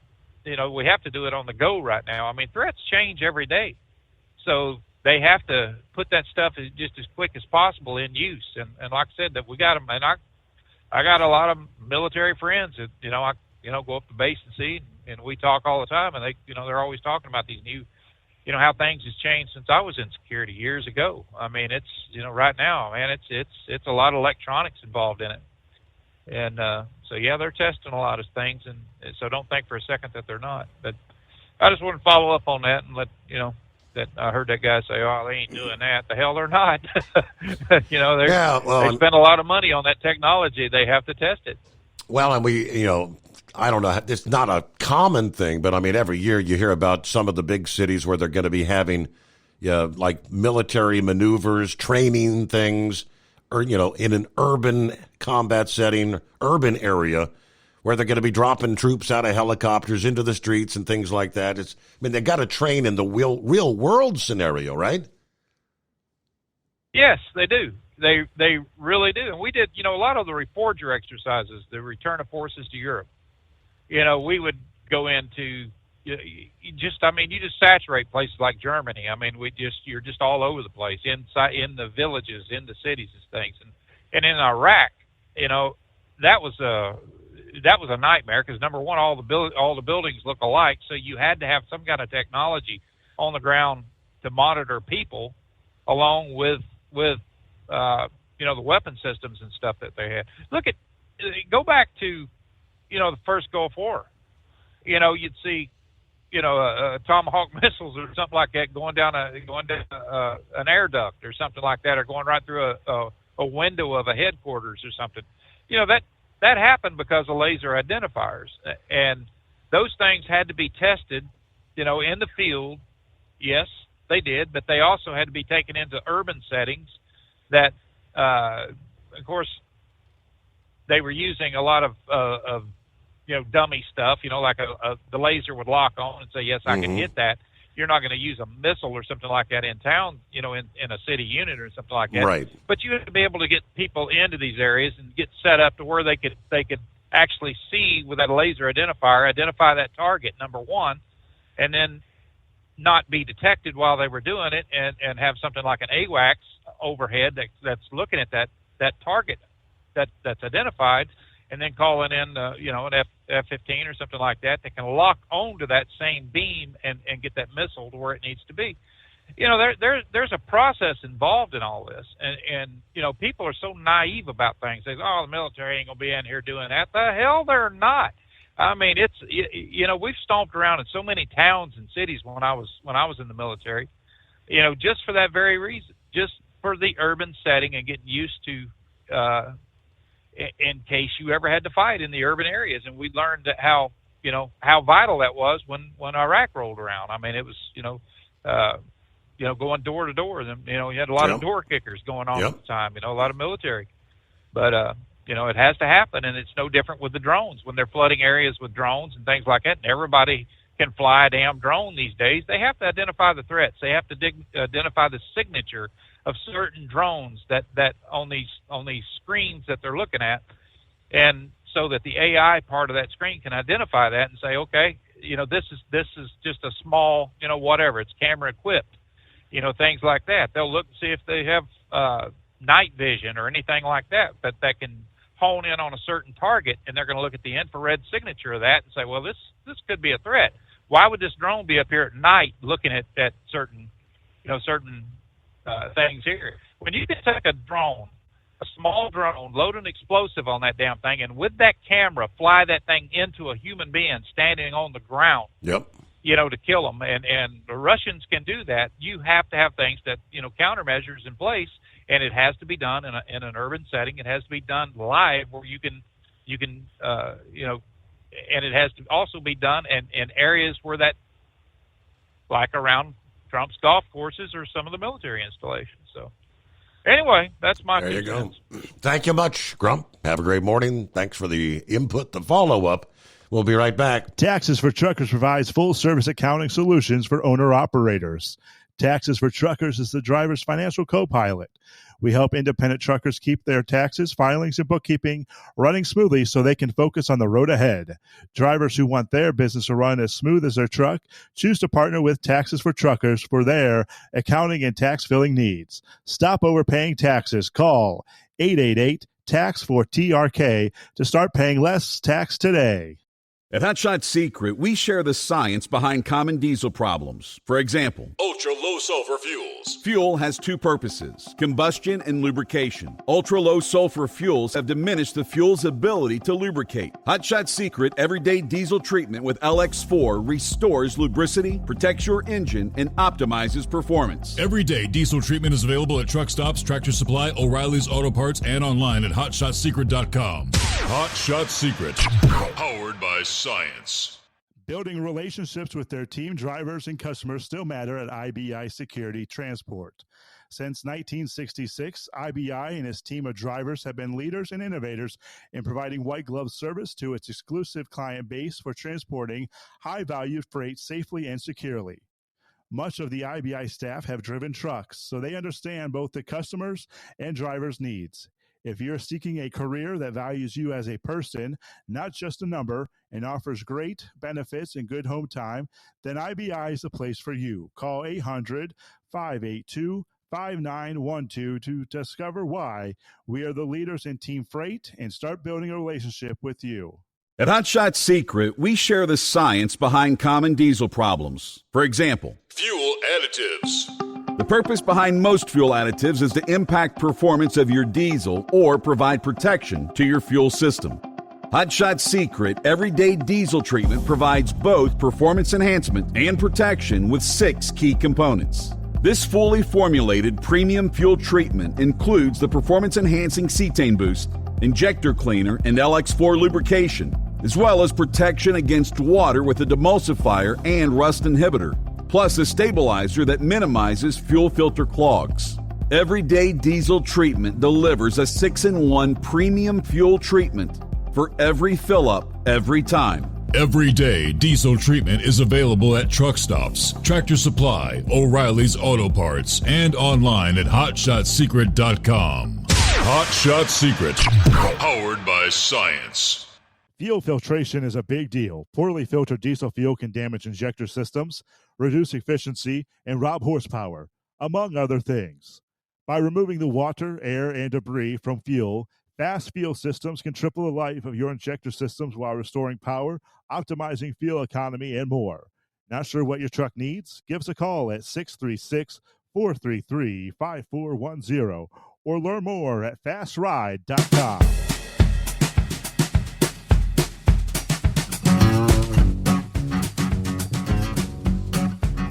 Well, some saying maybe aerial surveillance, they're spying on us. Whether or not they're spying from the sky, I don't know. But they are definitely spying via our bank accounts. House Judiciary Chairman Jim Jordan said on Tuesday that the federal government, government officials need to stop abusing the Bank Secrecy Act and working with banks to spy on Americans' financial transactions. Jordan says the misnamed Bank Secrecy Act is really not about keeping your information secret and private. It is a way to have the banks give information to the government. It used to be the banks would say, we see some suspicious activity here. Like the local hardware store owner is suddenly doing $20,000 in transfers every other day. Something's going on here. And they would report that, which is maybe there's some concerns with that alone. That's not what's happening now, though. It's the government going to the banks and saying, hey, what do you think about this? Can you check on this customer or this person or this business entity? And then the banks are giving that information, more importantly, without a warrant. We found that this information then goes to Treasury. It's in a database that can be searched, and in 2023, 14,000 federal government officials did 3 million searches of Americans' personal banking information. Again, none of this with a warrant. That's what's wrong. That's why we released this report. This has to stop.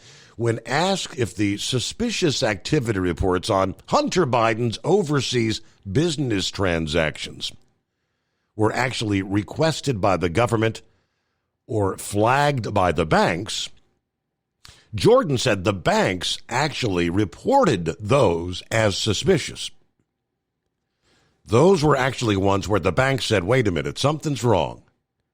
They were not prompted by the government. There was no government official trying to encourage them to send something without a warrant. The bank said this is legitimately suspicious activity Hunter Biden and the Biden family were engaged in. So that, again, I think is sort of a contrast to what we're looking at now. Said there have been individuals, especially in the cryptocurrency industry, who have been debanked because the government said something about them or did something, and the bank then decided they're not a healthy risk. So we have that concern. They're debanking some, and they're spying on others. I said Congress got wind of how the Bank Secrecy Act was being abused when an FBI whistleblower came forward and told us that after January 6th of 21, that the FBI sent an email to Bank of America saying, and the other banks as well, give us any information, debit card, credit card information, about your customers in the Washington, D.C. area for January 5th, 6th, and 7th. And then overlay that information with any purchases they have ever made of a firearm without a warrant. This again, how scary it's become and why we need, I think, to change the Bank Secrecy Act and have someone at the FBI who doesn't have this kind of behavior going on in that agency, says Jordan. Well, obviously, yes, the FBI is changing, as we've been hearing in the news updates. Yeah, Christopher Wray kind of confirming yesterday the rumors, that he's looking at plans to resign ahead of Trump's second term. I mean, realistically, he's looking to resign because he doesn't want to be fired. That's more embarrassing to say, you're fired. According to the Washington Post, Christopher Wray, who replaced the anti-Trumper James Comey back in 2017, made the announcement during a town hall with what the outlet described as the FBI workforce. Wray maintained that he's stepping down. His stepping down is the best option for the FBI as a whole. In my view, it's the best way to avoid dragging the Bureau deeper into the fray while reinforcing the values and the principles that are so important to how we do our work. He said, I love this piece. I love this place. I love our mission. I love our people. But my focus is, and always has been, on us and doing what's right for the FBI. There you go, right? Yeah, that announcement followed the Washington Times revealing that he didn't want to be fired right before Trump comes into office. Trump's already announced his nomination of Kash Patel to take that position.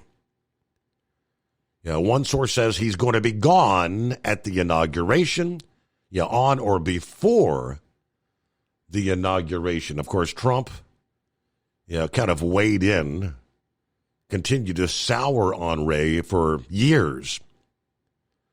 Wray was among those who doubted the severity of the assassination attempt on Trump, who initially asserted that there was some question on whether Trump was struck by a bullet. Remember when he said that?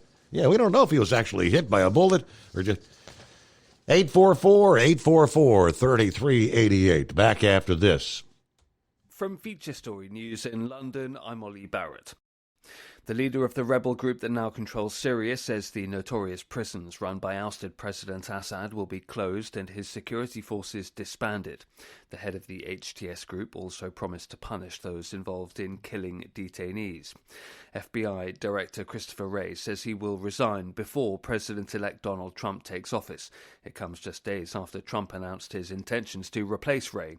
Kate Fisher reports from Washington. In an interview over the weekend, Trump said he was very unhappy with the things that Wray had done.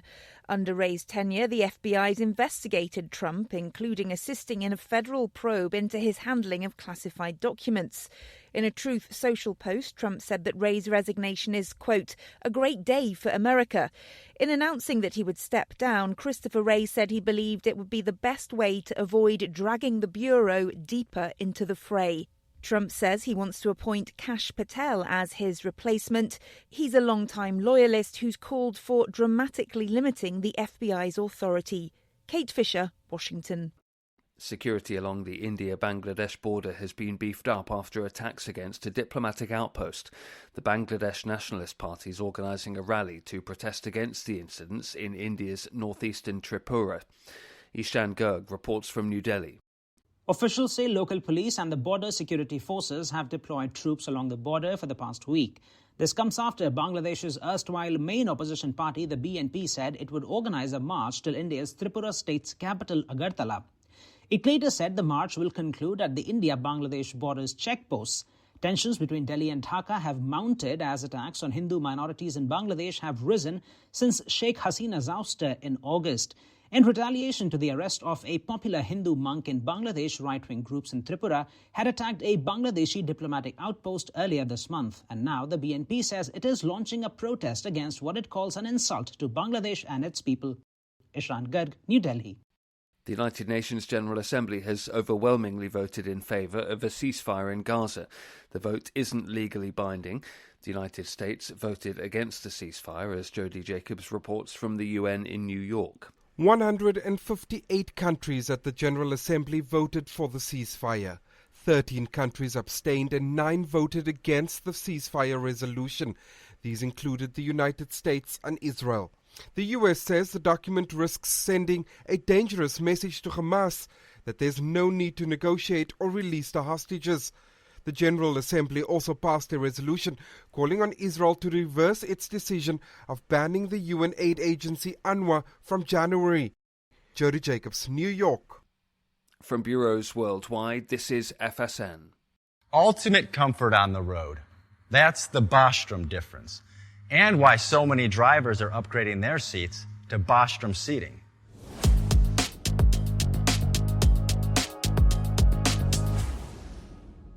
With roots dating back to 1935, we know seating. We've developed a full line of high-quality products with the right seat for your application, all made right here in the USA. From our top-of-the-line Wide Ride Plus Certa for the long-haul driver to our entry-level Baja series for the vocational driver, we provide you with the comfort you deserve at the price point you're looking for. We know you're busy. You don't have time to search every distributor and dealership for the right seat, only to find the one you want won't fit in your truck. That's why we created BostromSeating.com. It's a complete seating solution. You can build the perfect seat with the features and options you desire, and we'll help you be certain it'll fit in your cab. Once you've built the perfect seat and have the part number in hand, you can shop pricing and availability. Our Where to Buy feature allows you to pick up a seat right where you are or anywhere along the road you'll be traveling. When you install a Bostrom seat, you become part of the Bostrom family. A family that includes other drivers who recognize this is more than work. It's a ride, one that requires the next level comfort and support only Bostrom can provide. Go to BostromSeating.com to design your ride with ultimate comfort for the open road. Hands on the wheel, hands off invoicing. At Transcap, we're built for high speed and service, just like you. Our fast freight factoring helps you make more money, not chase it down, because we handle all the invoicing BS and back office work. Apply for fast funding at transcap.com/getcash. It takes just 60 seconds. Or call 888-250-TCAP. That's 888-250-TCAP. And mention Steve Summers Overnight Drive.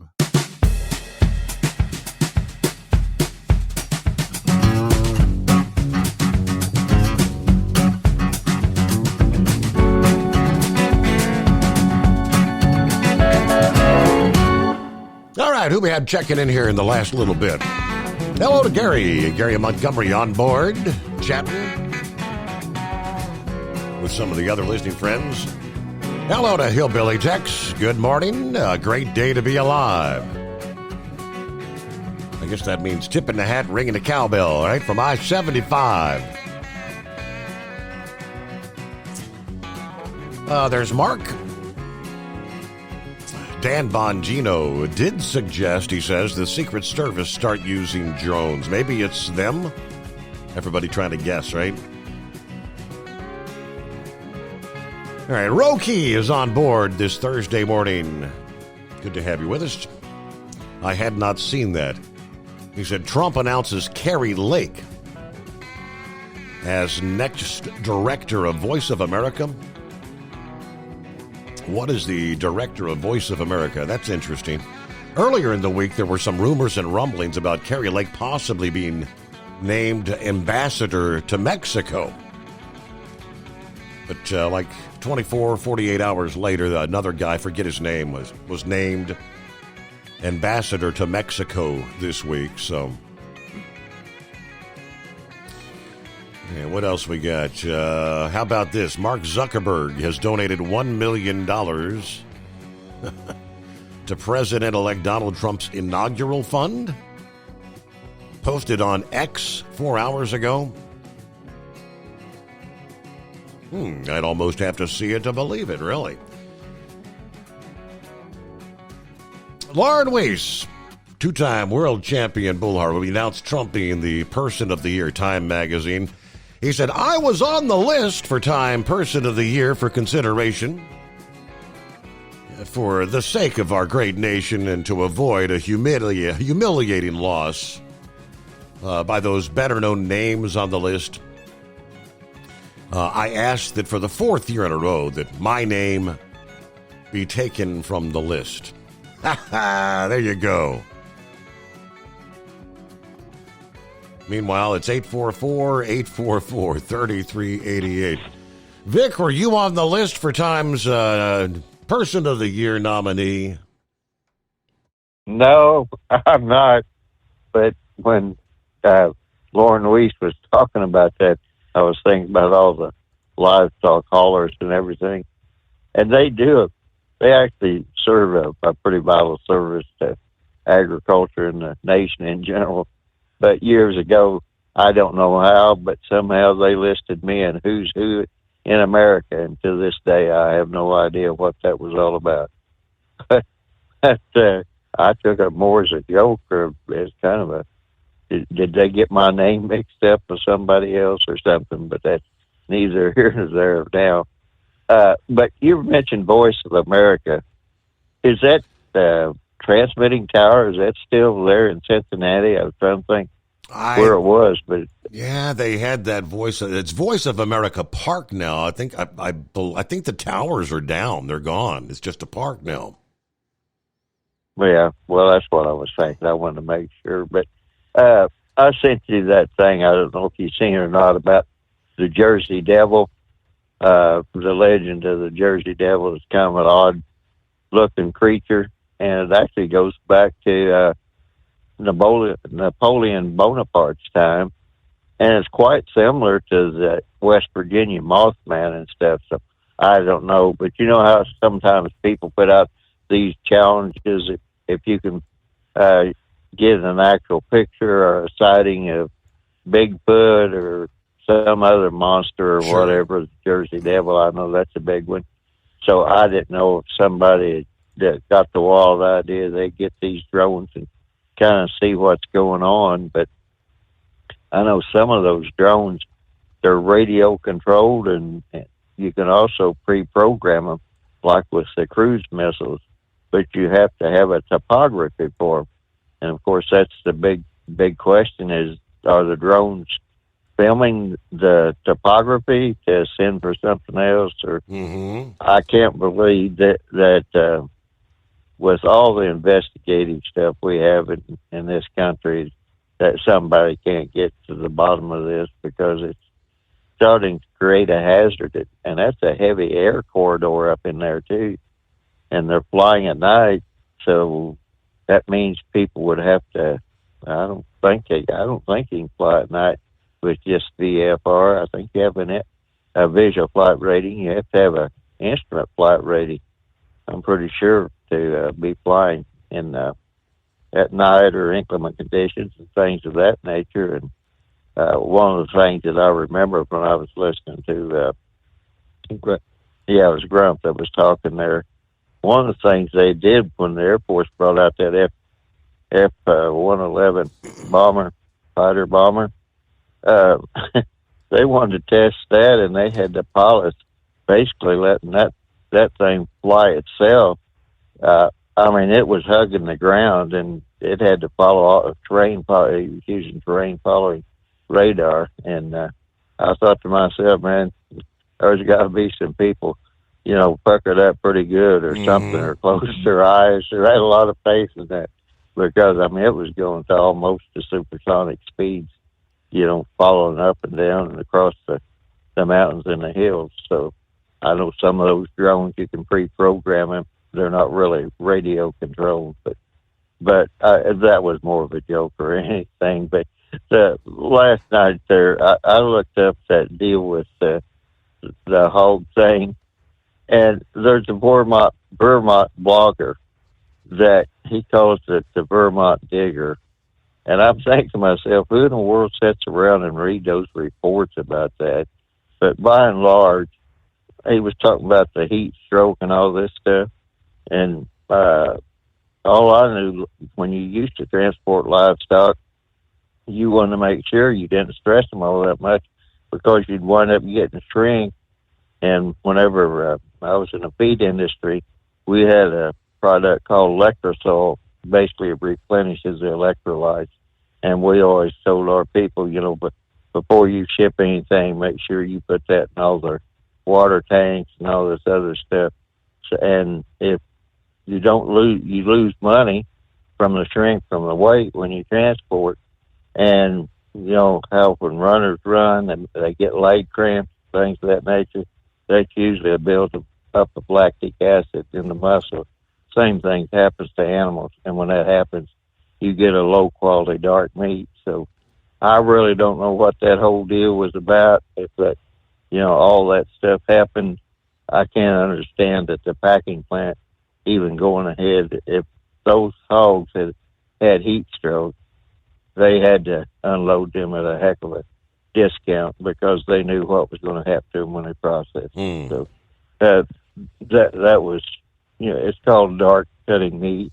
And the other thing too is they put nitrates in meat to keep the red color, because if you don't do that, it'll turn kind of gray and people won't want to buy it. And the nitrates aren't good for humans at all. So, but that's just some of the things that's going on. And that's kind of what I was talking about. And I'm waiting to see what addictive substances they're talking about putting in food, because like with the tobacco industry, remember how they increased the nicotine to make them more addictive? Right. So, and of course, all that big fund that they talked about, I think the only thing they did with that was the nicotine fund. They just put out the advertising and one thing and another.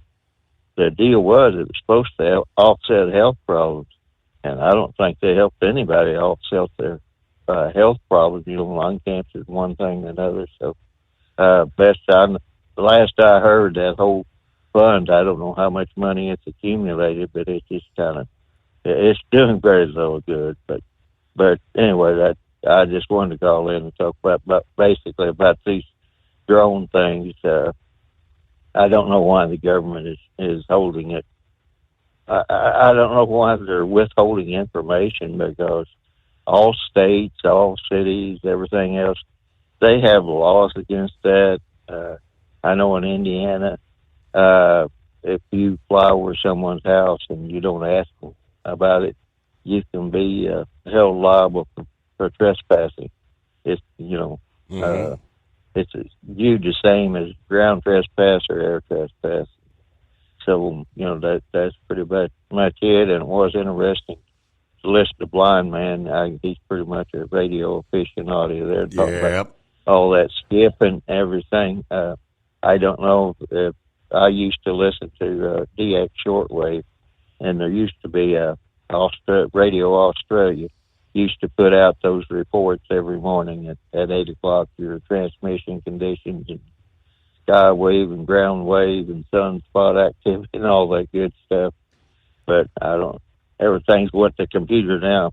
I don't even know if they even still do the shortwave. Every country used to have their shortwave, Radio Australia, radio. They even had Radio Cuba and a lot of those countries. So anyway, kind of rambled there on a few subjects, but back to this drone thing. I don't know why they're letting this go on. I guess they'll wait until something rather drastic happens somewhere along the line, and then they'll say, well, it was this or that or whatever. So I just can't understand, why they would be doing it in that heavy that heavy an air corridor, I guess I'd want to say, because right. I haven't looked at a flight map in a long time, but I mean, if you got a hold of one of those, you'd see a whole bunch of restricted airspaces up in that area. So with that, I'll let you go. Vic, have a great morning. Thank you for chiming in. I see the official confirmation. Thanks for the heads up, Roki, via Reuters, that Trump Wednesday said he's picking Kari Lake.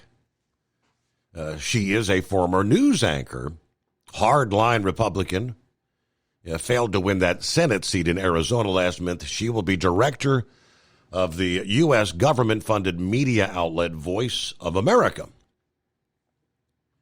Trump, in a Truth Social, said Lake will ensure that the American values of freedom and liberty are broadcast around the world fairly and accurately, unlike the lies spread by the fake news media. All right, let's see. She also lost the governor's race in a swing state, Arizona, back in 22. Previously, she was anchor at Phoenix-based Fox 10. Voice of America, though, is an international media broadcaster that operates in more than 40 languages online and on radio and television. During his first term, Trump clashed with the Voice of America and accused it of amplifying Chinese propaganda after it showed a segment on a light show marking the reopening of Wuhan, the city where the COVID pandemic first emerged. So Kari Lake, in some form or fashion, a part of the administration. There you go. We know you'd like to be cuddled up real tight with a sweet little thing all night. But instead, you've got Steve Summers. It's the Overnight Drive. Arnold returned with vengeance to defend his 5-0 pro title. The Milkman delivered a Florida Hot Farm title back to Pennsylvania. And Bombers' I Got This had it all under control in both halves of Region 2. From National Tractor Pullers Association headquarters in Columbus, Ohio, this is the NTPA Overnight Radio Report. It's this weekend. The NTPA Convention and Awards Banquet is this Friday and Saturday, December 6th and 7th. We've mentioned special awards a few times, but what are they? Well, the NTPA membership votes on a Puller of the Year from every Grand National Division. They also select a sled, rookie, crew chief, mechanic, and manufacturer of the year. And they choose regional, grand, and supernational polls of the year. WPI NTPA committees and partners nominate recipients for Official, Senpico Fan Cheer, Pulling Family, Larry Kester Humanitarian, Commitment to Excellence and Dedication, and the Kent Enderley NTPA Hard Charger. We'll begin our reports on all of these worthy award winners next week. But first, let's get to know the last of our 2024 Regional National Champions. Darren Bomber, Brookville, Indiana. I Got This, 2024 NTPA Region 2 Hot Farm Northwest Champion. The Bombers '06 first took aim at a Region 6 title and finished just 5 points back of Brian McConnell's Milkman's Mojo after scoring a win in Satsuma. On the northwest side of Region 2, the team got off to a scalding hot start with a second and then 2 wins won by Joseph at the newly expanded Arcola. I Got This didn't win again in the subregion, but it also never trailed while piling on 6 more top 5 finishes, including another second in Monroe and 3 thirds. Tim Jones's Against the Odds hung the toughest at -19. Darren Bomber, Brookville, Indiana. I Got This, 2024 NTPA Region 2 Hot Farm Southeast Champion. Maybe they need to change its name to I Got These. One title having been more or less secured by midsummer, the Bombers turned their attention to the southeastern subregion and resumed their winning ways in Washington Courthouse, Joseph, and Springfield, Darren, in July. But the Carrington's Endless was on top early with Connor's second in Van Wert and qualified for the Enderley after Brian's must-win at Lynn. At the finale in Greensburg, however, Darren was victorious for the 3rd time to forge a standings tie and claim the breaker on wins 3-1. Brian McConnell, Volant, Pennsylvania. Milkman's Mojo, 2024 NTPA Region 6 Hot Farm Champion. McConnell hauled his 1066 to the Sunshine State for his first taste of NTPA competition and finished 7th in Ocala at 1.7 feet. Undaunted, he returned for the next night and won convincingly. A second and a first at Satsuma lifted him to 3rd in the standings behind Region 2 rivals Darren Bomber's I Got This and Brian Carrington's Endless. And there they sat for 10 weeks until the series resumed at Green Cove Springs. There, McConnell proved that unlike the Postman, the Milkman rings 3 times, and that victory, followed by a runner-up, clinched his first NTPA title. Hayden Arnold, Newcastle, Indiana, wrapped up with vengeance. 2024 NTPA Region 2 5.0 Pro Stock champion. Arnold and his 50-20 opened their sophomore season together with a win out of the gate at Greenfield. But they were challenged by Chris Kane's Aces Wild, which got off to a similarly fast start, victorious in Rushville. Kane led for the season's second period, but never by more than 2 points, and Arnold narrowed and then reclaimed the lead with a pair of runner-ups in Lisbon and Urbana. Down the stretch, the lead slowly widened thanks to more seconds in Sandusky and the Findlay finale, and ultimately wrapped up a second straight title. Reporting for the NTPA on the Overnight Drive, I am John Dunlap. Stay safe and pull hard. At Hot Shot Secret, we share the science behind common diesel problems. For example, Excessive black smoke. excessive black smoke has 2 causes: carbon buildup and internal diesel injector deposits, also known as IDIDs. Hot Shot Secret Diesel Extreme has the highest concentration of active ingredients allowed by law and will safely remove all types of injector deposits, including IDIDs and carbon buildup, to eliminate black smoke. Hot Shot Secret Diesel Extreme is available nationwide at truck stops, fine farm and auto stores, and online at hotshotsecret.com. Increase fuel economy up to 7.9% with Hot Shot Secret Gasoline Extreme, the solution to maximize your engine's performance and fuel economy. Whether you're driving a sports car or a daily commuter, Gasoline Extreme is specially formulated with PEA to deep clean. Don't settle for an average driving experience. Upgrade to Hot Shot Secret Gasoline Extreme and go further on each tank. Order now on Amazon or hotshotsecret.com. Hot Shot Secret, powered by science. Hey truckers, this is Steve Darnell from the hit TV show Vegas Rat Rods. Check it out. Industrial Injection has been a leader in the diesel heavy-duty industry since 1985. Whether you are looking to keep your truck on the road, you are a hardworking farmer feeding America, an over-the-seas mariner, a miner, or a construction craftsman, Industrial Injection can help keep your heavy-duty rigs and equipment running so you can keep America thriving. Get all your turbochargers, injection pumps, injectors, and engine parts at industrialinjection.com. Industrial Injection, the place to go for all your diesel parts needs. The Overnight Drive with Steve Summers. Live from the Hot Shot Secret Studios. Call Steve now. 844-844-3388. That's 844-844-3388. All right, we're headed down the home stretch here. Let me get to Brother Rambler checking in. Good morning. Hello, east of the Rockies. Thank you for taking my call. I want to report a UFO did abduct Heat Wave. He did call the other night about he got probed. Uh-oh. So. Oh no. Yeah. Something about him getting probed and an orange orb. But he lives out there in New Mexico, and the Phoenix Lights back in 1997. All that could have happened. Seriously, though, how you doing, Stephen? Hello, God's children. Glad to be on the air with you. Only got a few more minutes to talk, but we just love you. Happy to be here with you. I've been listening, just hadn't really called in yet. I want to try and call back in tomorrow night because I know Big Ed does the football picks, but guess what? Football's almost wrapped up, and, man, we're going to dive deep into hockey. And hockey is really looking good. Oh, yeah, man, I tell you what, Alex Ovechkin has a broken leg. He got a broken leg on November the 18th. He is, I think, 15 to 20 goals away from tying and breaking Wayne Gretzky's record. But he was out on the ice today practicing. He has a left broken tibia. It happened on November the 18th against the Utah Hockey Club, which is formerly known as the Arizona Coyotes. But he will be back, and I believe he will break Wayne Gretzky's record eventually. So we're going to dive deep into hockey, and I tell you what, I love our new goaltender, Sebastian Cossa, number 33 for the Detroit Red Wings. Steve, he had a very impressive win. I was off Monday night, and we were at home watching it. Right now we're almost dead last in our division, but I think we can make a good comeback.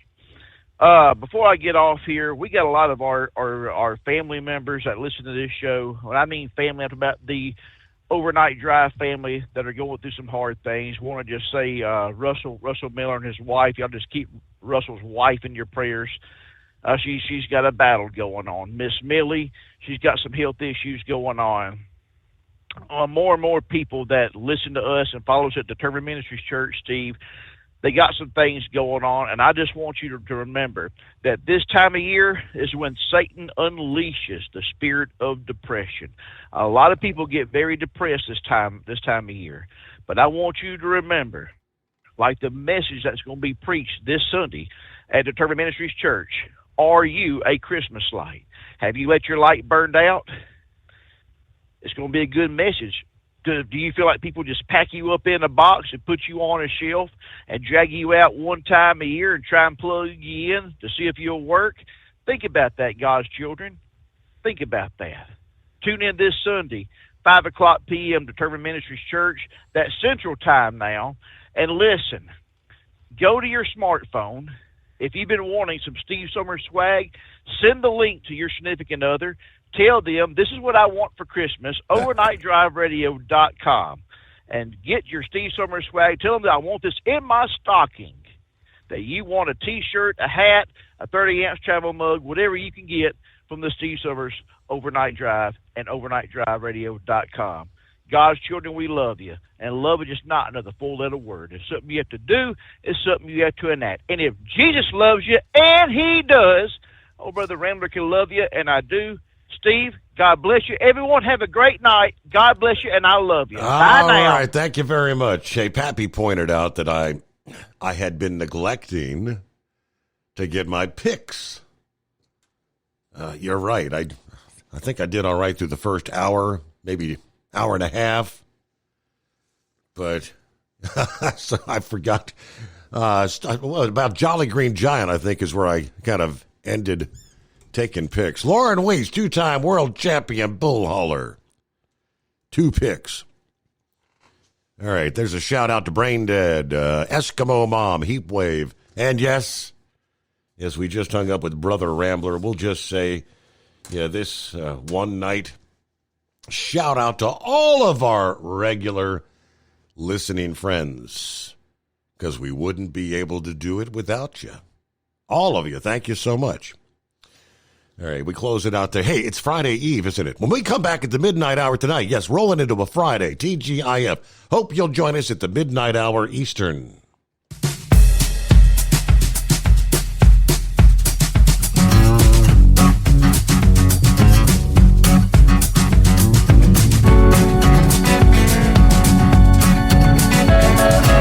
You'll never guess the places that I've been. You never guess the places that I've been. Cause everything is like a dream, yeah, but only in that dream that I live in. I'm never gonna let the day begin. Never gonna let the day begin. Cause everything is like a dream, yeah, but only in that dream that I live in. Don't wake me up before you go, and I'll just make this bed my home. Oh, darling, please just let me sleep. Give me my dreams.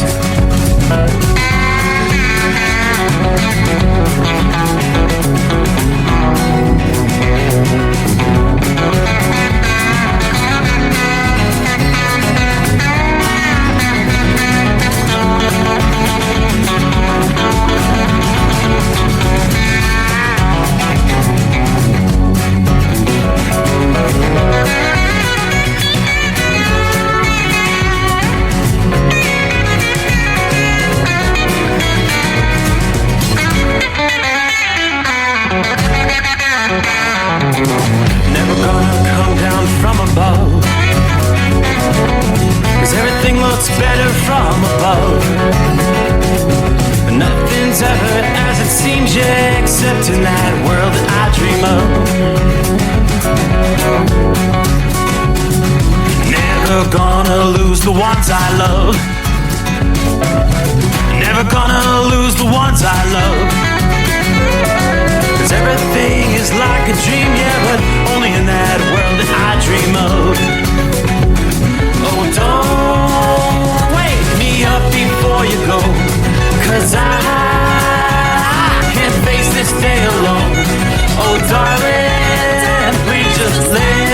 sleep.